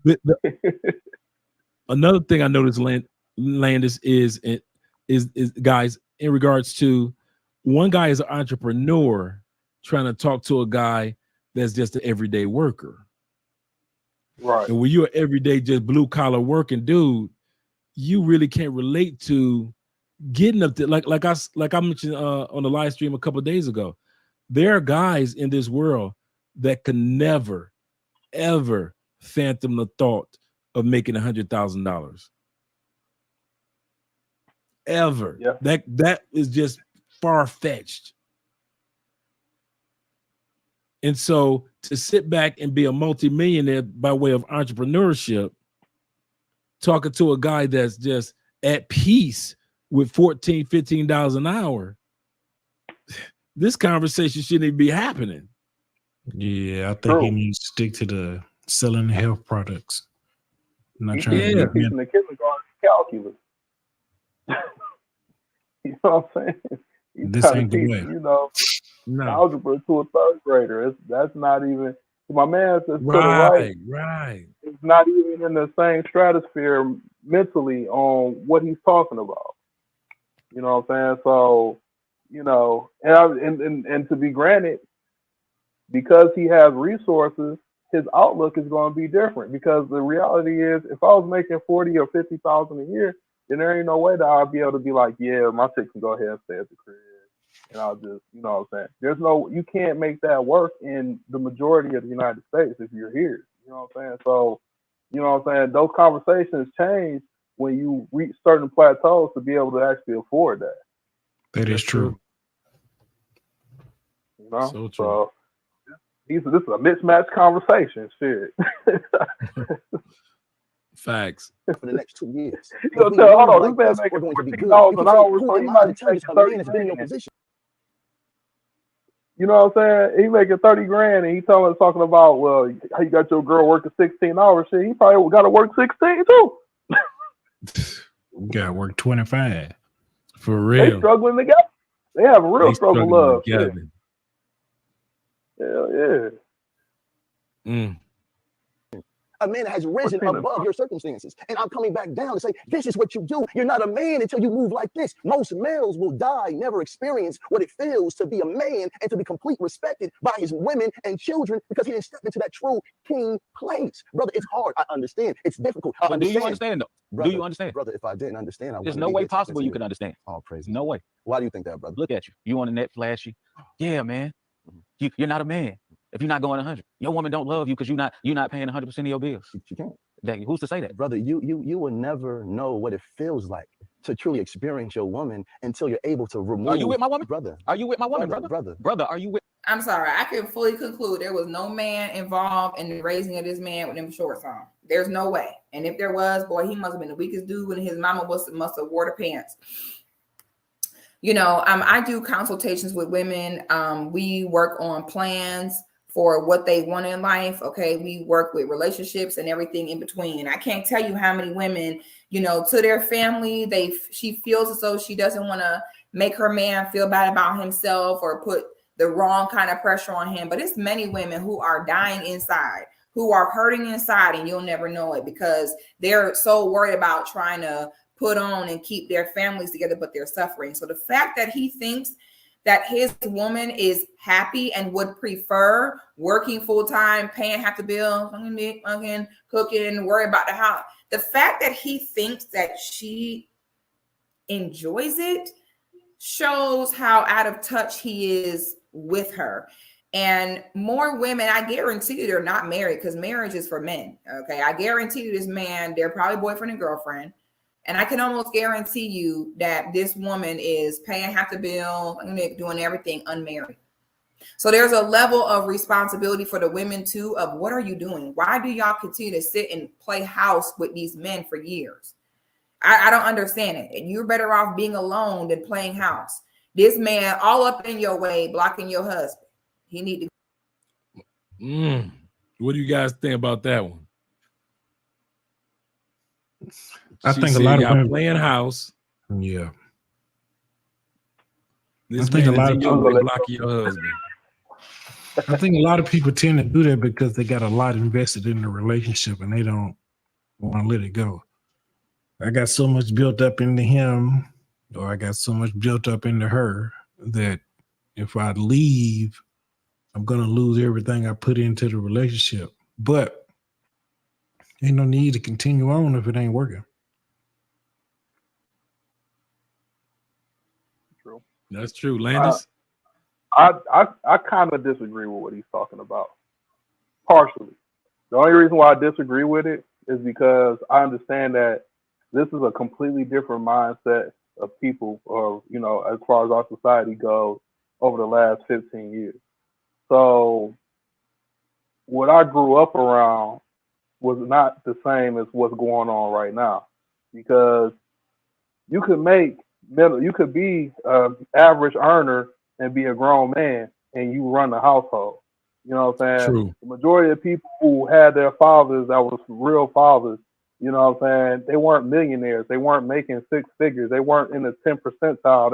They moms probably had a little job. They might not have been having to work as much as their dad did, but they helped out a little bit. So for this man to tell this guy, your woman won't respect you unless she got to go to work, is like, hold on, bro. Your kids won't respect you if you listen. I grew up with my dad, and my dad, he had his ladies that he was with or whatever. Mhm. My dad made he made the medium average of pay or whatever. I always have nothing but respect for this man. So what he's saying is bullshit. But for today's age, the woman is different than what she was 20 years ago that we Right. have. So especially in our community. So for them, you just making the average. You know what I'm saying? It's a lot less respect for men now than it was 20 years ago. So they're partially, I have to say, I'll concede that part is right, especially for today, nowadays. But it also makes me have to think, like, so what is the benefit to this? You know what I'm saying? Like, you gonna bust your ass to make the top 10% for somebody who's gonna disrespect you to be able to not work? It's like I don't see the payoff. You know what I'm saying? Like, I just don't see it's almost like I don't see the point. And also, let me also throw this out here. They even mentioned this where they were talking about, for black folks, blah, blah, blah, blah, blah. It's different for white people or whatever. Well, if that's the case, then brothers shouldn't even deal with this. They should just go and date outside their race and not deal with this type of shit. You know what I'm saying? If you're gonna get more respect, or you're gonna be able to work with each other to accomplish more goals. You know what I'm saying? As opposed to if you know what I'm saying? I'm just talking about for the general. You know what I'm saying? Because everybody's not Right. going to be a top percent earner. You know what I'm saying? The majority are going to make average, and they girl gonna make something around average, and they're gonna be able to manage their bills and say, okay, we're gonna acquire homes, we're gonna acquire things that we need for our children. So if you're not gonna be able to get that in the community side, it's like it almost was like basically telling you got to go about your business. That's what I took from it. I would, let me put it like this, and I'm going to be quick because I want to continue on with the video. Sometimes we do, as males and females, we do get each other's way. We meet each other in our lives at the wrong time, and we don't want to admit that, and we let 4 or 5 years go by, 6 years go by, but we met each other initially at the wrong time in life. She wasn't ready for no full-time situation. I wasn't ready for no full-time, but we were good people around and for each other. And then as years go by, I've seen guys that blew up, replaced the woman that they with, Steve Harvey, blew up a little more and replaced that woman, Steve Harvey. because and I'm gonna say in all sincerity that dudes don't want to admit certain women are only good for certain levels. That's true. Certain women are only good for when you broke, that certain one, when you all hood, that's the one but you can't take hood to the golf course. You can't take hood on your bowling team. You can't take hood to the family fundraiser. You can't do stuff like that. Teacher of the year fundraisers, political events. You can't take her to you see what I'm saying? So a lot of dudes don't want to admit that the woman that you got right now is for the level that you're on right now. And as you progress, you may only, let's even flip it. You may be only good for her on the level that she's on right now. You and your $15 an hour, cool. But soon as she goes to school, soon as she starts that she gets a raise because she's working them 16-hour jobs, bruh, all of a sudden you obsolete because she no longer needs a 15-hour dude. She needs a dude on a whole nother level. Yeah. And he said, Dre, that you're bringing class into it. This is a deep dive, yet true, but it happens. When I first saw this video on Obsidians, I paused Obsidian show. Me and Andrea sat down, we talked about it. And Andrea said, she said, after being with you and your manhood and how you carry yourself as a man, she said, I could never go back to certain behaviors that I was with when I was 20 years old. She said, well, you know, when you're young, you kind of like have a young mindset. You got a young dude, y'all just doing crazy things. She said, but now that you're with a man, she said, if it didn't work out between us, I'm still looking for a man. Mm-hmm. She said, whether it be local, whether it be international, but she said, I'm accustomed now to the lifestyle of being with a true man. So it is when it comes to the ladies in the States. Some ladies are going to leave you guys, man. If you ain't a guy that's progressive and you only a 14-hour dude, is she cool with you for the first 4 years? But if you still only making 14 hours an hour in year 7, you might be able to get replaced. You ain't coming to, you be getting benched by the coach. What do you guys think about what I just said? I mean, especially if you're not trying to grow. Like, after so long, you're not showing any growth. She's going to either get tired of your stagnation or she's going to evolve past you. Right. And I do, as an ex-college recruiter, I've seen it. Did you know this? One of the number one reasons why women drop out of college is because, and I've seen it 100 times, their husbands or boyfriends are so insecure and they are so much in love with this dude, they leave their education. So that's why you have so many women with college debt that didn't finish off college. One of the number one reasons was dudes were so insecure that if she got her education, start making more money, she would leave me because we've been together. She was with me for 5 years with my broke ass. Now she's ready for the next level of life and she about to leave me. And a lot of dudes will nip that in the bud. You can't go back to class. If you go back to class, I'm leaving you. And all of a sudden I had female students that would let me know the story. I didn't know it in the beginning, but as time went on, this is what many students told me. My husband doesn't want me to go to school. My boyfriend doesn't want me to go to school. He feels that, and the other one was they felt like their girlfriends or their wives would meet somebody in school on their educational level. So as the girlfriend is progressing or wife is progressing to get an education, they would see, shout out to Charles, they would think that the girlfriend would meet somebody in class that was going up to the next level of life. Here you go, only $14, $15 an hour. The guys would imagine this mystical guy come along and take your woman away and they live happily ever after. So dudes would say no, because you're going to meet somebody in class and you're going to leave me. I kid you not, dude. It will amaze you how many women have dropped out of school because of the insecurity of men. I can believe it. Yeah. Yeah. I can definitely believe. Shout out to Charles in the building. Let's hear what you have to say, Charles. I'm just here so I don't get fined.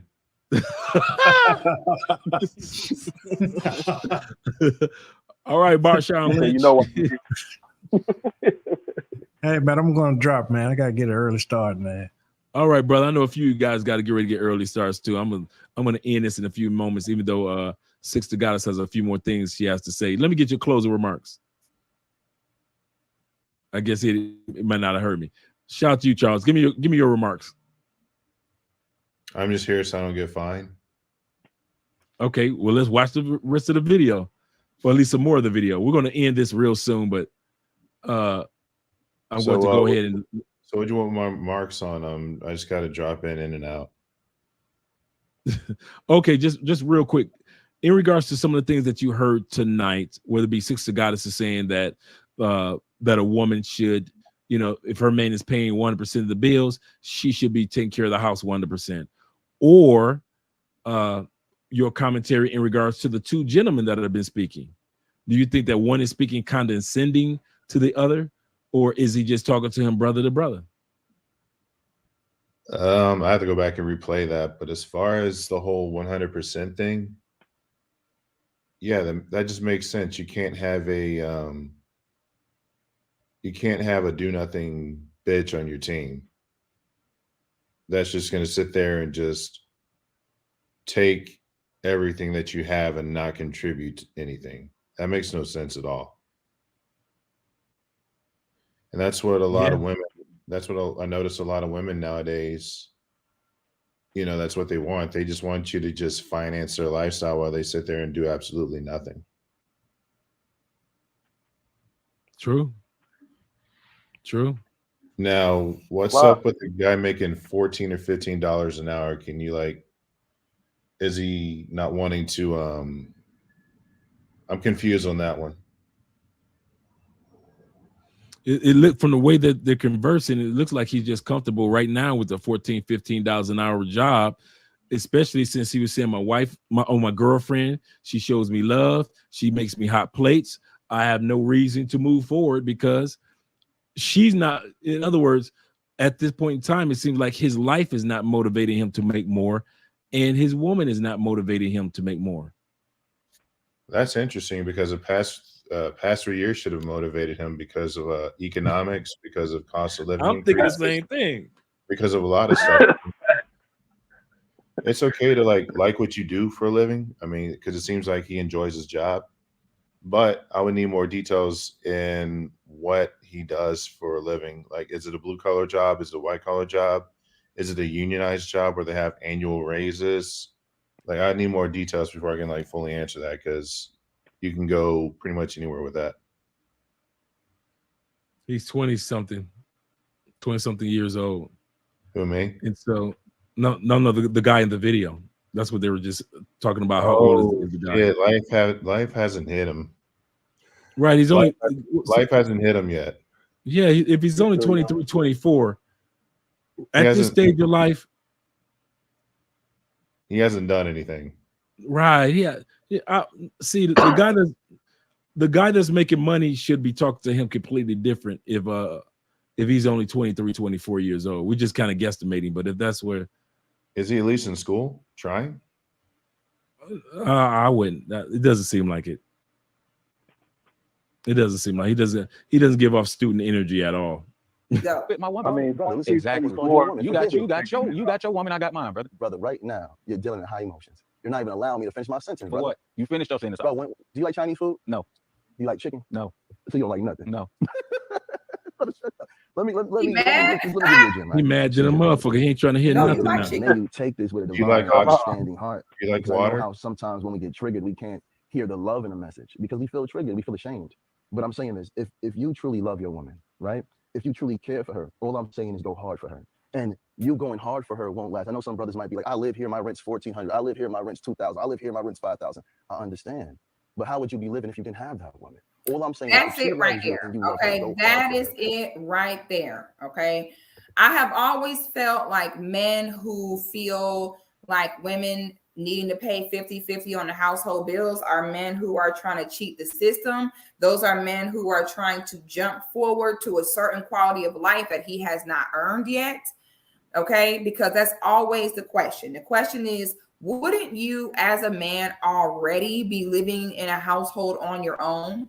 That's my philosophy is the man covers the household bills. To me, if the woman has extra expenses, like, certain self-care expenses or bills that only benefit her, like her car or her phone or something like that, I can see women carrying their own expenses, but the household expenses should definitely be covered by the man. And ideally, all the expenses should be carried by the man, but at the very least, the household expenses, because I would assume that as a grown adult male, you already had your own home.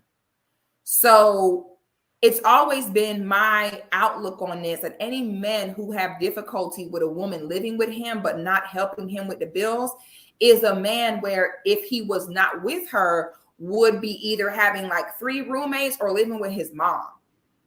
Because if you already have your own home, why would you now charge me as the woman to come in and make the home better? Because you're not my wife. That's why. Say it You're again, on Charles. trial. You're on a trial period. So she If got to you want- pay. if She you got want- if she you want got to the pay promotion, until. If you want the promotion, you got to do the work.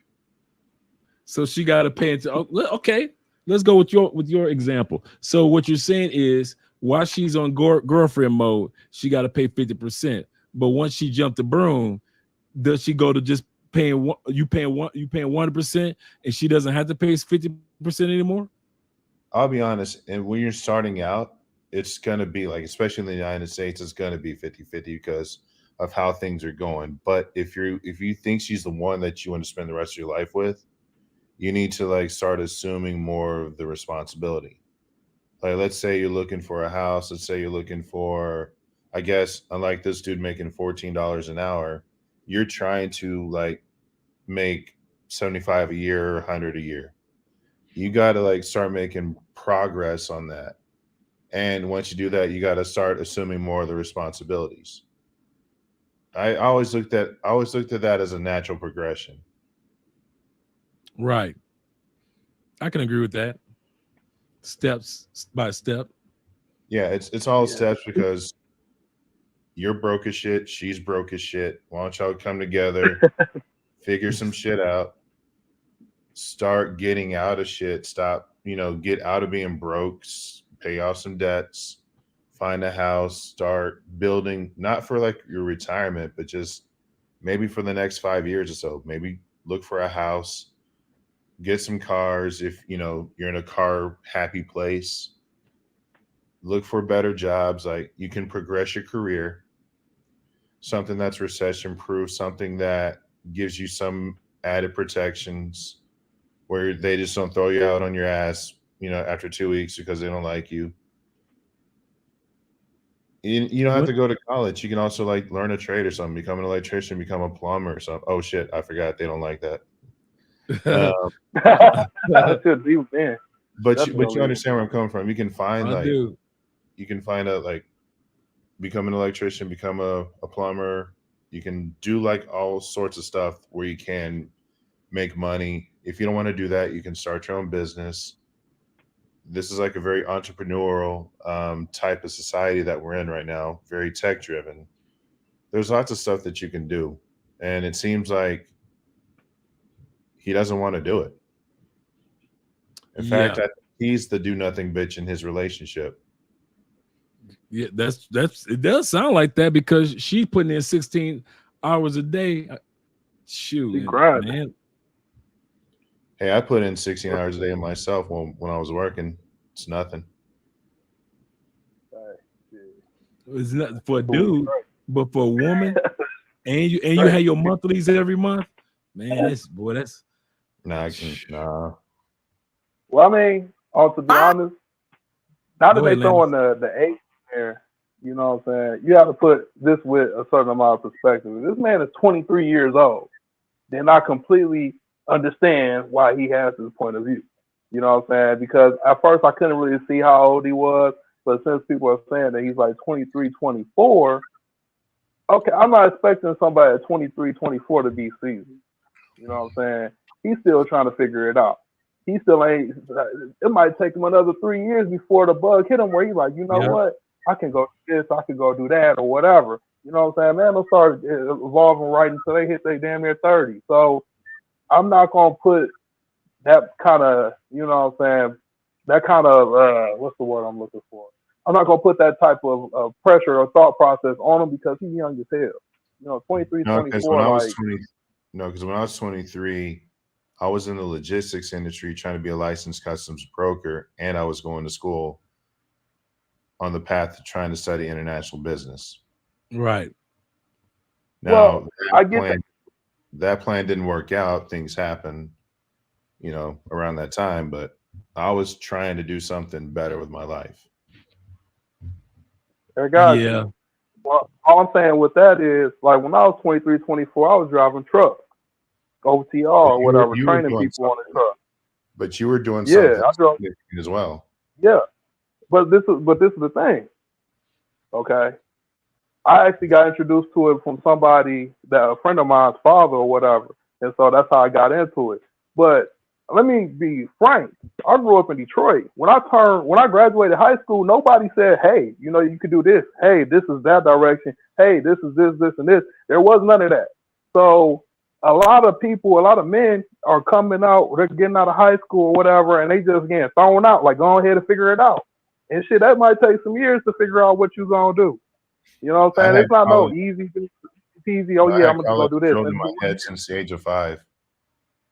So I You already said knew what I was happened now? in college. You said what now? My fault. I I didn't hear said you. I had college drilled in my head at the age of 5. Yeah. So I already knew after high school I was going to college. Like when I was, my mom was taking community college club courses in the Dallas college system, and I was going with her. So I was already exposed to that campus lifestyle at a very young Gotcha. age. I could have went So to school. I didn't want to do it because I looked at how much tuition was, and I thought about it like, man, I'm gonna owe like 40, 50 grand at the end of this. And I remember I went on a college tour, and we talked to college kids at U of M Uh-huh. Dearborn. And I remember they talking about they were about to graduate, they were finishing up or whatever, whatever. And I was like, oh, okay. So I asked them questions that most high school kids don't ask. I was like, how much is your school cost? It was like, it's like 40 some thousand. Then I was like, okay, what job are you going to get once you get finished? And what I heard from like 6 people was, hopefully maybe I could do this and make 40, or hopefully I could do this. And I was like, all I thought to myself, I was like 16 hearing this, and I was like, it sounds like a money grab. That's what I kept Mhm. thinking. Was this a money grab? I was like, if it's not a skill, I realized this as even when I was young. Like, if it's not a super skill, then I ain't really trying to do it. That's why I ended up going to truck driving. You know what I'm saying? which is But actually good. I mean, looking back in some parts of my life, I wish I had, because I had my CDL too. I wish I had done that earlier. But as far as college is concerned, with like when you went to that tour that campus, a lot of them were just looking for entry level jobs, and back then, degrees actually held some weight. Okay. That must mean it's They, time they for us to hold, go on to the video. yeah, they hold more weight back then than they do now. Like, Oh yeah. Oh yeah, that's so true. Let's go back to the video for a second, guys. If you're already paying everything yourself, already doing everything yourself, why would you then charge the woman rent to come in and give you in-house cat and feed you and clean up and be a companion to you and bring peace to you? That's wild to me. That wouldn't make no sense. That just mean the man just don't like you, because why are you charging her like you weren't already in here on your own anyway? And then you say, baby, look, I'm gonna go hard. You stay home. You nurture the children. You nurture the company. I'm gonna focus on bringing in this money. So if you're playing your position and she's playing her position, you won't be struggling for too long. And I'm coming from a place of love, but most men have never been loved by a man. What I'm hearing you say is overwork myself until I'm dead. I can't know. Most men have never been loved by a man if they're in a bar. I'm so glad that we are finally getting to the real root of the problem, because y'all just ran with the whole black woman chose government cheese over y'all argument. And I've because said y'all several did. times that is so Yes, they offensive to did. those of us who have fathers who was gone and heard our mothers wanting them to be involved, wanting their help, and they refused to. They made white women and made white women legal and put crack in the community, baby. They was gone. And I love that we have brothers now being more honest, that especially when it comes to the boomer generation, like the millennial men have made so much progress. And I think it's because most of them had no fathers and they've decided they won't do that with their children. But boy, them boomer parents, oh, most of them men was not there. And that's just what it is. So I love that we're finally being honest and saying, yeah, most men have not been loved by a man, because the first man that was supposed to love you should have been your father. So that explains why men cannot sit and have conflict resolution amongst each other, because even if a brother does try to handle it. She's right about that with us millennial men. You know, that's why me personally, I don't have kids right now because I know I'm not in a position to have them right now, because I don't want to mess up my kids through any generational trauma that I may have experienced or whatever. So she is right about that. And with the boomer parents, you know, you got to remember, a lot of them served in Vietnam, the Korean War. Not the Korean War, but definitely Vietnam. And the stuff I've heard about that war, those dudes were fucked up. So they came back over here, mistreated because of what happened over there. Their mental state was gone. So a lot of them did leave. Mm-hmm. So there are reasons why boomer parents are the way they are. I can say that. I have a question. Maybe you guys can answer it, because I've never got a good answer in regards to this. If I'm paying what, let's say my rent is $1,000 a month. Let's say $2,000 with the economy. My rent by myself, all my expenses are $2,000 a month, right? And then I have a female come in, right? And we're going 50-50. She putting in a thowee, I'm putting in a thowee. What the hell is most dudes doing with that extra thowee that you no longer are paying? Well, they're not probably making that extra 1,000. They're probably like, well, I don't have to work as hard because I have somebody to help me. You see what I'm saying? Where I'm going with that though? As much. But if I was in that situation, I had an extra $1,000, I'm throwing that into personally me, I'm throwing that into an investment account. Right. You would think, wouldn't you? But statistically, that ain't true. Or most dudes get that 50%. They cry and get that 50%. Don't forget your or, Charles. They cry for that 50%. So when they get to 50%, like, I ain't paying $2,000 no more. I got my little lady, she paying $1,000. I'm paying $1,000. I got this extra $1,000, and they buying Jordans and bullshit. Yeah, I was actually about to bring that up too, because you got to take into account, where's that extra $1,000 going to go? Because sometimes you thinking, okay, I can save this $1,000, I can invest it or whatever. But then you got other bills, you got other vices. You might eat good, you know, you might take her to get 48 oysters or whatever. And you're like, damn, where'd that extra $1,000 go? And then, you know, inflation may hit or something, and that 1,000 turns into $675. That's really gone. But it goes back to what I said at first. You're gonna probably either save it for a house or invest it or something if you're smart. If you're smart. Go ahead, Landis. I mean, if you got an in-house girlfriend or whatever, you're gonna spend money on going. Y'all gonna be going out to eat. You're gonna be buying miscellaneous. You know what I'm saying? So I don't see that as like, even if y'all going 50-50 or whatever, air quote, I don't think that you're gonna be like, well, I got 1,000 extra. Guarantee y'all gonna be. She's gonna be like, oh, let's go on a trip somewhere. Let's go over here. Let's do this or whatever, because she's gonna have an extra money too. Yeah, that's why I said the 48 oysters. Good point. Shout out to I don't Miss see that working out quite like that. You know what I'm saying? That's a good point. You're still paying dating costs compared to when you were single. You weren't dating anybody, so your 2,000 was literally 2,000. But now that you're dating somebody, that extra 1,000 that you thought that you could save is being eaten up by date nights and little short trips here and there. So I got you. Good point. A conflict with you in love, you can't receive it. You're too old to learn how to receive love from a man now when you're grown. It needs to be instilled from diapers. So I'm glad that we finally speaking the truth on majority of men who were not there.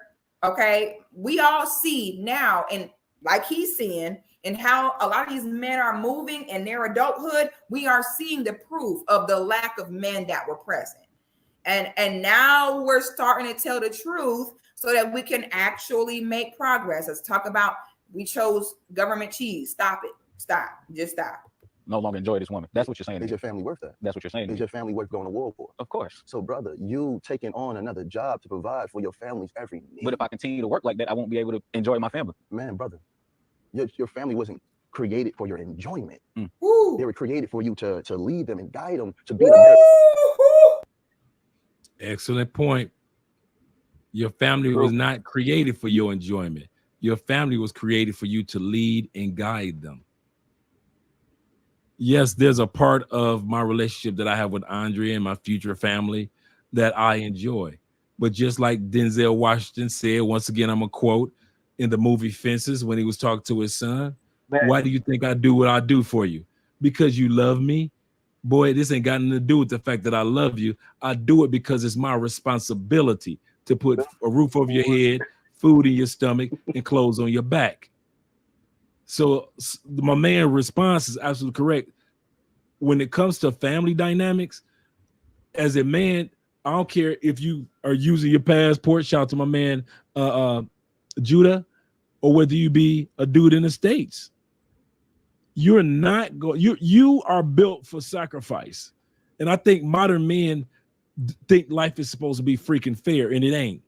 I'm built for sacrifice. I ain't got no problem. I acknowledge I'm built for the sacrifice of the family so so the family lineage continue on. Do I enjoy my family? Yes.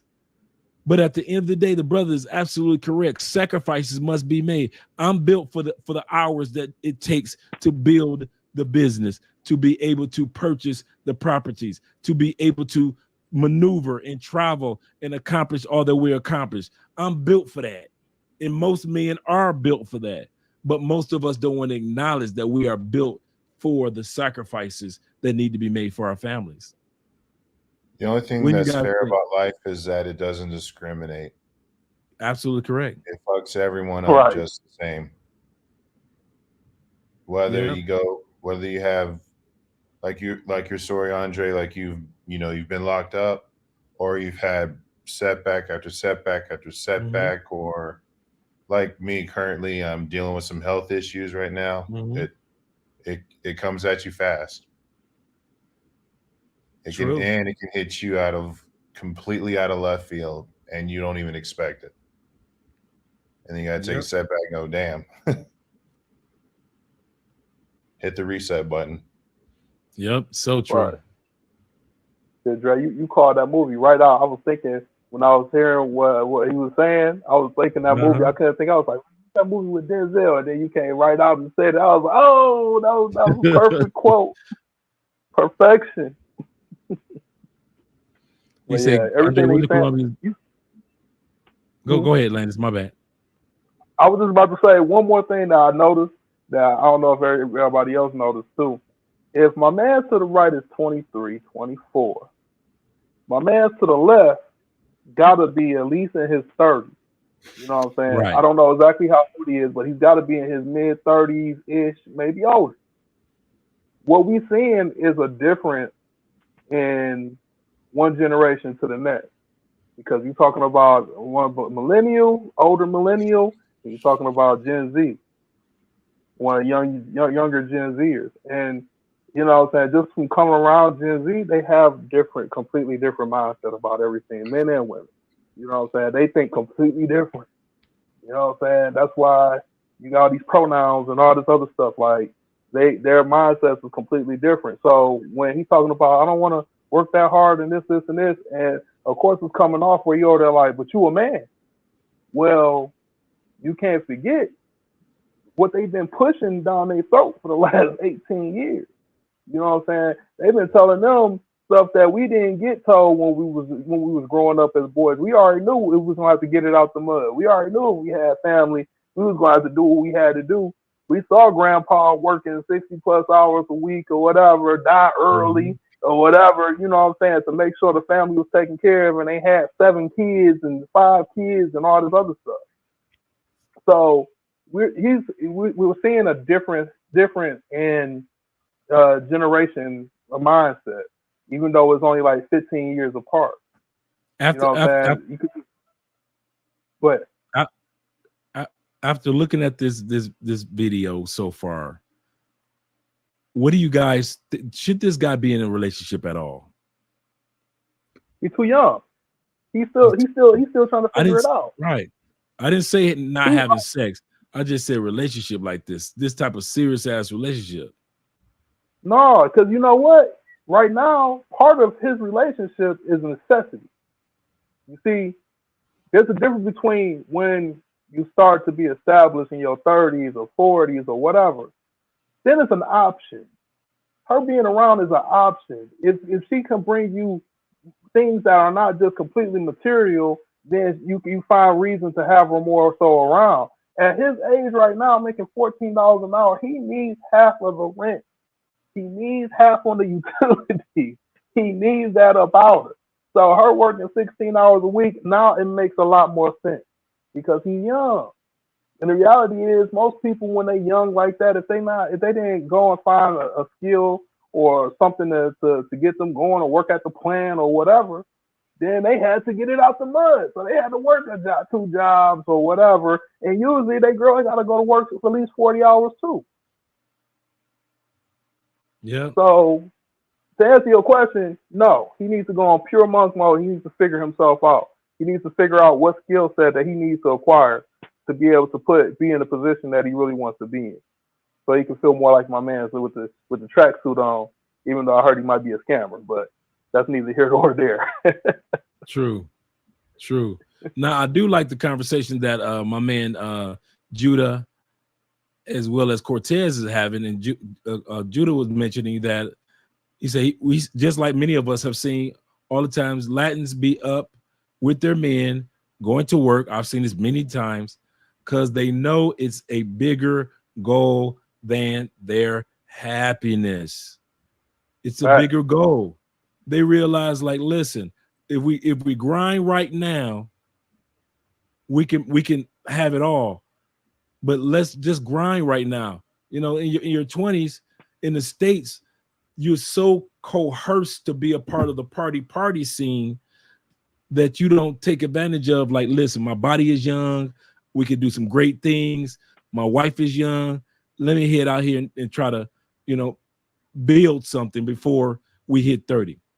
Judah said, I also saw that. He said, when I said that in Obsidian's chat, he said that the conversation was specifically about dating Black women. Well, not here. You can talk about any culture or race or country here. And you're absolutely correct. We see this all the time in the States among Latin population and also in other countries among the Latin population, that they have a tendency of realizing there's a bigger goal if we work together. I've seen it. Yeah. I've seen it in different Latin communities. The Argentines, they stick together. The Brazilians, they stick together. The Colombians, the Hondurans, the Salvadorians, the Mexicans, they all stick together. That's true. I like what Cortez says. He said, yeah, but most guys his age would hate monk mode. Yes, come on. I'm in my early 20s. My testosterone going. My brain hasn't developed. I'm 24. The brain doesn't stop developing until 25. I'm my boys out there smashing chicks, or they in the good relationships. I don't know how to let go. I haven't learned to let go of a relationship when I need to walk away from it. So I've been with her for 3 years. So all these things, when you take consideration, go ahead, Landis. No. I'm agreeing with you. Yeah. So you take all these things in consideration. That's why I went back and I said earlier that this conversation between these two men, apples and oranges. This young man, no fault of his own. He is not hearing anything that this brother is saying. I will bet this video was probably recorded a few days back. That brother is still hot when he got in his car. When you were 23, you were doing the same thing. Yeah. Because I remember I've had plenty of conversations with my elders at 23. you know, sometimes they couldn't tell me shit. Yep. Oh I man, you mean, don't know what you're hey, I'm talking not about. even gonna hold you up. When I was 23, I actually listened to anybody older than me telling me something. I actually was one of those dudes that listened. So I would have soaked up everything you would have been talking about. I wouldn't even got upset. I would have been listening like, okay. So, you know what I'm saying? I probably would have been asking deeper questions and shit. But to his credit, the way he framed some of this did come off kind of like, come on, bro. Like, I don't see how you a man if blah blah blah. You not a man. It's like, look, dog, stop virtual And that's why signaling, dog. it You wasn't know paying what I'm them attention. It's how you deliver the saying? message. Exactly. Yeah, the way he was delivering it, it was just like, all right, bro. You could have said that a lot better, like Dre was saying earlier. The way he could have Mhm. said or expressed what he was trying to say to this youngster, he could have got that across without saying, "Oh, you ain't no man," and blah blah blah blah blah. Because probably at 23, making $14 an hour, and they telling you get hearing all the time how you ain't shit if you making less than this, or you ain't making 100 grand and all this, and you cracking 30. You know what I'm saying? You already probably feel a certain type of way, like, damn, I'm not adequate at this point. You know what I'm saying? True. So somebody coming True. and telling you you ain't no man and all this other shit when you doing might be, I don't know if he's doing the best he can to get where he needs to be, but he's still trying to survive out here. So it's just the way he said that stuff was like, come on, bro. I was like, maybe it's just because they were doing this interview and it was on YouTube and it was, you know what I'm saying, to give a certain dynamic to the conversation. So maybe that was the situation.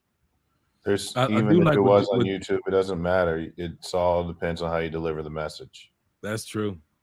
My man True. Judah said, he said, our women want to wait until the end of the race and then take us when she feels we're worthy of her. I remember I was dealing with an Afro-Colombian chick for a second. I mean a split second.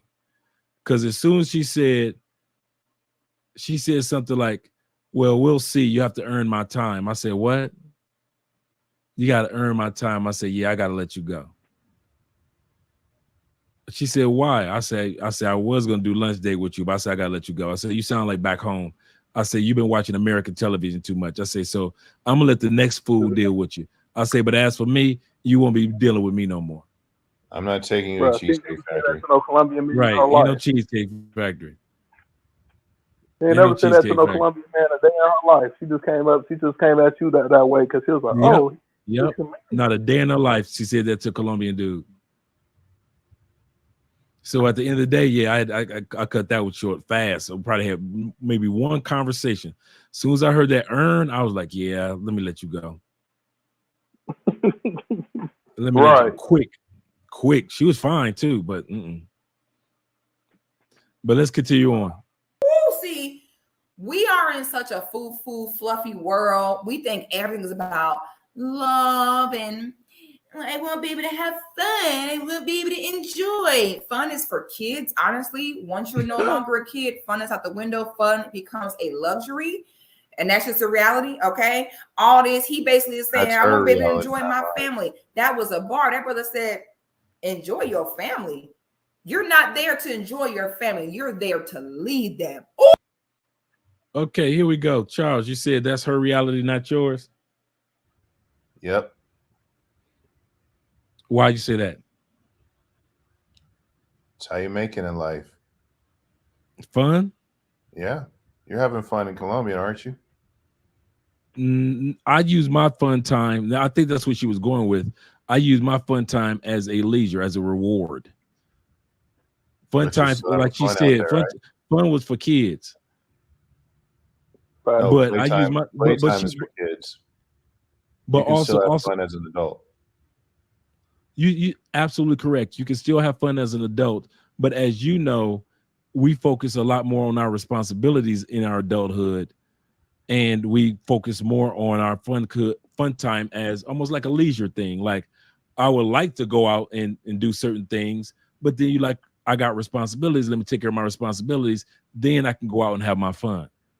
Or I my agree, or but my don't you live in a country that has like 19 holidays?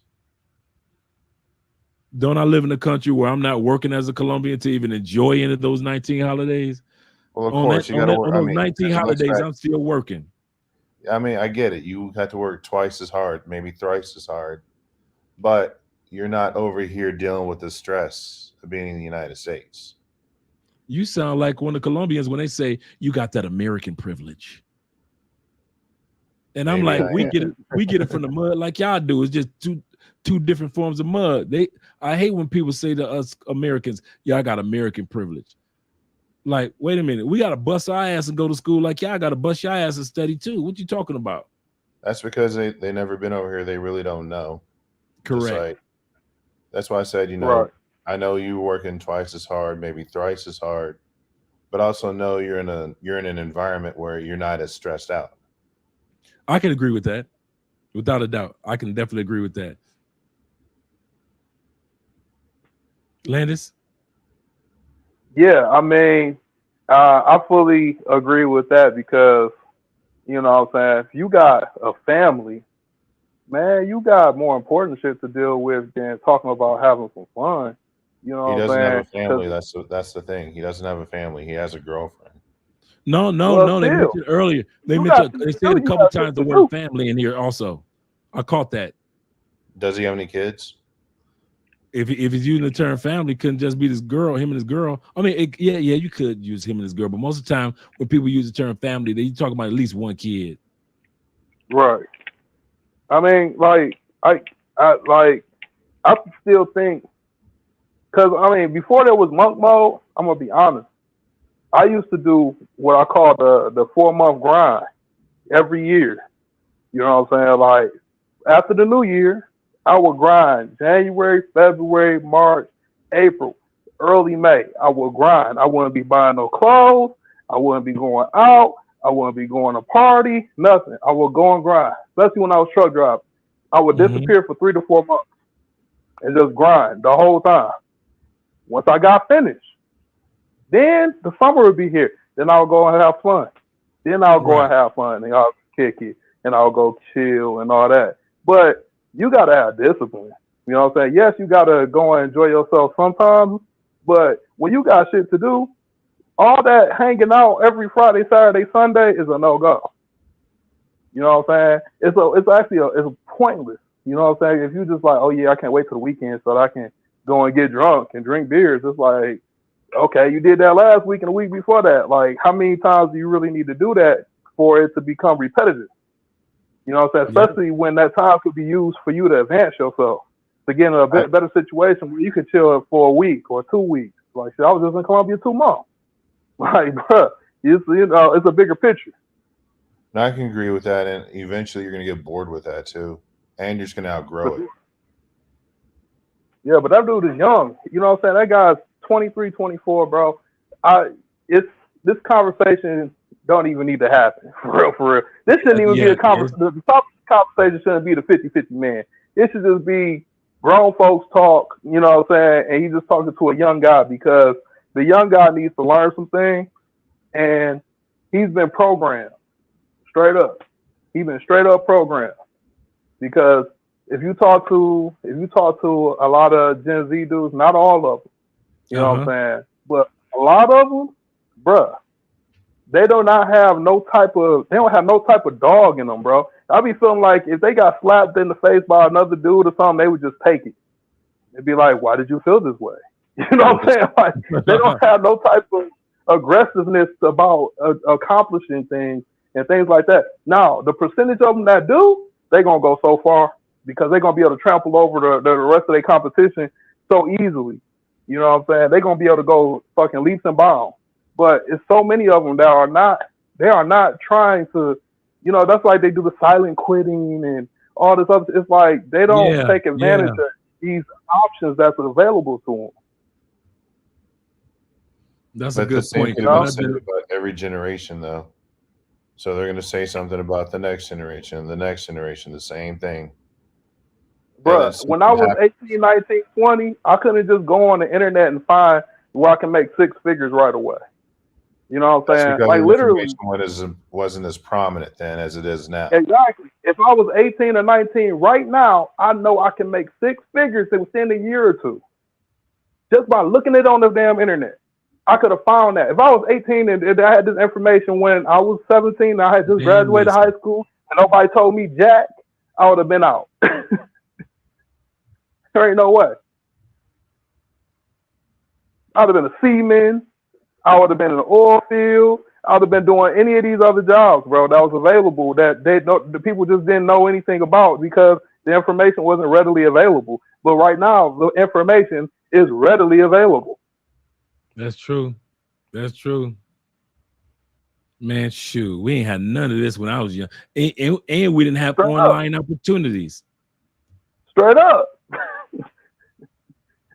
So Straight I up. feel where you're coming from. Yeah, you was 10 years before that, so it was even more scarce.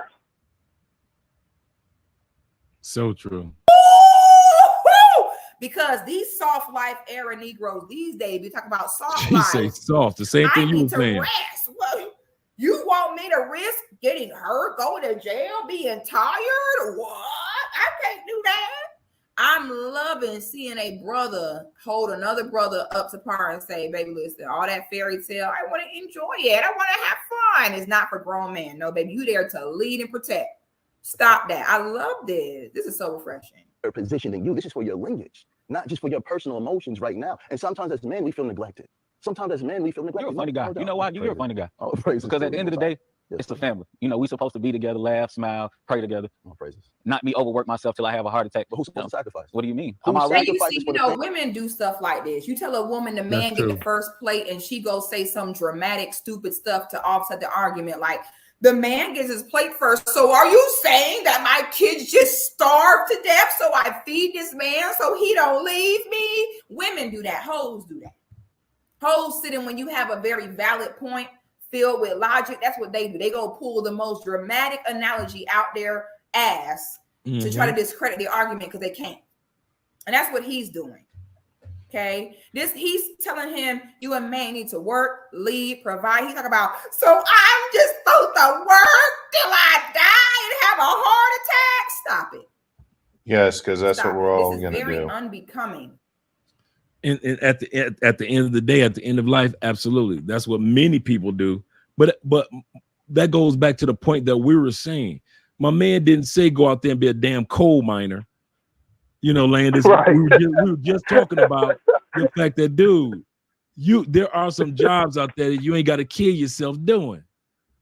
But to sit back and be like, I gotta go out there and sacrifice my life and die like you goddamn John Henry with a pick trying to go through the coal. Come on, man. Come on. Sometimes she's right. Sometimes brothers react the way their mama reacted with some extra shit. That shit was uncalled for. So I'm supposed to work until I die. Basically, yeah. All of us, whether it be 80, 90, we're gonna be in the middle working on something. So to sit back and go ahead. No, I'm listening. I was agreeing with you. I can't take man. I ain't gonna even lie. I'm so glad I'm Gen X. I'm fucking so glad that I was raised. Get it out the mud. Roll up your sleeve. Latchkey kid. You gonna learn today.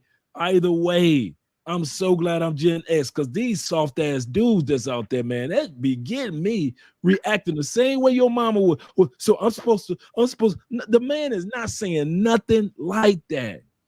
He just saying, bro, while you young, get your grind on, get your mind work, stay focused. Instead of hearing what he's saying, that dude, you in your 20s. If you just smashed chicks and wasn't in a serious relationship, just smashed and made your money, shit, by the time your little young ass hit 30, you have more than what you ever expected to have in life. But he can't hear that. He have to get rid of the He's crying like his mama taught him. You probably have to get another apartment. He ain't trying to do all that. Yeah, go over there, you know, backing up. Poor little manhood. Oh, Right. I'm supposed to work until I die. I'm not supposed to have any fun. You're supposed to have fun with your family. You nigga sound just like a little. The Bible said this. When I was a child, I spoke as a child. I understood as a child. But when I became a man, I put childish things away. There's a time to acknowledge. He's been talking about family should be fun, and I shouldn't have to work all these hours. And if I do, I'm working until I die. What? And it's the new generation of brothers that's walking over. Dude, y'all wonder why I ain't going back to the States no time too soon. These the same dudes that's too lazy to work, but they ain't too lazy to run up into Target, steal a bunch of stuff, and run out of Target. They ain't too lazy for that. But they too lazy to go out there and get another job to grind for a couple years, or to go to school while you're working and grind for a couple years. They too lazy to let that female go. If you can't afford to take care of that person and you just looking for them for fun, man, please. Y'all, man, I ain't gonna even lie. I knew it was gonna show his face. I knew this when I was incarcerated, when I saw all the dads in there that was incarcerated. And I kept thinking, I said, you know what? It's going to be a lot of gay sons popping up. And it's going to be a lot of soft sons popping up. But I did not know that masculinity was going to take a hit the way that it did in the United States. Because this new generation, some soft, sensitive motherfuckers. Super soft. It's not what you said. It's like, dude, you know how crazy my uncle talked to me? You know how crazy my granddad talked to me? Ruthless. Boy, you a man. Yo, get your ass over there and fix that, or let me show you how to change this tire. What the hell you talking about, boy? And I didn't feel like he's being mean. Oh, he about to show me how to change the tire. You got to worry about. I can understand when women say, it's not what you said, it's how you said it. Okay, women, sensitive. But this new generation of soft-ass men is how you said it. He ain't call you out your name. All he tried to tell you to do is positive stuff. And y'all too soft to take that? Oh, man, hell no. I'm Gen X. Yeah, hey, y'all know how I talk. I talk just like that dude. That's why you don't see no young dudes on this live stream, because it ain't no but grown-ass men talking grown-ass conversation. That's sincerely. All this you doing is not unbecoming. Keep it player. Like, you ain't keeping it player at all. It's not good. That dramatic stuff is, I don't like that. Women do that. Like, can we stay on the subject? This man is giving you valid points with examples. And instead of giving us some type of examples that actually prove your side of the story, everything is these dramatic comebacks that are very unbecoming. Family can strive, brother. I'm already sacrificing. What's that? What do you mean? 8 hours? While your woman is sacrificing 8 hours, coming home, having sex with you, cleaning, cooking, taking care of the children. I don't make my woman do anything that she does, brother. What you mean? You don't have to. It's in a woman to make sure that her man And if her she said, And see, this is where it all comes back to, whatever you allow in a man is what he will let continue. You know what I'm saying? People will sit and be burning you at the stake and say you were just looking to get and have a nice sauna visit if you don't tell them you didn't want that and that it was hurting you. So whoever is with this male should not be with him. Whoever this woman is with the brother in the shorts is a pick-me. Because this man has you suffering and doesn't even know it's an issue. He has convinced himself that as a little girl, you thought to yourself, when I grow up, I'm going to get married to a man that make the girlfriend of a man that make $14 an hour, and I'm going to work full time and come home me from the back. Then after he works his 8-hour shift, I'm going to make him some food and stuff. Please. But sis got him over here thinking he cool with it. Pick me, stand up. Say it with your chest. Like, stand up for yourself, sis. Fight back. if she didn't want to cook today, I'm gonna say, okay, that's fine. Okay, brother. So again, who are you? If she don't want to cook, you're gonna say that's fine. Then what? $14 an hour is barely gonna cover the rent. So I know you can't take out to eat. What you gonna do? Get takeout, especially these days. Every time you get takeout Tell me I'm not a man nowadays, you can expect to pay at least $50 these days. I ain't gonna hold you. Especially if you order some DoorDash, Uber Eats, you can expect a good $50. So I don't get if she didn't want to cook, she wouldn't have to. Shouldn't be. What you gonna eat? SpaghettiOs? Must be. Not going 100%. What do you consider a man? What do you mean? What is a man to you? A man that gets up, goes to work, Mhm. a woman that gives his woman what he can, provides for his family what he can.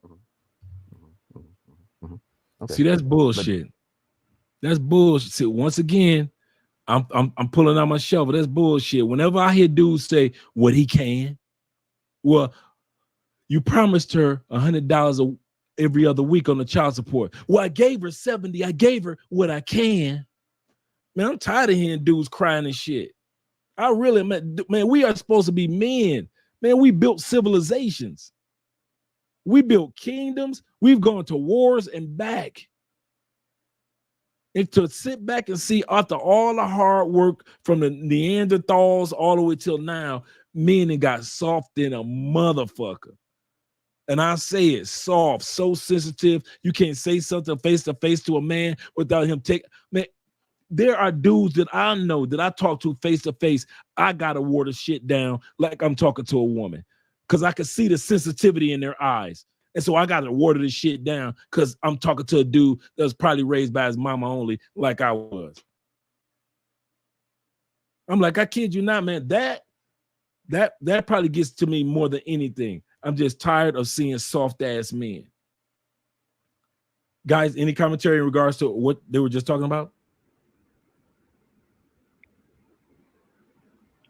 I fully agree with my man. I mean, what he's talking about is like, bruh, yeah, he's still young, dog. I'm a pin it on him being young.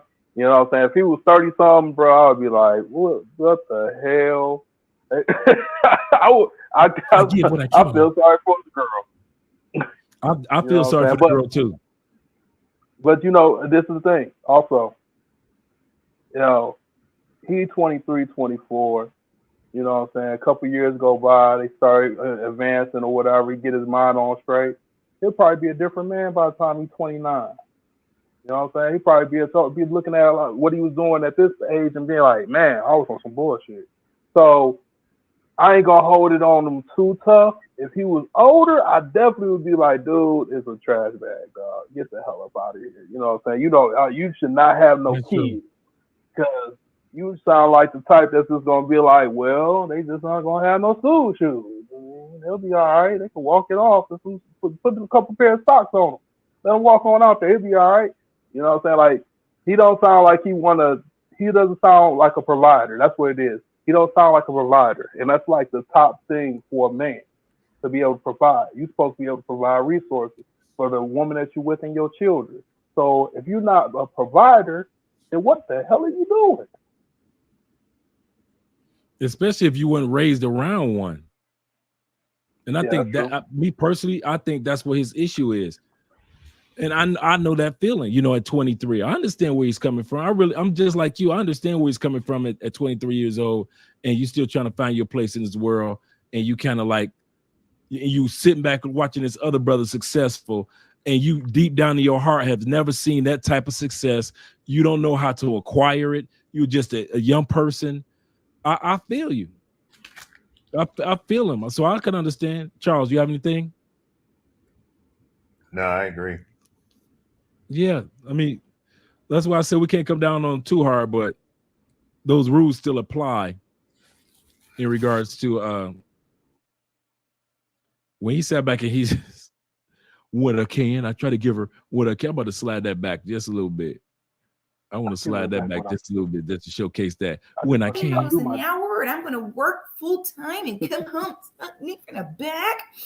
Then after he works his 8-hour shift, I'm going to make him some food and stuff. Please. But sis got him over here thinking he cool with it. You know, pick me, stand up. Say it with your chest. Like, stand up for yourself, sis. Fight back.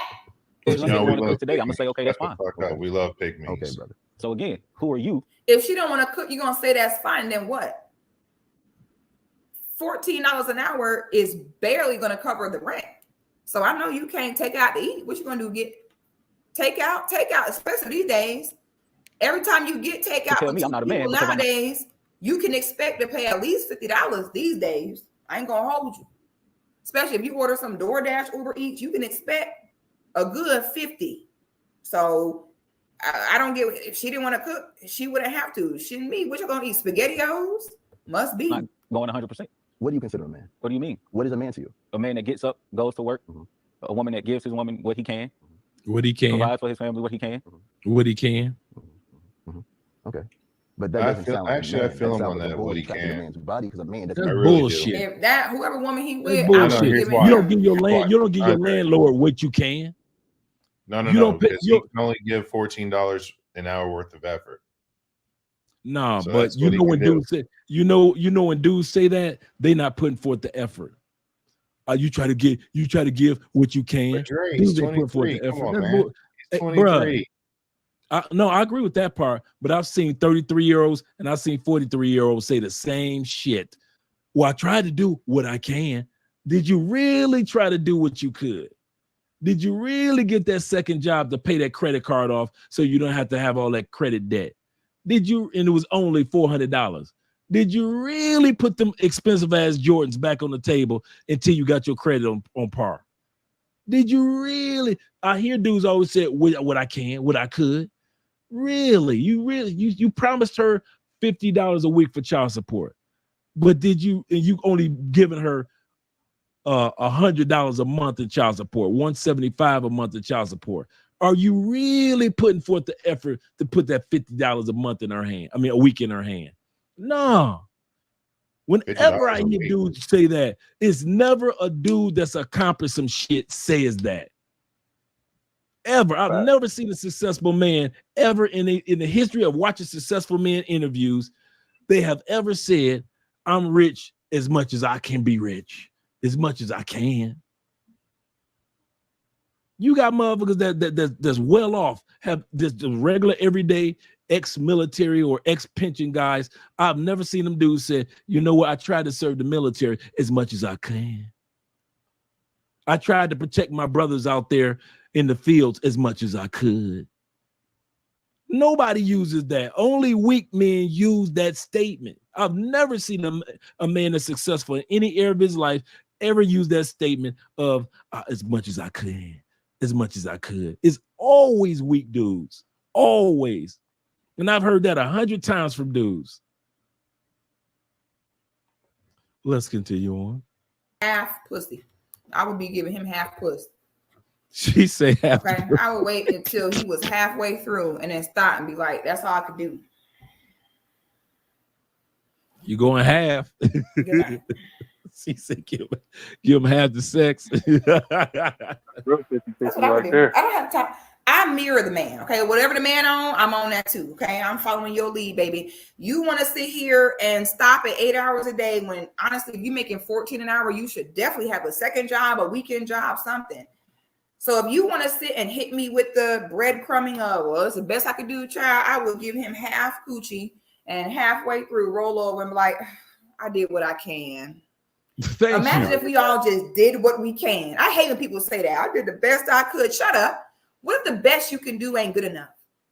What if the best you can do is not enough? What happens then? We need to stop with all that. A man Bill do what he still need to can. be Or paid. imagine if we all operated on doing what we can. God help us all. Make excuses. We don't do what we Where can. was We the do what we excuses want. at? We don't do what we Where can. were the We do what we want. excuses at, brother? We do not, brother. We do not do what we can. We do what we want. Well, we are a reflection of God, brother. Mm. A man is a reflection of God. Correct. A man does for his family what he wants. A man puts in real work. A man wakes up just to serve God and his family, brother. Let me ask you a question, brother. And for you to die for your family tired is a privilege. Let me ask you a question, brother. Yes, brother. When you get paid Oh, praises. and you paying 100%, what do you do for your That family? man said for you to die tired for your family is a privilege. Boy, there are so many bars in here, I'm in jail. Boy, there's so many bars in here, I'm in the feds at this point, my brother. Boy, if that would see that level of manhood, that sacrificial level of manhood is not a thing anymore. No. Okay, too many men are comparing. Well, what the woman get to do that? What do I get to do? It's too much.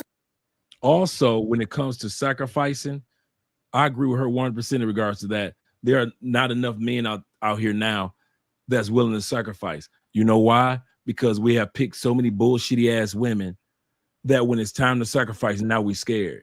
Now we shell shocked. Now we got PTSD when it comes to picking a woman, because you're like, if I'm out here sacrificing, making the world a better place, and I choose a Lori Harvey, or if I choose a Jada Pickett, it ain't worth all that. So let me Learn from half-ass your my life mistakes and choose because better next time. choose better next time. But a lot of dudes got that fear factor, man. They've been shell shocked. They scared. They scared to The only thing, I ain't hey, sacrificing like that for no female, for no hey, woman. sometimes you just got to face your fear. There's nothing to fear but fear itself.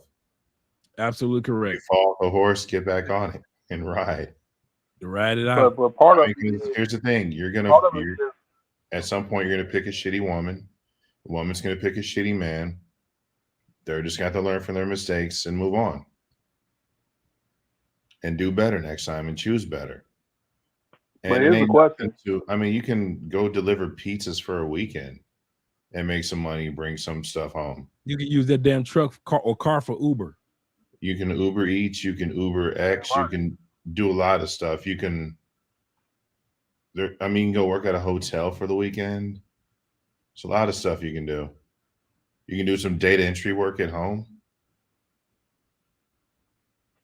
It's a I mean, lot. but the question is, it becomes this too. I feel my man's on that. You know what I'm saying? For your family, you're supposed to go hard in the paint. The question is, how many of Absolutely. these women? The question is, how many of these women? Let's keep it in the community because that's what they're talking about, at least on the stream. How many women in that community are worth doing that for? And that's the mistake that men are making. We are so I'm coming back to your comment, Cortez. We are so shell shocked because of the choice of women that we chose at whatever stage of life that we think that if I grind and I bust my ass, I'm gonna end up with a Jada Pickett. I know it because I was choosing Jada Pickett when I was 21. I chose a Jada Pickett when I was 27. I chose a Jada Pickett when I was 31. And so So you have a now, type. You like now Jada you're Pinkett. so fucking shell shocked that you think that every woman or most women are out to get you or hustle you with the, and so dudes don't want to acknowledge the fact that They have a type. many times we pick the wrong women for the wrong stage of life. They have a type. They have a Yes, type. I knew that when at my early 20s, hey, y'all just good for fucking. I'm just good for fucking, you just good for fucking. So I knew that ain't no getting all serious and wrapped up in none of these in my early 20s. Did I like them? Did I have my little cute girlfriends and all that? Yeah, I had all that, but I knew not to take it like life-changing serious. A lot of dudes sit back in their early 20s and sit back, act like they 44 years old, but you ain't making 44-year-old man money. And you ain't got 41-year-old man mindset and discipline with economics of a 44-year-old man. You only 24 years old. And so at the end of the day, a lot of times things don't work out, but we try to put the blame on the ladies. But what about the ladies though, Dre? Yeah, I'm with you on the ladies, but y'all keep fucking them and making them. Perfect example. And I'm gonna let you guys talk. You know how we always talk about when guys come down here to South America and try to make pros into housewives? You know where they got it from? The same behavior in the States. Dudes try to make party girls or hood chicks into housewives. And it never works. It doesn't work in South America and it doesn't work in North America. But then we get frustrated and get shell shocked and think that most women in the United States, they're against me. And they're gonna, if I do something of sacrificial, saying that I would give my life for my family. Oh, I'm not gonna, you're a simp. Man, when I got married, I knew the male responsibility is to protect this woman with all my being. Once we have kids, it's my job to protect, to provide, and problem solve for this family with all my being. All my being. Andrea and my kids focusing on economics is the last motherfucking resort. The buck stops with Andre. I'm old school, man. I ain't one of them bitch-made young dudes. Let them young dudes be bitches. As for us that are Gen Xers and beyond, we know better. We know better. You was raised better. At the end of the day, hell yeah, you're supposed to be willing to be the last line of defense for the family. because that's how we were raised as men. Even those of us that didn't have males in our house knew this.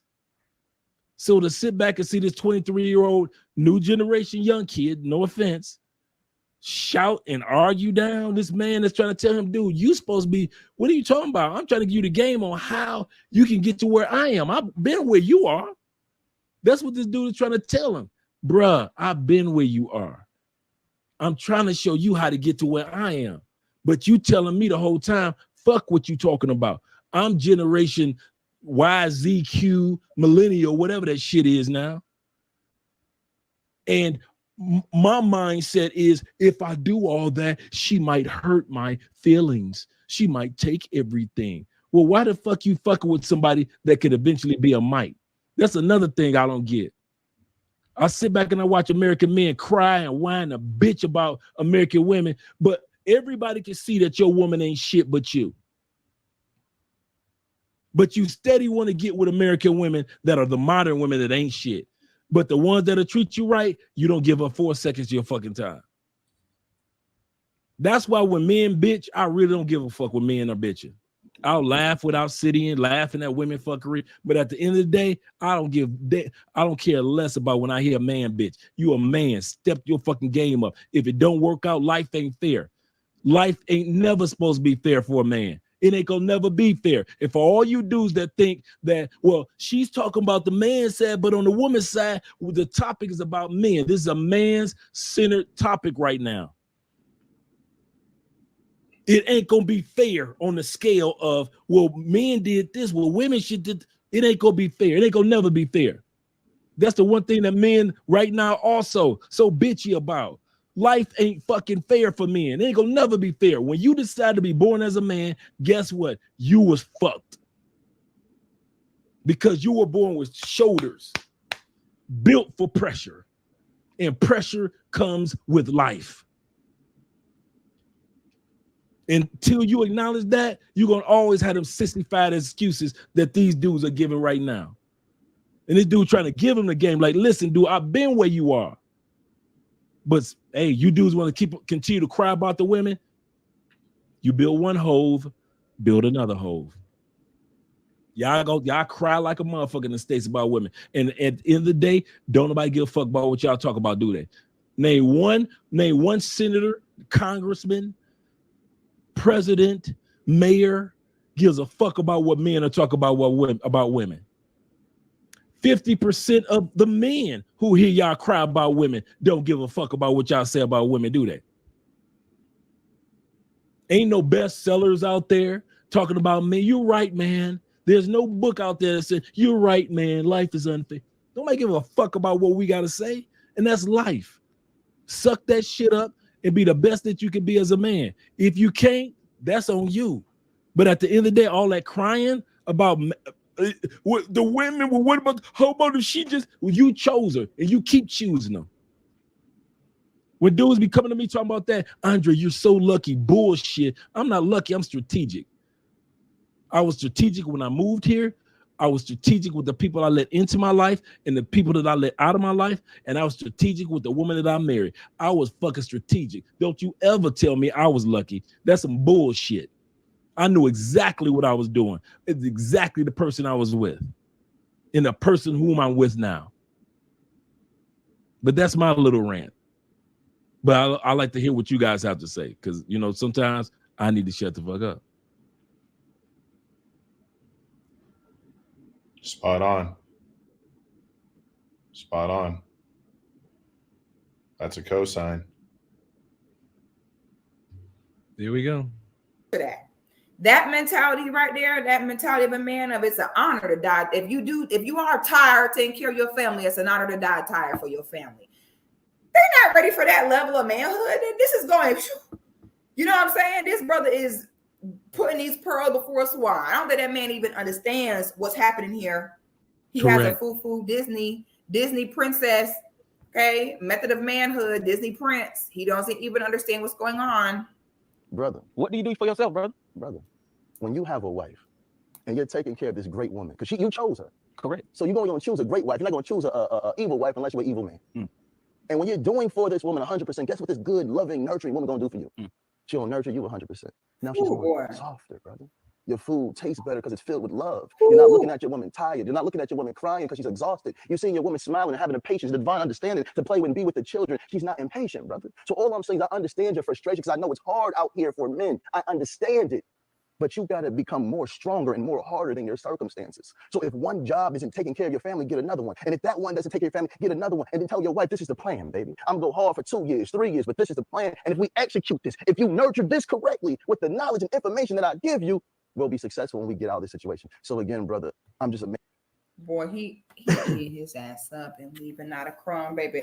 When a man sits you down and look at you and he's like, okay, listen, baby, this is the plan, all right? We're gonna do this on this day, all right, by this month, we're gonna go here, we're gonna do that, okay, so in this month, we're gonna go ahead and we're gonna start getting, when a man sit down and give you a plan like that, all you can do as a woman is melt inside. A lot of dudes bitch about women, but they never gave them a plan for direction. Andrea knows on a regular basis, I'll sit her down, pen, paper, and pad, and let her know what the game plan is for the up and coming 6 months, year, 5-year plan. If anything needs to alter, I'll sit her down and let her know we're going in this direction instead of that direction. Most dudes can't even tell you when the last time they ever sat their woman down at the kitchen table and really had a conversation about something that he was trying to accomplish. Babe, I'm trying to get this book written. So since I'm trying to write this book, I need you to do me a favor. For the next 5 weekends, I need for you to really watch the kids for me. I need for you to sit back and watch because I can't do both, babe. Write this book and on the weekends, and at the same time, take care of the lawn, and at the same time, focus on fixing your oil in your car, and at the same time, take care of the kids. I'll take care of the other stuff, baby, but I need for you for at least 5 weekends to really take care of the kids for me. Most dudes don't do that. Most dudes don't do that. They'll tell their woman that I'm tired and I need to go to a football game, about to hang out with my dudes. They'll tell them about some fun shit before they tell their woman about a game plan. Most dudes do not do that.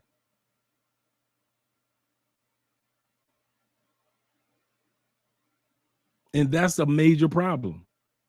Major problem. Let's get ready to wrap this video up, the last part of it. Let's get ready to wrap it up.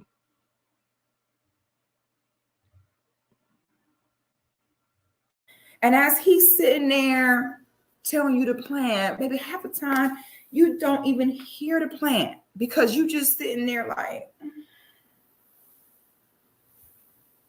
what else? Let's pause this for a minute. He said, ask Jeff Bezos' wife, Dr. Dre's wife, Kim Kardashian's father. Now, I don't understand where he's coming from with that, but let's talk about these ladies. Jeff Bezos' wife was with him long enough to where he became multi billionaire. I think she did her part while he was in that goddamn garage selling books. Dr. Dre. I think that while Dr. Dre was in the studio and running around doing his shit with Death Row, she was taking care of the family, doing what she needed to do. Yeah. 20-something years. Yeah. She put in the work 20-something years of marriage, not girlfriendage, marriage. Kim Kardashian's father. Same shit. Same shit. Some of these women, sometimes, let's put it like this. Let's say the last 5 years of each one of their, or 10 years of each one of their 20-something marriages were horrible. You don't think sometime a woman that dug the trenches with your ass long enough to where if it don't work out, she still get looked. Let's say with me and Andrea, I'm going to put it like this. Fuck them celebrities. I'll put it like this. Let's say me and Andrea, it don't work out. You think Andre ain't dug enough trenches in this marriage to where when we separate, she haven't already put herself in a position where she gets a substantial amount of money? What? She gets parts of the properties? Just because the last 5 years might have been fucked or the last 10 years of the marriage is fucked, but she put in the trenches work. You don't think Jeff Bezos' wife was in the trenches with his ass? In that goddamn the garage all them years?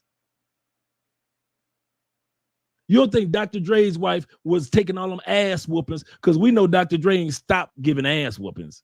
Let's be real. You think Dr. Dre's wife ain't stop giving ass whooping? You think that women that sometimes go through the trenches with us, and then in the end, when shit don't work out, we want to act all bitchy and forget about the trench moments when they was with us?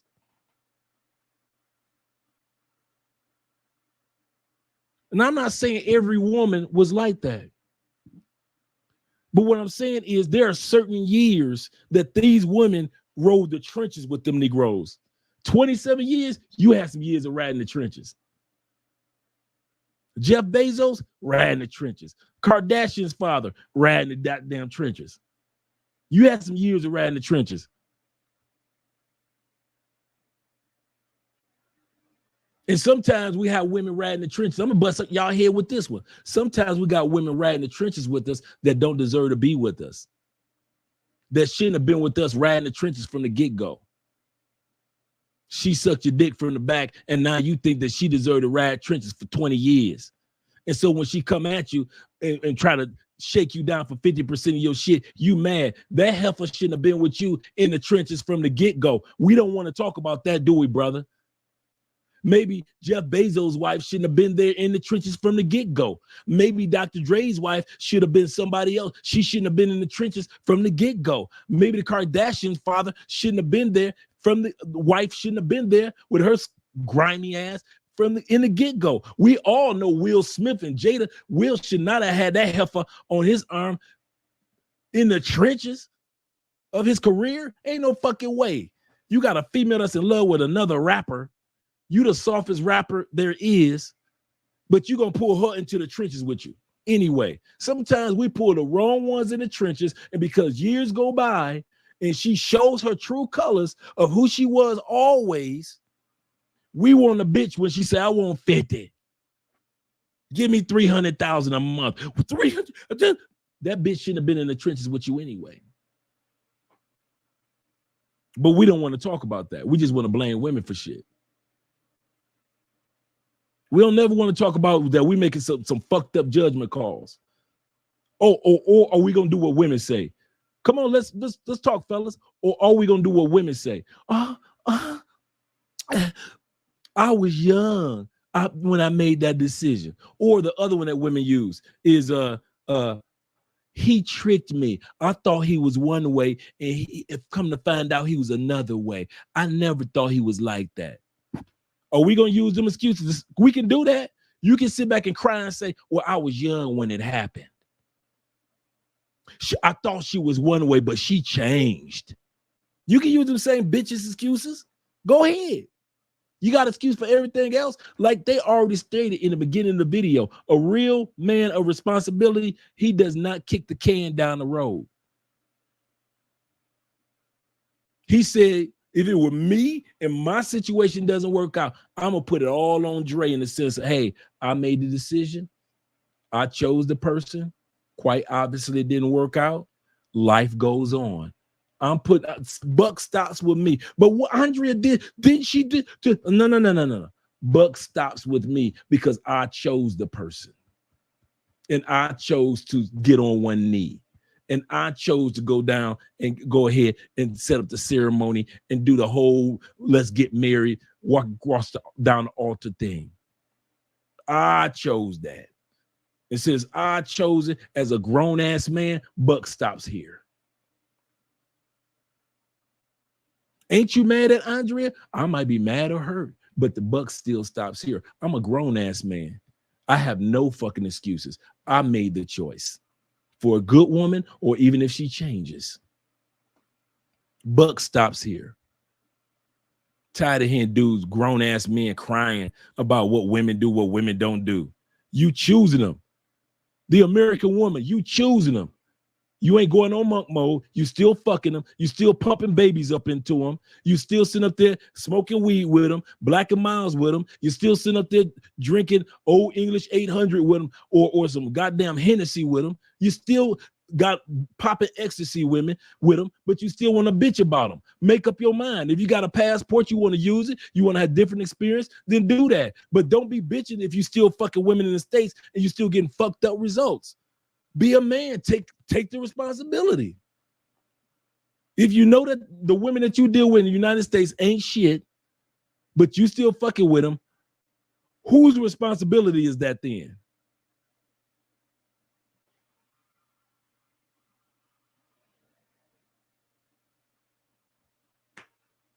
In my closing remarks, that's it. Let me hear what you have to say, Charles, in closing. I got nothing, man. I mean, I'm just tired. Me too. But I'm tired too. I think, I mean, we just got to take into consideration that he's young and life hasn't really hit him yet. True. But I think once it does, he'll be all right. I mean, I think so too. I think this conversation. Go ahead. I'm sorry. No, I'm just saying, the conversation is what it is. I remember when I said, the way you deliver the message, it's how he receives it, if he's going to listen or not. He may not be listening now, but I guarantee you there's some things that's going to resonate with him. And when life does inevitably smack him upside his head, he's going to recall this conversation and he'll be all right. That's what I was thinking. That's exactly what I was thinking. You say something to us as men in front of us, and sometimes it takes us to have a few years of quiet time to really let that resonate. Mm-hmm. Once it does, I mean, these are lessons he'll carry for the rest of his life. Mm-hmm. And as far as Dr. Dre's wife, Jeff Bezos' wife, or whatever, guys, they fucking deserved it. They deserve their payoff. I mean, you got to stop being afraid. It's going to happen. I mean, it's not going to happen, but it might happen. And if it does, you just got to say, you know what? That's a severance package, charges to the game, and rebuild. You can't be so afraid of losing, because if you do, you're just going to attract what you fear. That's true. Landis? I agree with what you're saying, Dre, wholeheartedly. I think a big problem that men have, especially in the States, is most men don't vet women. Because there's such a disadvantage with, oh, she's pretty, blah, blah, blah, she has options and all this other shit, and they don't have leverage themselves.